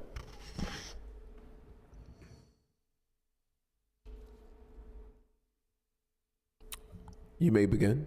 Thank you for the opportunity to be heard. Make sure the red light is on. Yes. And just put the mic in front of your mouth. There we go. Thank you for the opportunity to be heard. My name is Carla Hollingsworth, and I'd like to speak about something that I am really passionate about, living at Stuyvesant Gardens. I moved in on May 23rd, 1990 with my 3 children. I've had to endure deplorable conditions for decades, and I have lived in 3 different buildings of the development. The non-existent insulation, compounded with the radiators that shoot steam at times, causes mold to grow in our closets, and the bathroom vents have never worked, caused the mold to grow in our bathrooms. Then there are the leaks from above that are covered up and never found. By covered up, I mean they will open up the ceiling or the wall and eventually close it back up without finding the leak. The dampness attracts the roaches which live in the walls, coexisting with the mice that you can often hear scurrying in the walls. After attending meetings where I've asked what the permanent plans are for our development, which was originally built as temporary housing, I've never received an answer. I was asked by one of the people who descended on the development, knocking on doors and spreading misinformation about PACT, what I wanted, and when I answered accountability, I was told that I should be happy with a nice apartment. I keep being told that I have no choice because NYCHA doesn't have the money to do the necessary repairs. This is not the fault of the tenants. I keep being told that NYCHA has been underfunded for decades, but they don't mention the misappropriated funds throughout the decades. And in light of all that we have been through over the years, we are now being told that we have to trust the entity that has not done the right thing by us to be the oversight of the entities that they have chosen to do what they couldn't. Unfair. But so they tell me we don't have a choice. Why? Other developments got the opportunity to choose. 30 seconds to wrap up. Other developments got the opportunity to choose the route they wanted to take moving forward. Why not us? Thank you for listening. Thank you for your testimony. Ms. Renee? Okay. So, in 2019, the discussion was about the possible demolition of 2 Fulton Houses buildings. Now, we're on the verge of trying to demolish 22 buildings in Fulton and Elliott Chelsea. What I'd like to discuss the subject of the survey brought up by Public Advocate Williams. The problem is not how the votes took place. There wasn't a vote. It was a survey, a temperature check, as Simon Kowitsky, VP of Portfolio Planning, has said. May 20th, the survey closed. May 26th, draft PHA annual agency plan for fiscal year 2024. You see marked demolition and disposition. 6 days later, impossible, manufactured consent. The survey wasn't for PACT, but for new construction and rezoning, or in reality, demolition or rehabilitation. The NYCHA RFP to implement a community-driven preservation and investment strategy for Fulton and Elliott Chelsea, key updates and the 3rd round of questions and answers. NYCHA wants to remind applicants that this RFP includes the option to submit an additional alternative scenario that deviates from the recommendations of the Chelsea Working Group, but still achieves the goal of providing comprehensive repairs to the 4 properties and creating an enhanced built environment with additional amenities for NYCHA residents. The important part, applicants are encouraged to think creatively about design interventions. They may not have been considered a part of the working group process and should clearly explain the benefit that provides to NYCHA residents. The Resident Review Committee must select a project that is financially sound, and that may mean a proposal that is different from the proposed development scenario recommended by the working group. First thing the working group said, no demolition. This tells us there was a lack of transparency. Only through backtracking were we able to find these. It tells us from the beginning this was a convoluted plan. Yes, a plan to unhome us. 30 seconds to wrap it up. Okay, And also, residents who participate in the Resident Review Committee will also sign a confidentiality and conflict of interest agreement. This was never in the thought of the residents. We are real estate to them. They are leveraging us, our lives, our homes. This needs to be understood. We are not here for anyone's profit or gain. Thank you for your testimony. Ms. Chase, you may begin. Hey, good morning. My name is Christina Chase. I am an advocacy coordinator at Take Root Justice, but above all, I'm a long-term NYCHA resident and have been for almost 30 years. I have a lot to say, but I will start with the fact that there's no transparency on how a NYCHA property is selected to convert to the RAD PAC program, despite what we've heard. Conversions that have taken place are in neighborhoods experiencing rapid gentrification and pose a real estate investment rather than a commitment to meaningfully serve the longstanding residents who built that community. We are seen as joint ventures, not families living in homes. There's no transparency for residents who do not want RAD PAC. Those are the residents who are often intimidated and silenced. But we, the tenants who are here today, will no longer live in fear and refuse to be quiet. We do not want RAD PAC for our homes and for the city of New York at large. We understand the consequences of this conversion as leaseholders and as citizens, and the erosion of Section 9 public housing that results from these conversions, the erosion of the right to housing as a public good. Residents have lost the right to transfer despite their right to reasonable accommodations. Even if they've been waiting for several years, their accommodation requests are canceled. We do not even know the implications for domestic violence survivors and if their rights to transfer are being honored or if their emergency situations necessitating relocation are being ignored.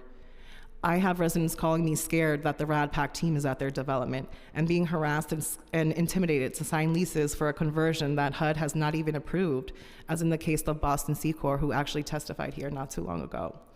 This is unlawful. There are residents who have converted to RAD PAC who are pleading to go back to Section 9, but there's no reversal to such a permanent decision that reduces our public housing stock and endangers our rights as public housing residents. To NYCHA, this is a real estate transaction. To us, this is our lives, this is our homes. Stop playing with our lives.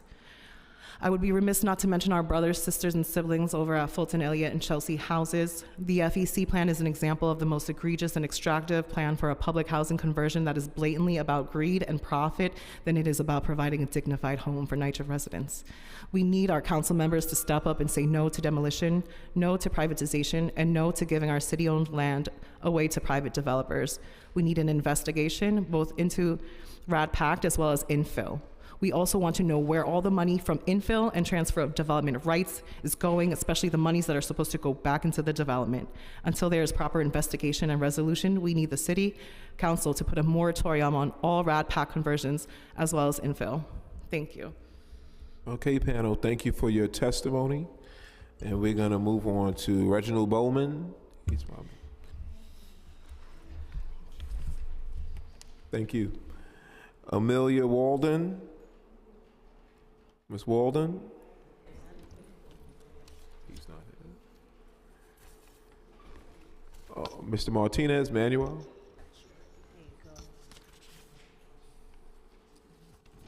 She's here. And Ted Burrows. And can we have Mateen? Sorry? Oh, yes.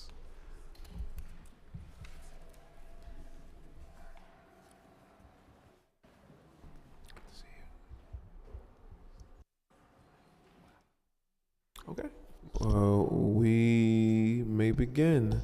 We can start with Mr. Martinez. Thank you so much.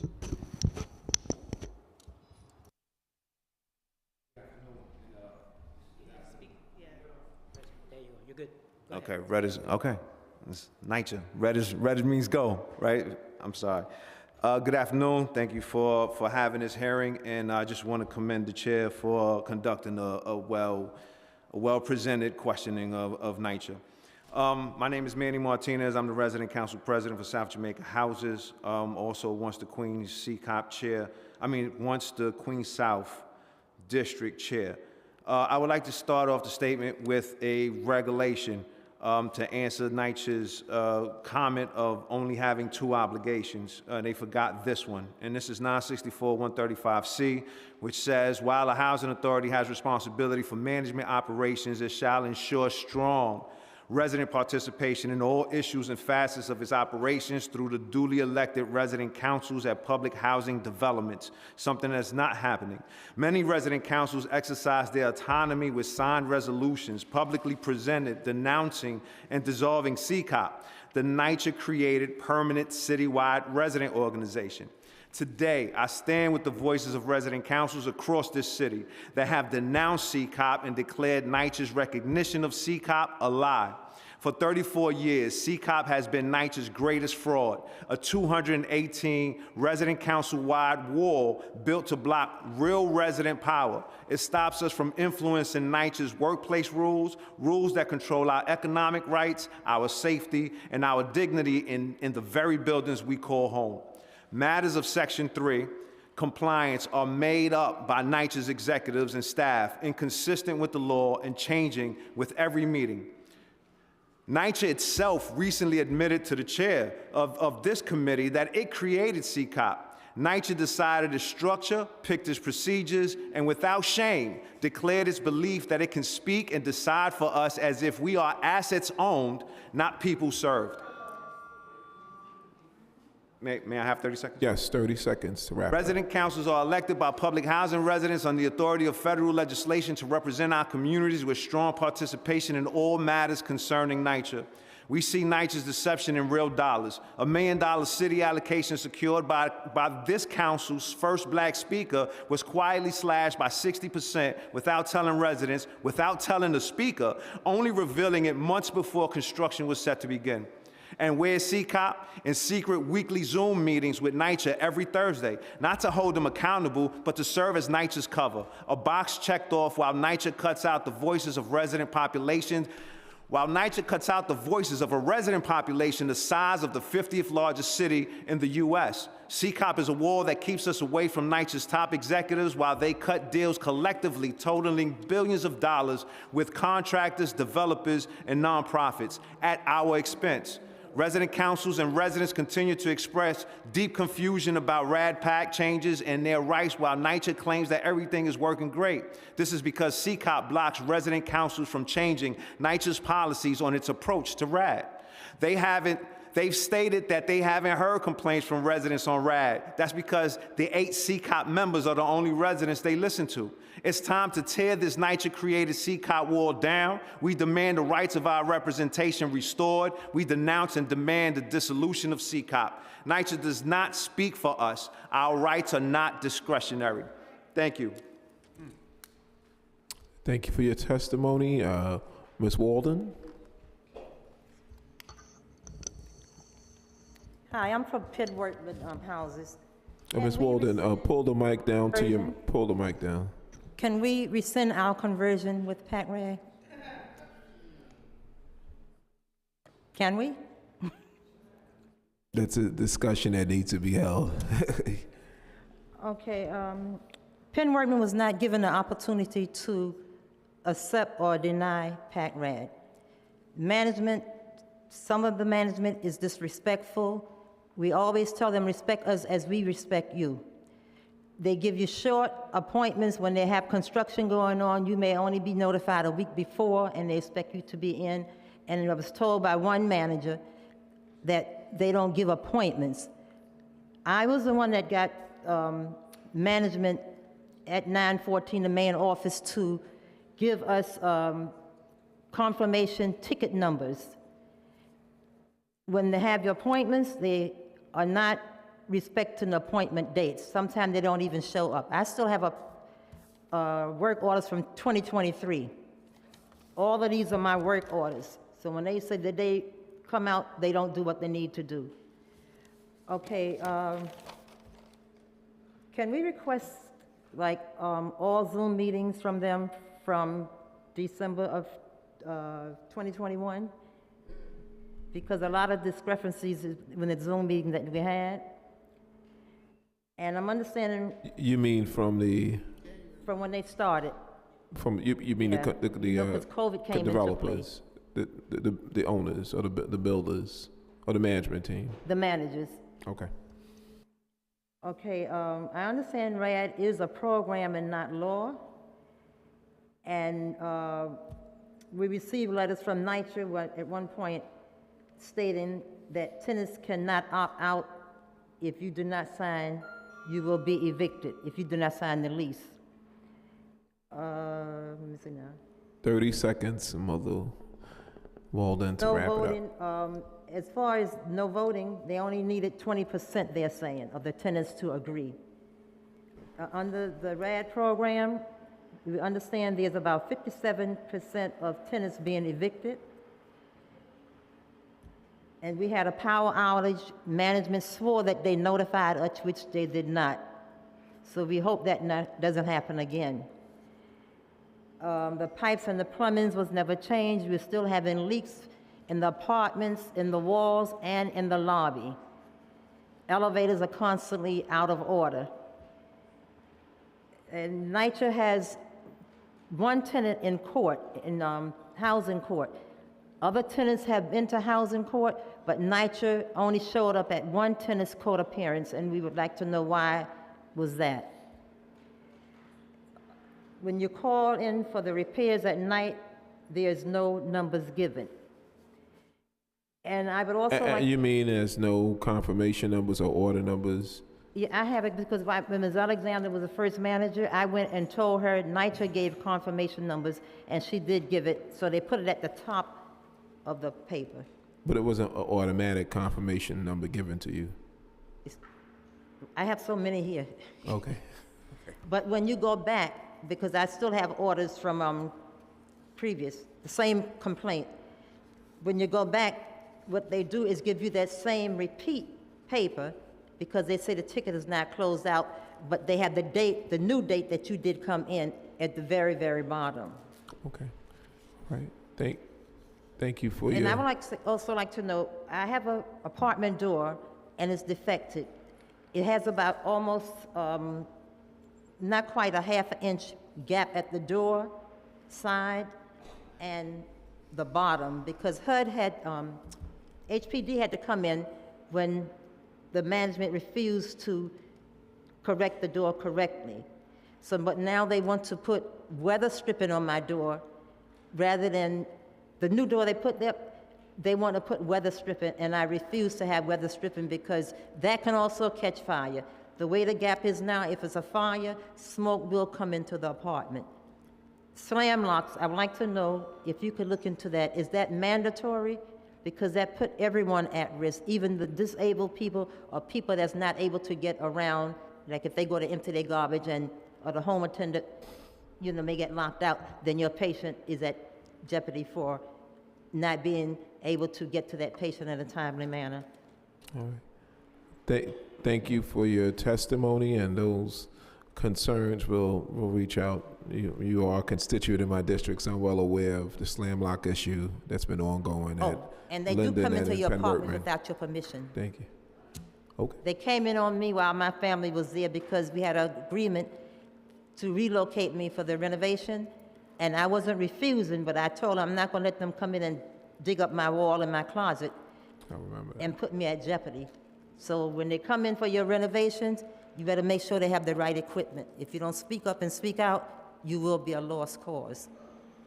Thank you for your testimony, Ms. Holden. Sir? Hi, Council. My name is Ted Burrows. I represent a nonprofit organization that I founded called A Vision for Change. And my take here is to essentially have been to be a consultant and to help a lot of the tenant presidents who are going through this forced conversion. But I wanted, before I got into the forced conversion, I just wanted to say really quickly, this is so much more than just about a forced conversion or just about the NYCHA problem. This is a black and brown problem that is being amplified through gradual gentrification. Okay, they are trying to kick out the low-income residents of these developments, and they're doing it in a hurry. And they need to bypass presidents. They need to bypass residents' desires in order to make this happen. They have to have a steamroll model, and that's what they're using. One of the things I'd like to specifically address is that, for instance, I've been helping out Stuyvesant Gardens, and I witnessed firsthand that, for instance, the president would put up advertisements for the tenant association meeting, and then the next day or within hours, there would be advertisements right next to hers from RADPAC. We hear the residents calling her, specifically stating that RADPAC is threatening them, telling them that their locks will be drilled and they will be the unit will be forcibly entered if they do not comply. These are all against the law. What I wanted to really wrap this up, though, and say is that every last one of these developments still have recourse, and they are not actively using that. Where NYCHA presents that there's 3 options: the trust, RADPAC, or Section 9, I would actually argue that there are 4 choices. The 4th choice is a resident management corporation, which can be specifically established. 30 seconds to wrap it up. Thanks, sir. Which can be, a resident management corporation could be specifically established to push back against NYCHA. Residents can actually come together, form this type of corporation, and request funds from HUD directly, and do not need to go through NYCHA, but they do not tell us that this option exists. I will be helping several developments to convert and to understand their rights under 24964.18, .430, under 42 USC, under the numerous state laws that also protect tenants, and then as well under the New York City laws. There are several options, and I think that going forward, we need to let the tenants know that they have an option to self-manage. Thank you for your testimony. Mr. Matain? Thank you, Chair Beggs. My name is Mateen Sarsi. The opinions shared in this testimony are based upon my own experience and do not necessarily represent the views of the Housing Authority as an employee. If you have time to go through thousands of pages related to practices, policies, and procedures, then you already know how NYCHA works on paper. To NYCHA's credit, these sources are publicly available. I use them regularly to avoid retaliation because outspoken employees are targets. However, my issue isn't what's on paper. My issue with transparency in NYCHA stems from the fact that they are forced to comply with the system that regularly pits city interests over those of our residents. The Office of the Mayor has direct control over the performance of this authority through their ability to appoint leadership. NYCHA's board is too small. They do not meet for every committee under the federal agreement, and this guarantees that the authority is only as effective as its mayor will allow. This year's mayor's management report, for example, uses broken repair metrics to hide the true length of time it takes for residents to receive repairs or rehabilitate vacant units. Where NYCHA appears in the MMR, they do not appear in the city's adopted budget. Funding allocations are made through individual agencies, identifying NYCHA as a footnote, making it difficult for the public to obtain qualitative information on the city's agenda. NYCHA's 2023 physical needs assessment purposefully omits the existence of over 400 community facilities to inflate the cost of repairs per unit, meaning if you were to look at the capital tracker versus the capital needs tracker, you will only see community centers in one of those. When the city makes decisions on rezoning, it does so without our residents sneaking disposition through NYCHA's draft agency plan. Instead, residents are offered the illusion of choice: privatize, join the trust, or enjoy government-enforced misery. If this city cares about affordable housing, then it's time to redirect the welfare checks from developers to the only true affordable housing stock. And I suggest that if we're going to do that, NYCHA needs a reform. We need to increase the number of board members, diversify that stakeholder, provide actual oversight, remove mayoral control, and deviate from private partnerships in favor of social enterprise. Thank you. Thank you, panel, for your testimony. We're going to take a 5-minute recess. Well, and we'll be back.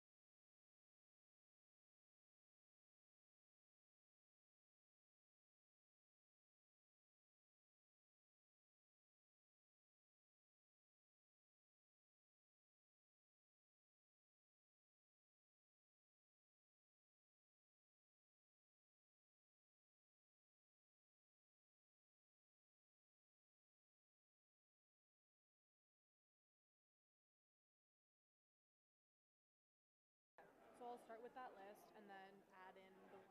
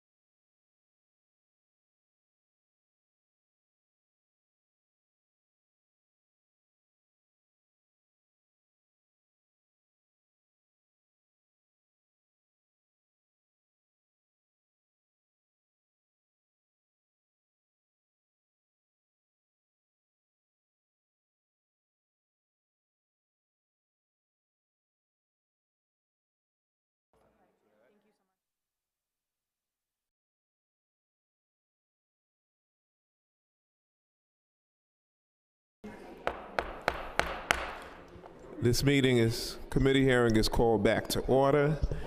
We're going to proceed with our panel for testimony. We have John Mudd. He left? Thank you. Monica Roya Horn. Ken Bravo.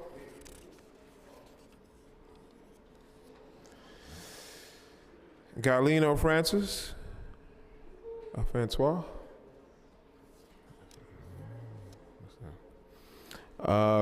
Christopher Leon Johnson.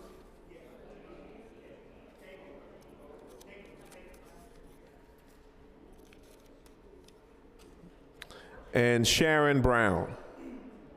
Sharon Brown? Okay.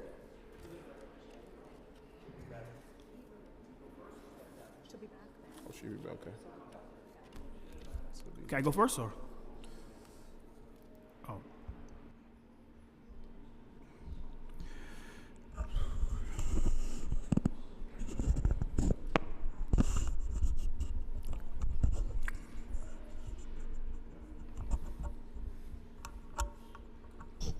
You may begin, Mr. Johnson. Yeah, Thank hello, you. hello, Chair Banks. My name is Christopher Leon Johnson. I'm here to show my support for anybody and everybody that want to make sure that NYCHA stays public and NYCHA gets the real transparency it needs. Now, the issue here is that there's a lot of divide and this NYCHA movement, the people trying to say they're housing, while at the same time, there's people that are upset at organizations that are trying their best to prevent NYCHA being privatized. Those are the same people that want NYCHA to be privatized. We don't know, is it a reason because they're getting, they're looking for arts credit, they're looking for arts and residency credits. You know, I'll tell people this right now, that NYCHA gotta be public, it cannot be privatized. People gotta save Section 9, it cannot go to Section 8. Don't let the tenant leaders, tenant association presidents that are getting paid off under the table to guide you and saying that RAD Impact is good for you guys because of repairs and upgrades. Because with those upgrades and repairs, it's gonna be looking like Stuytown at the expense of you guys being displaced. This is all about displacement of the current tenants of these developments, especially at Fulton, Chelsea. And what they want to do is replace them with the YIMBYs, the Open New York for All, Transall, Open Plans folks, and want to get rid of the people that's paying about $100 a month in rent. So I'll tell people this right now, you people got to unite no matter what. Shout out to the PSL for coming out here today and supporting. Shout out to Jason Murillo, who's running for City Council in the 2nd District as a Republican conservative, for supporting. And be careful with all the people that are backed by Theo Chino, who's running for public advocate, that is pushing for the privatization of NYCHA. Thank you. Thank you for your testimony. We're gonna now move to, we'll move to Ken. Ken, you may proceed. I'm just here to tell you a quick story. First of all, I appreciate you asking all those questions, and I appreciate how you noticed they couldn't have any answers that you were looking for. I appreciate that. I'd like to say that I have a next door neighbor who's 84 years old. She's an old, very intelligent Latin woman. She only speaks Spanish. And when I told her about one of these resident engagement meetings, she said she couldn't go because, she's fragile and she couldn't go. I told her, well, send your son. This way he can represent you and be there for you. When he went over there to go into this meeting, they didn't let him in because his name was not on the list. They didn't let anyone in unless your name was on the list. I showed them my press badge. That didn't get me in. The only way I got in was because I am a resident of Jacob Riis Housing. It's obvious that Rat Pack and NYCHA are together. If you're against them, they will bully you into either deciding, yes, fine, I'll go, leave me alone, or, let's continue talking about this because I don't think you see the whole thing. In my opinion, what they're doing is they're selling us dreams. Yeah, they can fix our apartments, whatever it is. Yeah, it takes a year and a half to get tiles on my floor that I'm still waiting for. But, and it takes an hour and a half to wait on the phone during the week to get a ticket in. But on a Monday, you can't even get a ticket. They don't even answer the phones on Mondays. The reason I'm bringing all this up is because I didn't know Rat Pack was coming into our Riis until November, and I've been living there for 30 years. Okay, the Tenant Association and Rat Pack shouldn't be signing NDAs. There's no reason for them to be signing NDAs. For what I take from that is they're being paid under the table to make a decision for us, and they don't have the right to make that decision for me. because they don't even post anything. I just wanted to bring that up to you guys. Thank you for your testimony, sir. Thank you. Take care. You can be seated until the panel gets up together. Yeah, it's all right. You may begin your testimony, sir.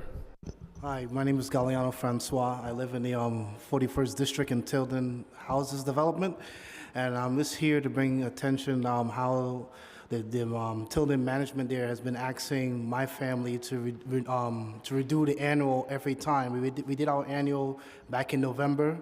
We spoke to the housing assistant. We give her all the documents, and everything was approved. We got a new lease. But recently, before this year started in December, they asked us again to redo the annual. We went down to the office saying, why we need to redo the annual? Was something wrong with the documents we submitted? Her statement was, well, I don't know. The head NYCHA office is just asking our family to redo the annual again and everybody in the building. So I just come here because I don't know what else to do with NYCHA, because not the first time they've been asking us to redo the annual. It's been a constant, like almost every year they're doing the same thing with us. We do the annual, the documents is accepted according to the housing assistant, and then before the year ends or going into the next cycle, they're asking us to redo the annual again. So I'm just coming out here to bring that attention for my family and also the residents of the Tilden development there, what's going on, because that's a common occurrence. Thank you. That concludes your testimony? Yes. All right. Thank you so much, sir, for your advocacy. And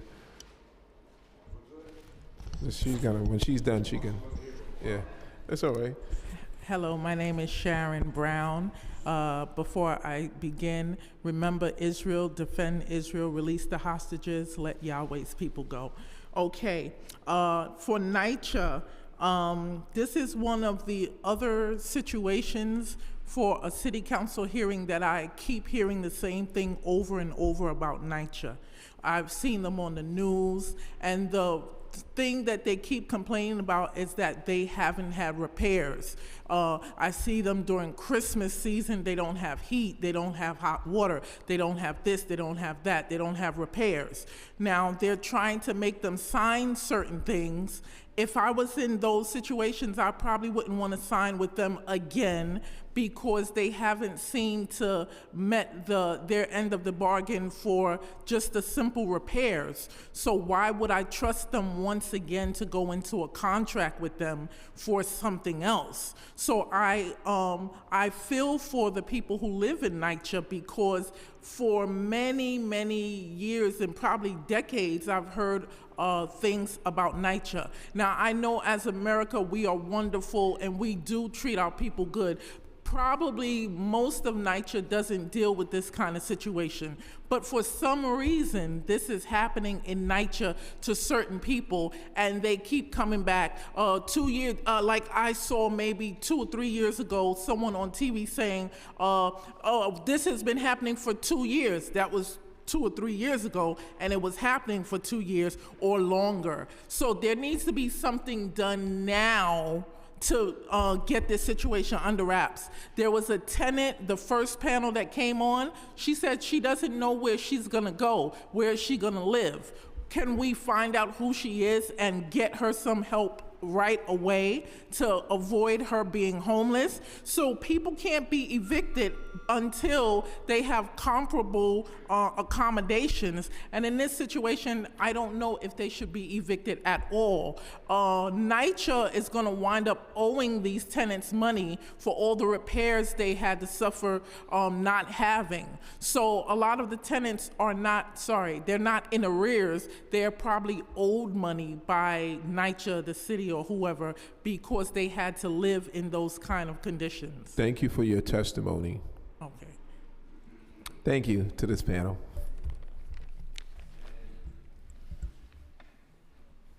Is Monica Royal Horn available?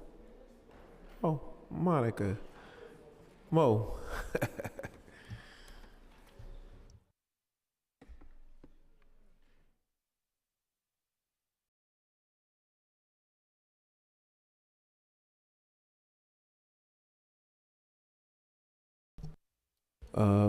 Miss Monica, you're gonna press that red button, and you can bring the mic closer if you need to. Okay, All right, thank you may begin. You may begin. Okay, all right. Well, as you know, thank you for taking the time to listen to me. I'm going to make this very quick and brief. All right. My name is Monica Arroyo Horn. I'm a retiree of the New York City Police Department. I dedicated 25 years of my life serving the city of New York. I now dedicate much of my spare time serving the elderly in the community as an advocate for the elderly. While living in Linden houses, I've seen many things that most productive and law-abiding residents, myself included, don't approve of. And it affects the quality of our lives. There are 5 factors associated with the quality of life: physical health, psychological condition, independence, relationships with others, and the environment in which I live. I'm here to inform you 2 of those factors, my physical health and my psychological condition, have been deeply altered. I recall the day my mother and I moved into Linden houses. We had to step over a blood-stained sidewalk where a crime had occurred. I remember wondering if we made a mistake moving into the development.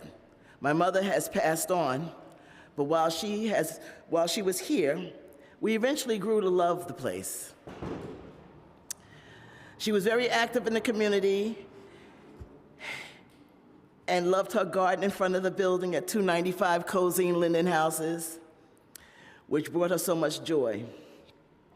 As years passed, I noticed many changes in the community that definitely affected the quality of life for many residents. Outsiders were coming into the community, harassing our elderly. Strange men and women who may have been sexual predators or had criminal records were around our children and seniors, and on a daily basis. Needless to say, they, as well as myself, were placed in potentially dangerous situations. You have extra minute to wrap it up. Yes. All right. So I want to say, I noticed this is my first time coming to this meeting. I didn't appreciate most of the NYCHA individuals, employees, if you will, leaving so soon, not hearing everything, but I'm hoping that they'll see this. But right now, I think the next time that we do have a meeting like this, that the federal government should be here as well, somebody from the federal government. And also, I want NYCHA to pay more attention to the tenants that are now living in this development. I remember years ago when NYCHA, when people had felony records, they weren't allowed to live in there. I live now next door to people that have felony records. I don't know who they are. Some of them are not even on the lease. And it scares me, because I don't know who they are, and neither does NYCHA, neither does CNC Management, LM. They don't know who these people are, but I see them in the apartment, and it's frightening to me. I have to worry about my coming and going. So that needs to be rectified again.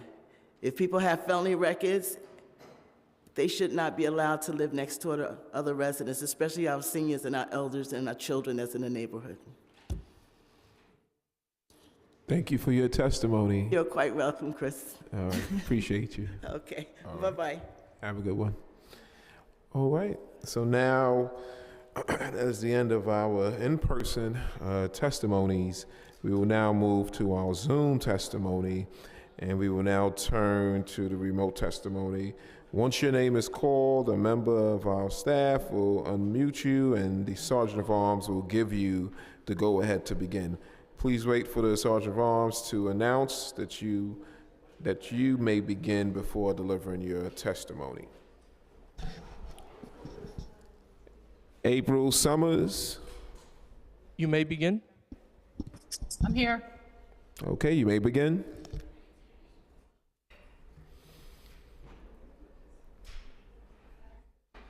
Hey, hello, thank you. Good afternoon, Chris and members of the committee. My name is April Summers. I'm the treasurer of the Tenant Association and resident. I'm here today to demand action on 2 urgent crises affecting the residents of LaGuardia houses: the ongoing neglect of our living conditions and the blatant misuse of federal tenant participation activity funds.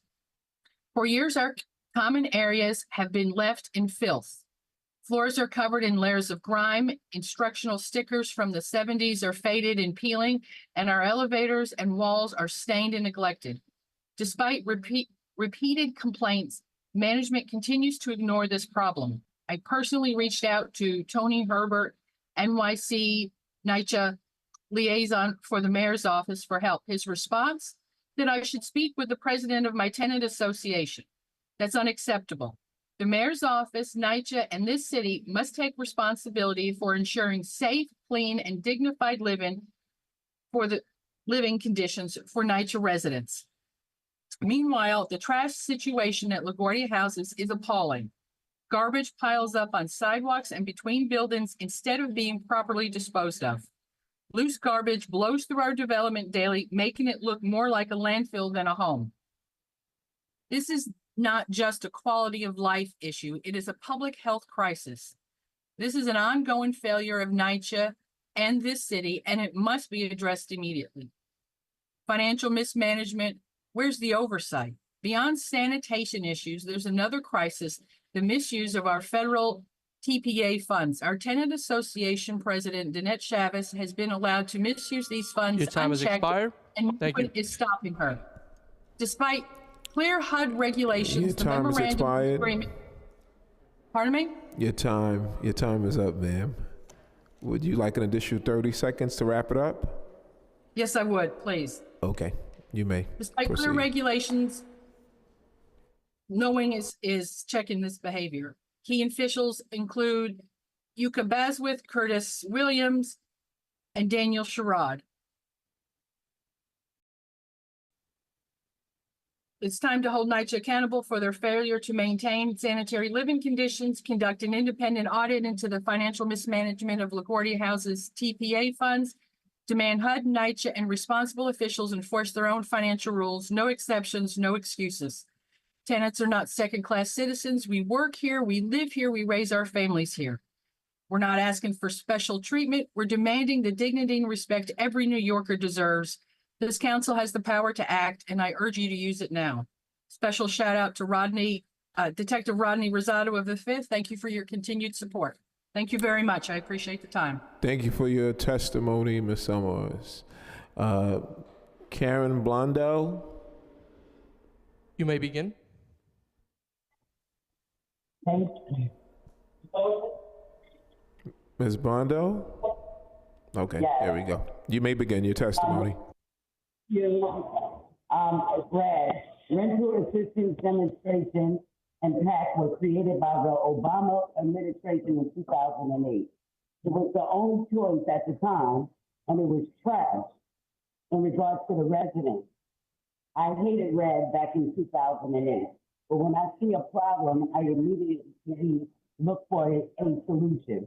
My solution was to learn about RAD PAC and to elevate the resident concerns, especially in Red Hook, which at the time were focused around fear of being misplaced, amongst other concerns. I then advocated for and helped with the creation of the New York City Preservation Trust, and this brings me to CCOP, the Citywide Council of Presidents. Our job as duly elected NYCHA representatives, I'm the president of Red Hook West, is to provide residents with all the information and options available.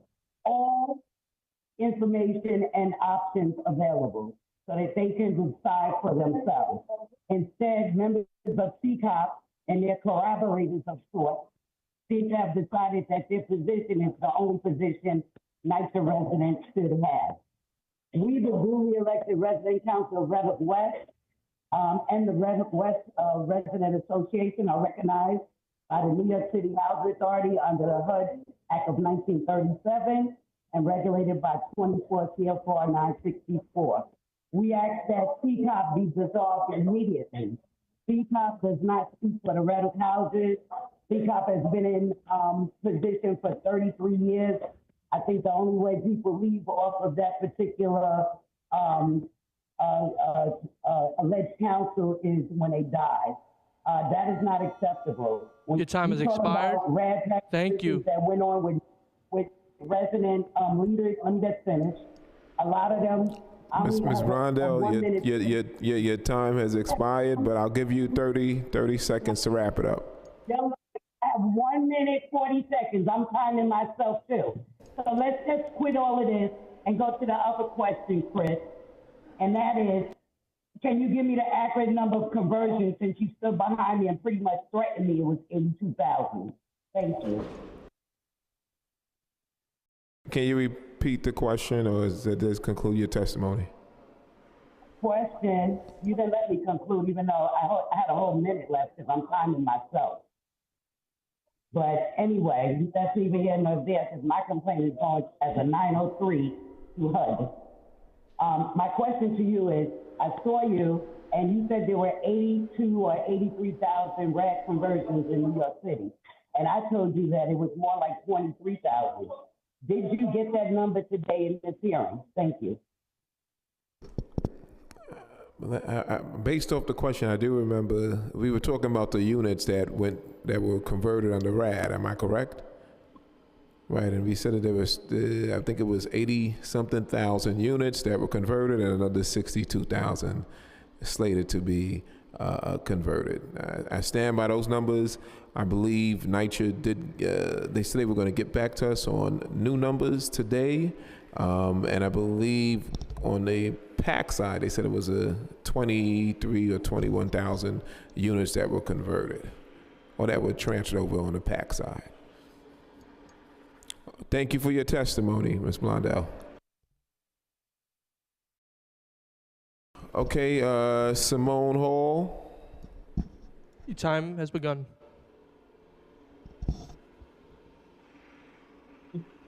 Ms. Hall? Yes, I'm here. Okay, you may proceed. Thanks for having me. My name is Simone Hall. I live in Boston Secor houses in the Bronx. Boston Secor is a federal building, and Section 9 is a federal program. Before Red Pac, things were okay, but now it's different with privatization. Living in NYCHA allowed me to raise 3 engineers, and then I went to college and earned an associate's degree. We were happy, but not now. Repair tickets weren't canceled back then as they are now. Now repairs are not being done at all, and there are new rules and regulations. I always pay my rent on time within the first 5 days of the month. Now, rent statements arrive here very late in the mail, up to 18 days after the due date. Tenants are scared about being evicted because of all the threats and bullying. These threats have even extended to my family members, who were led to believe by phone that a real emergency occurred concerning me, when what was really the matter was the management was trying to get them to convince me to sign the PAC lease. So, let me go now. Now, I'm in touch with the executive secretary to the director of Section 8, Robin Tesorerio, and I was told by the executive secretary that Section 8 was closed in 2009. It wasn't open legitimately until June 3rd, 2024. Several neighbors said they have been signed up for Section 8 since March 26th of 2024. Surprise, I never signed anything, and I want to see my signature. A tenant was at a meeting and asked how when we signed up in March. She said she was unable to get into her tenant's portal. A PAC partner, Samuel Levine, snatched the microphone out of her hand and shouted, "Don't listen to her! Don't listen to her! Your time Only has listen to expired. an authorized person." We need more time. I need Ms. just 30 Burke, seconds. you have 30 seconds to wrap it up. Okay, I'm gonna hurry. PAC partner Kadisha Wilson started screaming, repeated, "She's a liar, she's a liar." The tenants became upset and the meeting ended with people walking out in disgust. We have no legitimate tenant association and never had a chance to vote for anyone, especially to make Boston Secor private. How WaveQuest came to be in Boston Secor houses is a mystery. WaveQuest has a very bad reputation, especially with evictions. And I want to know this, and this is very important. Why has NYCHA abandoned its tenants, and when did it decide to do so? And here's one thing I want to tell you, Chris. These panelists that appeared today have sworn an oath to tell the truth, but their testimony is questionable and not what residents are really experiencing. And NYCHA and HUD need a forensic audit done to expose their ongoing schemes and scams. Thank you for your Hello? testimony, Ms. Hall. Thank you for your testimony, Ms. Hall. Christine Burke. You may begin. Wait a minute. Hello, Hello, Ms. Burke. You may begin. my name is Christine Burke. I am a resident of Howard Houses, Brooklyn, New York. The RAD process has unfolded in a way that feels both unfair and undemocratic. Residents' voices have been concealed, leaving us without adequate explanation. None, nor genuine participation. To address this, I urge the council to impose a moratorium on the RAD PAC program. There should be a minimum threshold of at least 51% residents voting for PAC. We also need a moratorium on RAD to ensure that the program is not rolled out without changes that address the misleading practice of using surveys results as proof of approval. Surveys were distributed during a June 2024 PAC meeting with fewer than 25 residents present. There are 813 apartments in Howard Houses. There was no transparency about how the surveys results would be used, and no follow-up communication to ensure that the residents fully understood the implications of their response. The Tenant Association President, Ms. Naomi Johnson, told me that the PAC representative asked about the surveys. She said she told them the majority Your of the time has residents expired. were Thank you. in favor of the transition. Thank Ms. you. Burke, your time has expired. Would you like 30 seconds to wrap it up? Yes. Okay. There were You may no proceed. discussions or votes in the PAC meeting nor in the Tenant Association meeting to confirm her decision. Ms. Johnson put Howard Houses in PAC using the surveys. Thank you very much. Thank you, Ms. Burke, for your testimony. We'll now proceed to Cynthia Tibbs. You may begin.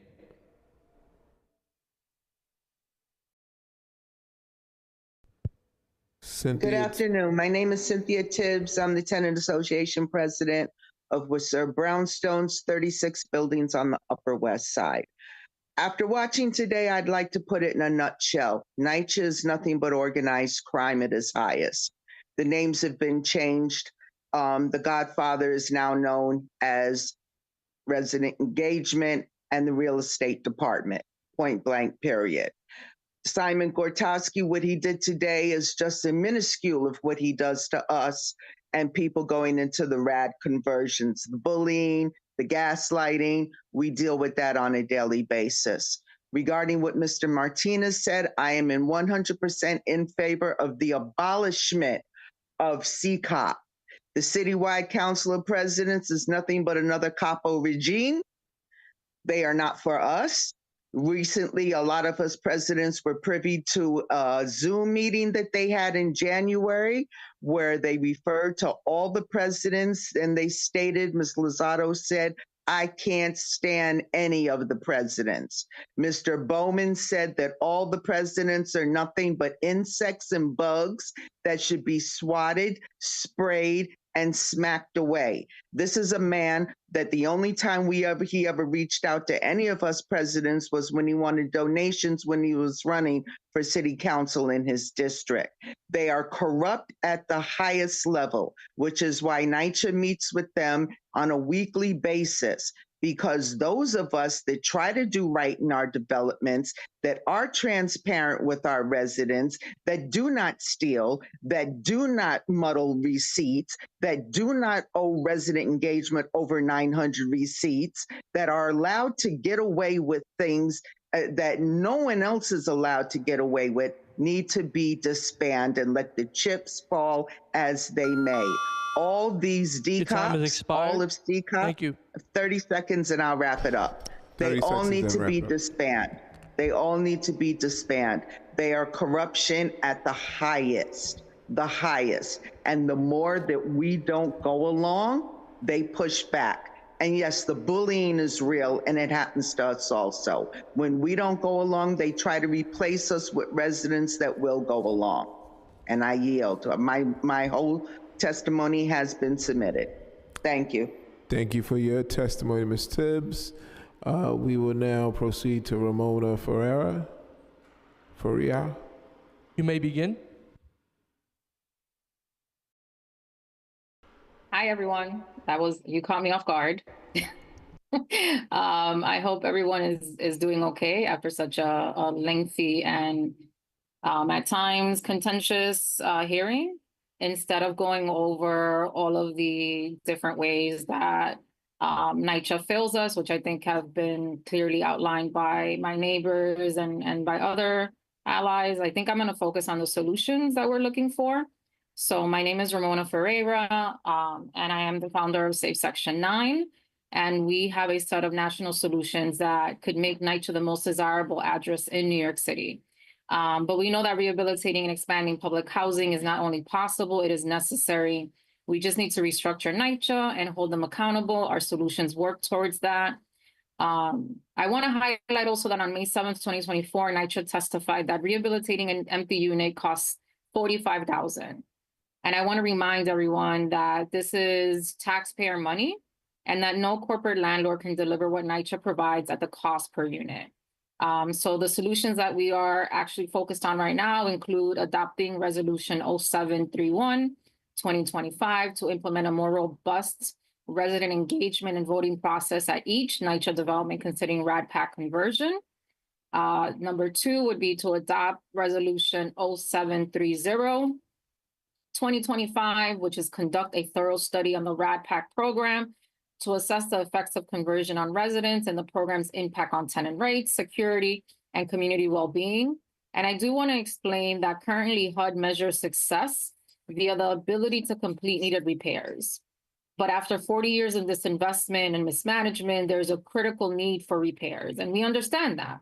However, the desire for repairs should not undermine the quality of life of tenants. We have amassed enough evidence to prove that RAD-PAC is harmful, and it is now time for NYCHA to analyze the experience of tenants. Thank you. Can I have 30 seconds? Yes, you may have 30 seconds to wrap it up, ma'am. Thank you. And the final solution is place an immediate moratorium on all RAD Section 18 blends in New York City until that comprehensive third-party impact assessment study is completed. Thank you again for this hearing, and I look forward to working on these solutions with you. Thank you so much for your testimony. We'll now move to Janine Lopez. You may begin. Hi, my name is Jeannie Lopez, 3555 Bavona Street, Officer Sequel in the Bronx, and I advocate for Safe Section 9. I've lived in this building for over 19 years, and what once was my home now feels like a place I'm being forced out of little by little. The RAD Impact program was presented as a solution, but instead has become a nightmare. I'm expected to sign a lease under confusing terms while being harassed for rent and withheld a voucher until I do so, with exaggerated rent arrears and random fees that seem to be out of nowhere. HRA does not recognize any of these private companies, so how would I get the rent help once I do sign? Every month feels like a new rule being thrown at us, making eviction an ever-present threat. It feels like they're setting us up to fail and fall behind just enough to justify them of us pushing us out. I fear my future here. NYCHA needs to stop lying. On oath, no less, is diabolical. No wonder why they left. I agree. I never agreed to this process, and I certainly never voted for it. We were told that it's just a survey, only to find out later it was being used as a vote without full understanding or consent. Meanwhile, construction is being done all around us with carelessness, leaving behind dust, toxic fumes, debris. That has taken a serious toll on my health. I wake up with headache, nosebleeds, covered in dust. My breathing, clearly as y'all hear, is affected. I'm stressed out, and it's making my mental health spiral. The anxiety of not knowing if I will be able to afford to stay in my home and dealing with unanswered questions, unfulfilled promises, and threats of eviction is an ongoing battle. It's a fight for survival in a place that's supposed to be my safe haven. The passing of my late mother has affected me, and on top of grieving, now I'm being forced into uncertainty about my future. I'm trying to rebuild and refine my career path. But how can I do that when I don't know when I have a home next month? No one should have to live like this. I'm calling on the City Council to conduct an in-depth survey on the RAD Impact Program to assess the true impact on this conversion, Your time on has its tenants, expired. our rights, Thank our you. safety. I have 30 seconds, an extra 30 seconds, please. 30 seconds to wrap it up. This entire plan needs to be reevaluated, and if not, put on hold entirely. No New Yorker should be pushed toward homelessness, especially not any long-term residents like myself who are simply trying to get back on their feet. We deserve stability, transparency, and a fair chance at a future. Thank you, Council. Thank you for your testimony, Ms. Lopez. We'll now move to Brenda Temple. You may begin.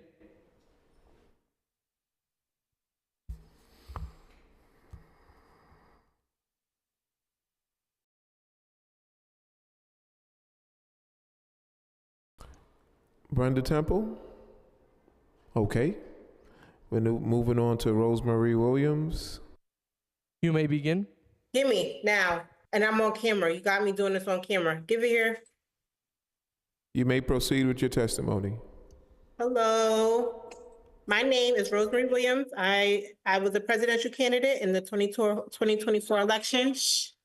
I'm a public health leader. I have owned a home-based childcare business for 15 years. I've been a lobbyist since I was 9 years old. I have worked for Senator Jesse Hamilton, Mayor Tony Harp, Senator Mike Fowler. I worked at President Barack Obama's first inauguration. I currently live in Ingersoll Houses, and before this, I lived in Eastchester Gardens. My company and I was featured on NYCHA's Journal website. So I'm here today to talk about how public housing has affected me and my family. So life has never been easy for me in public housing. I was kidnapped and raised in Eastchester Project. Staff never requested or questioned why my mother's name on the birth certificate was different from my mother's name on the lease. Neither did my public school, yet they put me on the lease anyway for 16 years before I ran away. I would wake up wanting to go to the park, and I couldn't go to the park because of a baby being thrown in a trash can in the park, or there was dead bodies laying in the middle of a walkway right outside. Public housing has never been safe for children, women, or men or families. Residents don't respect staff. Residents' visitors are dangerous. I was giving a substance in the Eastchester apartment, and I blacked out for 3 days. And only after I woke up was I then transported to a hospital where blood result tests said that I was pregnant. My handler was on the news for finding a baby on the ground from the adjacent building. When I went to the Brooklyn DA's office, they questioned my handlers that raised me in Eastchester Projects, and they were told, "You're playing with fire, leave it alone." Someone in the same family, I then went to a DV shelter and got an apartment with NYCHA on my own. Someone in the same family stole this apartment for 5 years prior to me moving in. I've been fighting rats and mice for the last 9 years in this apartment. Your The time has boiler for the expired. building is Thank under you. me as I'm on the Your first time has floor. expired. If you would like Okay, 30 may I have more seconds, time? 30 seconds to wrap it up, ma'am. All right, Go so ahead, Ms. in Williams. conclusion, I have made reports to Jamani Williams, Reverend R. Sharpton, to the White House, to FBI. Nothing has been resolved. My housing manager has put his hands on me. They have transients that are paid for by NYPD with a partnership with NYCHA, and they refuse to move these transients. These transients has asked me to sell myself, sell drugs. I have a home-based childcare business that I've had for over 15 years. I'm not able to do that. So I've made all complaints and all human councils, all possible authorities, and nothing has been said. I am a mandated reporter, and NYCHA should be shut down immediately. I'm done. Thank you. Thank you for your testimony. We'll now move to Julie Sharpton. You may begin. Julie Sharpton.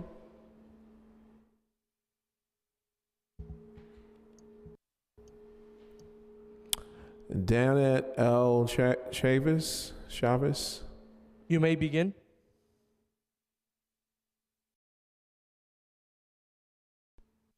Hello? Yeah.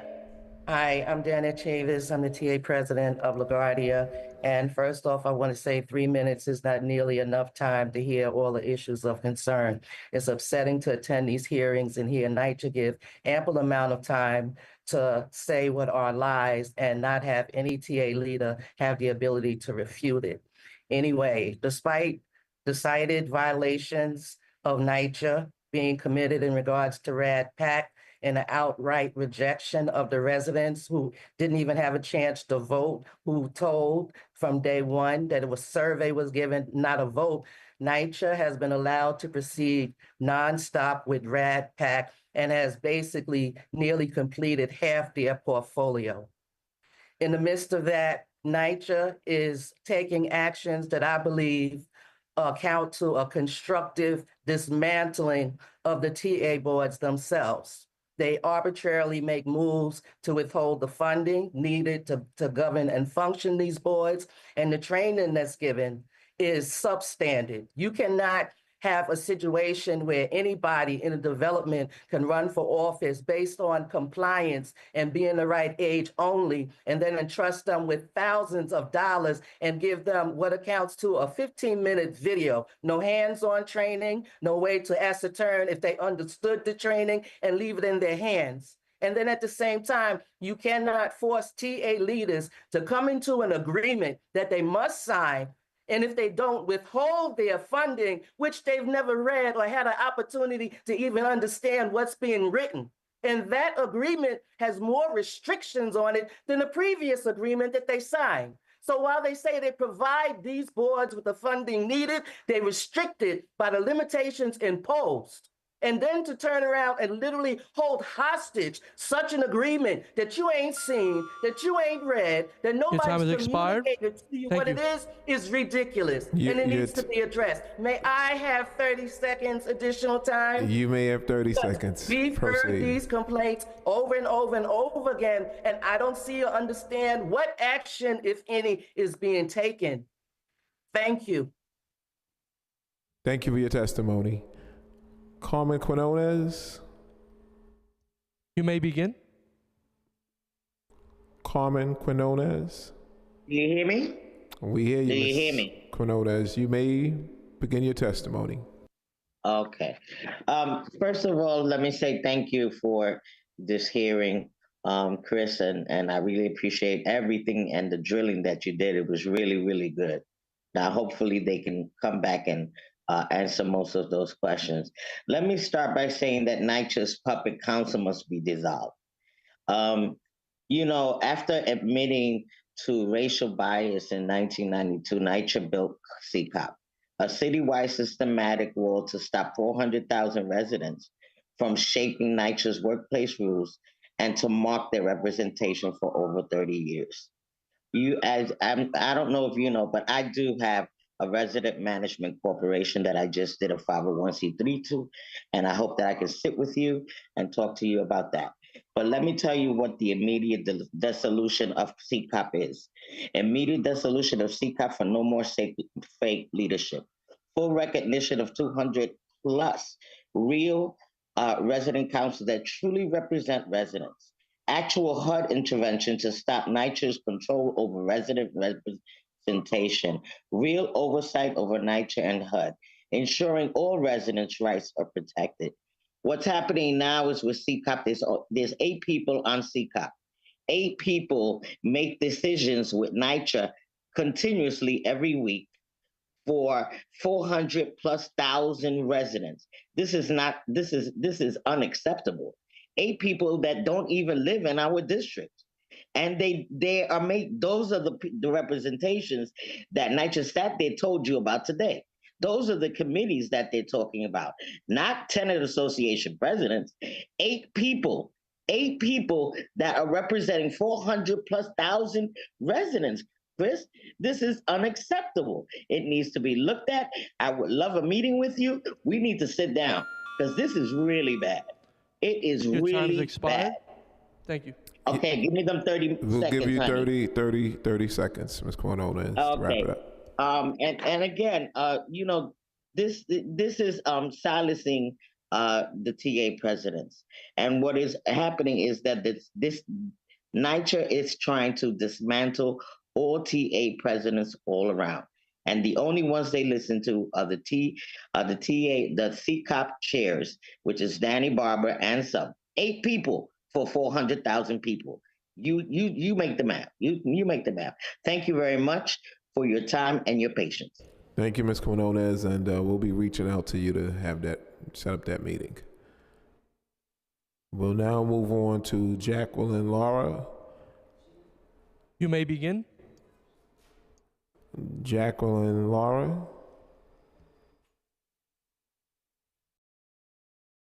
Jacqueline Laura. All right. We'll now go to Diana Eldon. You may begin. Thank you. Good afternoon, Chairman Banks. Good to see you again. Hope you come back to RPPH and meet with us again. Good to see you. Yes. So I'm here today to discuss the importance of transparency, truth, and respect within the relationship that NYCHA should maintain in serving the residents. During a recent incident, my residents were kicked out of our nomination election process to allow NYCHA to promote their conversion project in a meeting for another development that has a senior center they could have used. On November 21st, 2 NYCHA coordinating staff members and I were denied access to our reserved lunchroom in our center by NYCHA's RADPAC staff holding a meeting for Morehouses. This was unacceptable, as I had 17 residents in that meeting who were from the ages of 60 to 87, where there was no ventilation, no space for them. NYCHA left us to dry out as they promote these conversion programs. This is definitely a difference of what transparency means to NYCHA and how it relates to the residents. We have witnessed NYCHA backflip so many issues. The backflip was the dismissal of the resident leaders that were left out of the first conception of private management with the blueprint. When we began as RPPH, we noted that in the violating of HUD regulations 964.135C, where we were supposed to sit at the table and have input, and most certainly how it was all going to be done and to whom it would be done to. That is where RPPH came in. We are comprised of resident leaders who defy the forced actions of NYCHA upon our residents around the city. And when we reminded NYCHA of this terrible action against the residents, they continue to go forward with these conversions. I believe that NYCHA has perpetuated their lies. Your time has expired. Thank you. You have 30 seconds to wrap it up. I'm tired as well. They have bullied us every day as residents, and the pressure that NYCHA gives towards these conversions has terrorized many elderly residents, like myself and my age. And the fear as a wheelchair-bound senior that this might one day come to my development is overbearing. Something must be done, and NYCHA must fix this voting issue, as it should be 51% of the population of the development that votes for these conversions, and as well as the trust. And so under this program here, I don't see any good coming from it, Chairman. And you have to do something, definitely have to do something in the way of independent audit, and there must be some resolution to CCOP, because we're not being heard. For 8 people to speak for all of us, as we said before, it's obnoxious. And at my age, I don't have time to waste. Thank you very much. Thank you for your testimony, Ms. Eldon, and good to see you again. Thank you for your advocacy. Now we'll proceed to Shamika Ruiz. You may begin.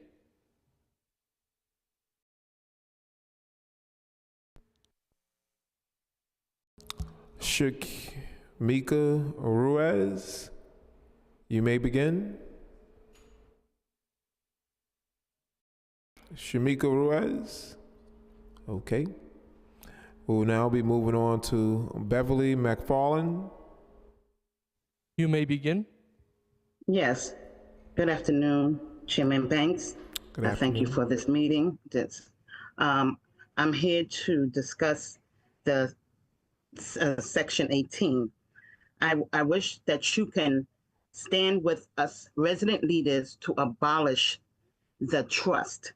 First of all, it was done against the violating the 964 HUD regulations that states that the active consent decree were not supposed to be in place in order for NYCHA to start another program. So that in itself is a violation of the 964 HUD regulations.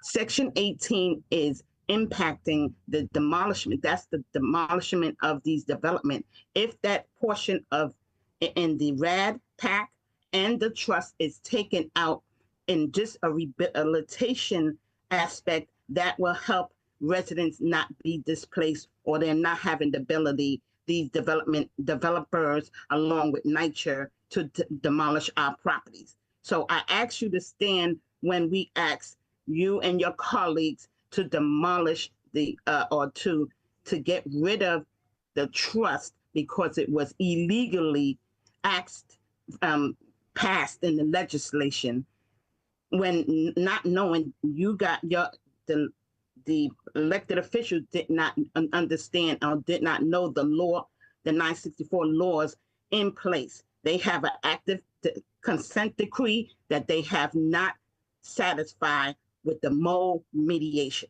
So I'm asking you guys to understand what negative impact these conversions are making on our lives and our families, and it is changing the fabric of our community and impacting our lives. I thank you. I yield. Thank you for your testimony, Ms. McFarland. Now, Louis Bartot. You may begin. Yes. Can you hear me? We can hear you, so you may proceed with your testimony. Thank you for allowing me. I lived in Elliott Chelsea Houses, Manhattan, New York, raised two families over a period of 50 years. Because of state divorce laws, I was forced to give up my apartment without giving it a chance to go into any of the dozens of empty apartments here in Elliott Chelsea Houses. But I was a co-leaser at that moment with my wife, and they did not present any alternative to me except go out the door under the bus. At that time, the city was reporting there was at least 6,000 empty apartments across the city of New York. NYCHA was not created to create homelessness. They're supposed to protect tenants. They're supposed to help the elderly, especially a person of my age, which now I just turned 79. This just happened last year. You have to find a way to find what the vacancy rate, which we have already said is unusual, and find out what happened to the people that left these apartments. Among them, you find heads of households, women mostly, who have passed on, and their families have been left behind. You find also elderly people who were taking care of children and grandchildren, and they passed on, and their families have been left behind. And also you will find, of course, some residents who became eligible because they married an American citizen, and they also have been put out under the bus. So you guys, you got to find this information and find a real number of how many units are empty in the city of New York, because nobody gave NYCHA the mission to create homelessness.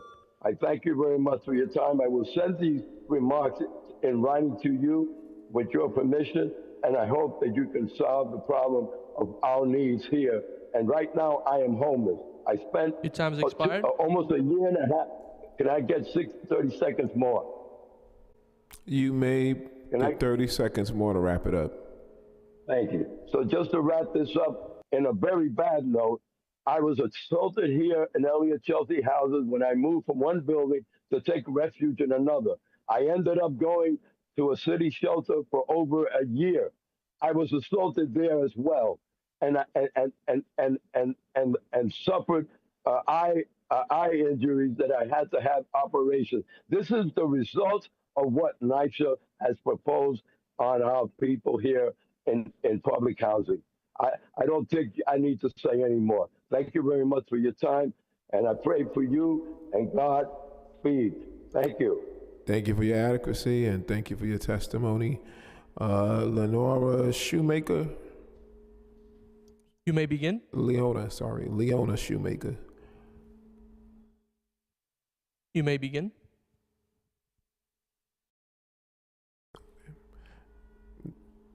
Minerva Diaz. You may begin. Minerva Diaz. Michael Cintron. You may begin. Michael Cintron. And the last one is Ear. E-R-E-R-E. You may begin.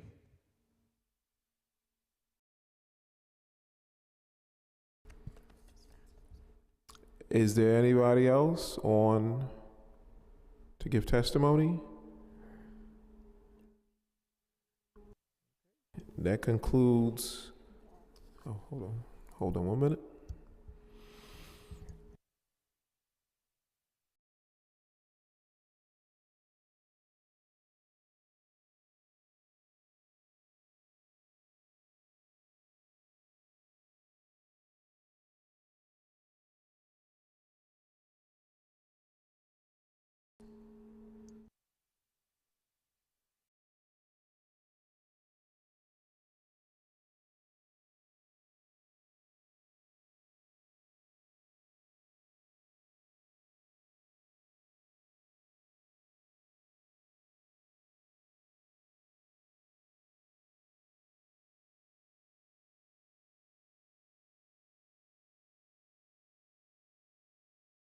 Okay.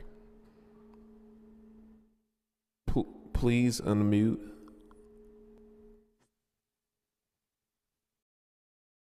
Can you state your name? The host is allowed. Hello? Okay, you can hear me now? Okay, thank you for this platform. My name is Sadie, I'm from Reese. And I'd like to, let you know how NYCHA has constantly kept violating our 964 regs, which is like our Bill of Rights. So to name one is, we had a hearing with you guys on October 31st. And I mentioned about the red and green dots with the data, how they act as though they wanted to pursue everything as if that's what we wanted, which it wasn't. And it was a survey, which they took as a vote.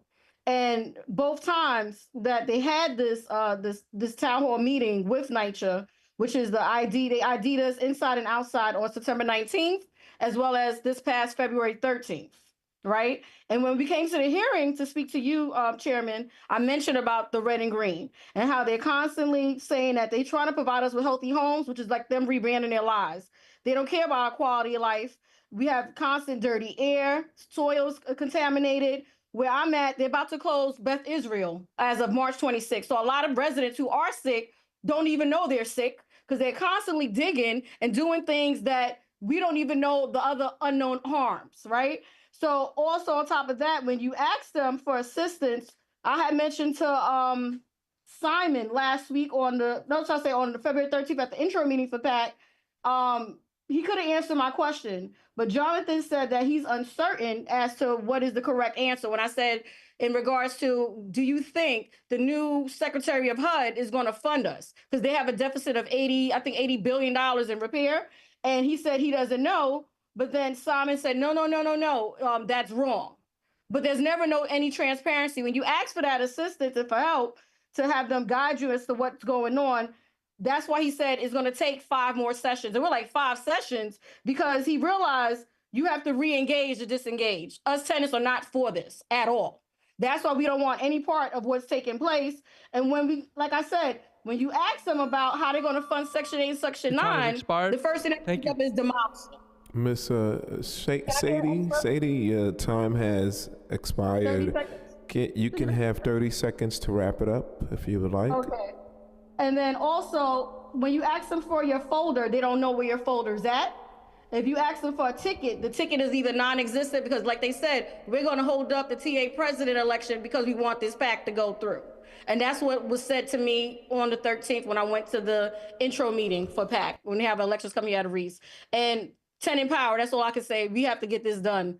Please, I implore you, investigate them, audit them for the uncollected fines, as well as any other bribery. They probably got continued bribery going on. You need to audit them because they have no numbers. They keep giving you vague replies. Please look into them because they're not here for none of us at all. At this point in time, it's like, you know, premeditated murder because they're not doing an environmental impact survey on any of this, but they're getting paid and they can't even tell you if you're going to still have a home after everything is said and done. They're giving you estimates of how long it's going to take for them to prepare your home, and they aren't even certain if you're going to be able to come back once that's done, like they did in Cabrini Green and Rise in Liberty Square. I want people to research and empower themselves and educate themselves as to what they're doing to us. Okay, thank you. Thank you for your testimony, Sadie. Thank you.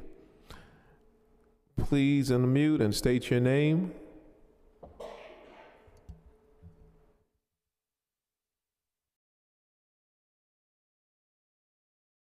iPhone Sabrina guest, Dingle. please. There we go. Unmute and state your name. Sabrina Dingle. You may begin your testimony. I'm calling, we already know how the lack of repairs.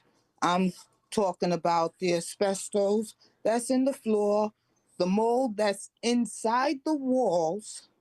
I had two sons. One had a traumatic brain bleed from seizures at the age of 30. The other one developed seizures November 13th at the age of 34. Now, who do I hold accountable for? Do I hold NYCHA or do I have to go to federal? Is it city or fed? Because we're on federal ground, but it is city's building. Can you please advise me? No lawyer is trying to pick me up because city can't sue city. So please advise me.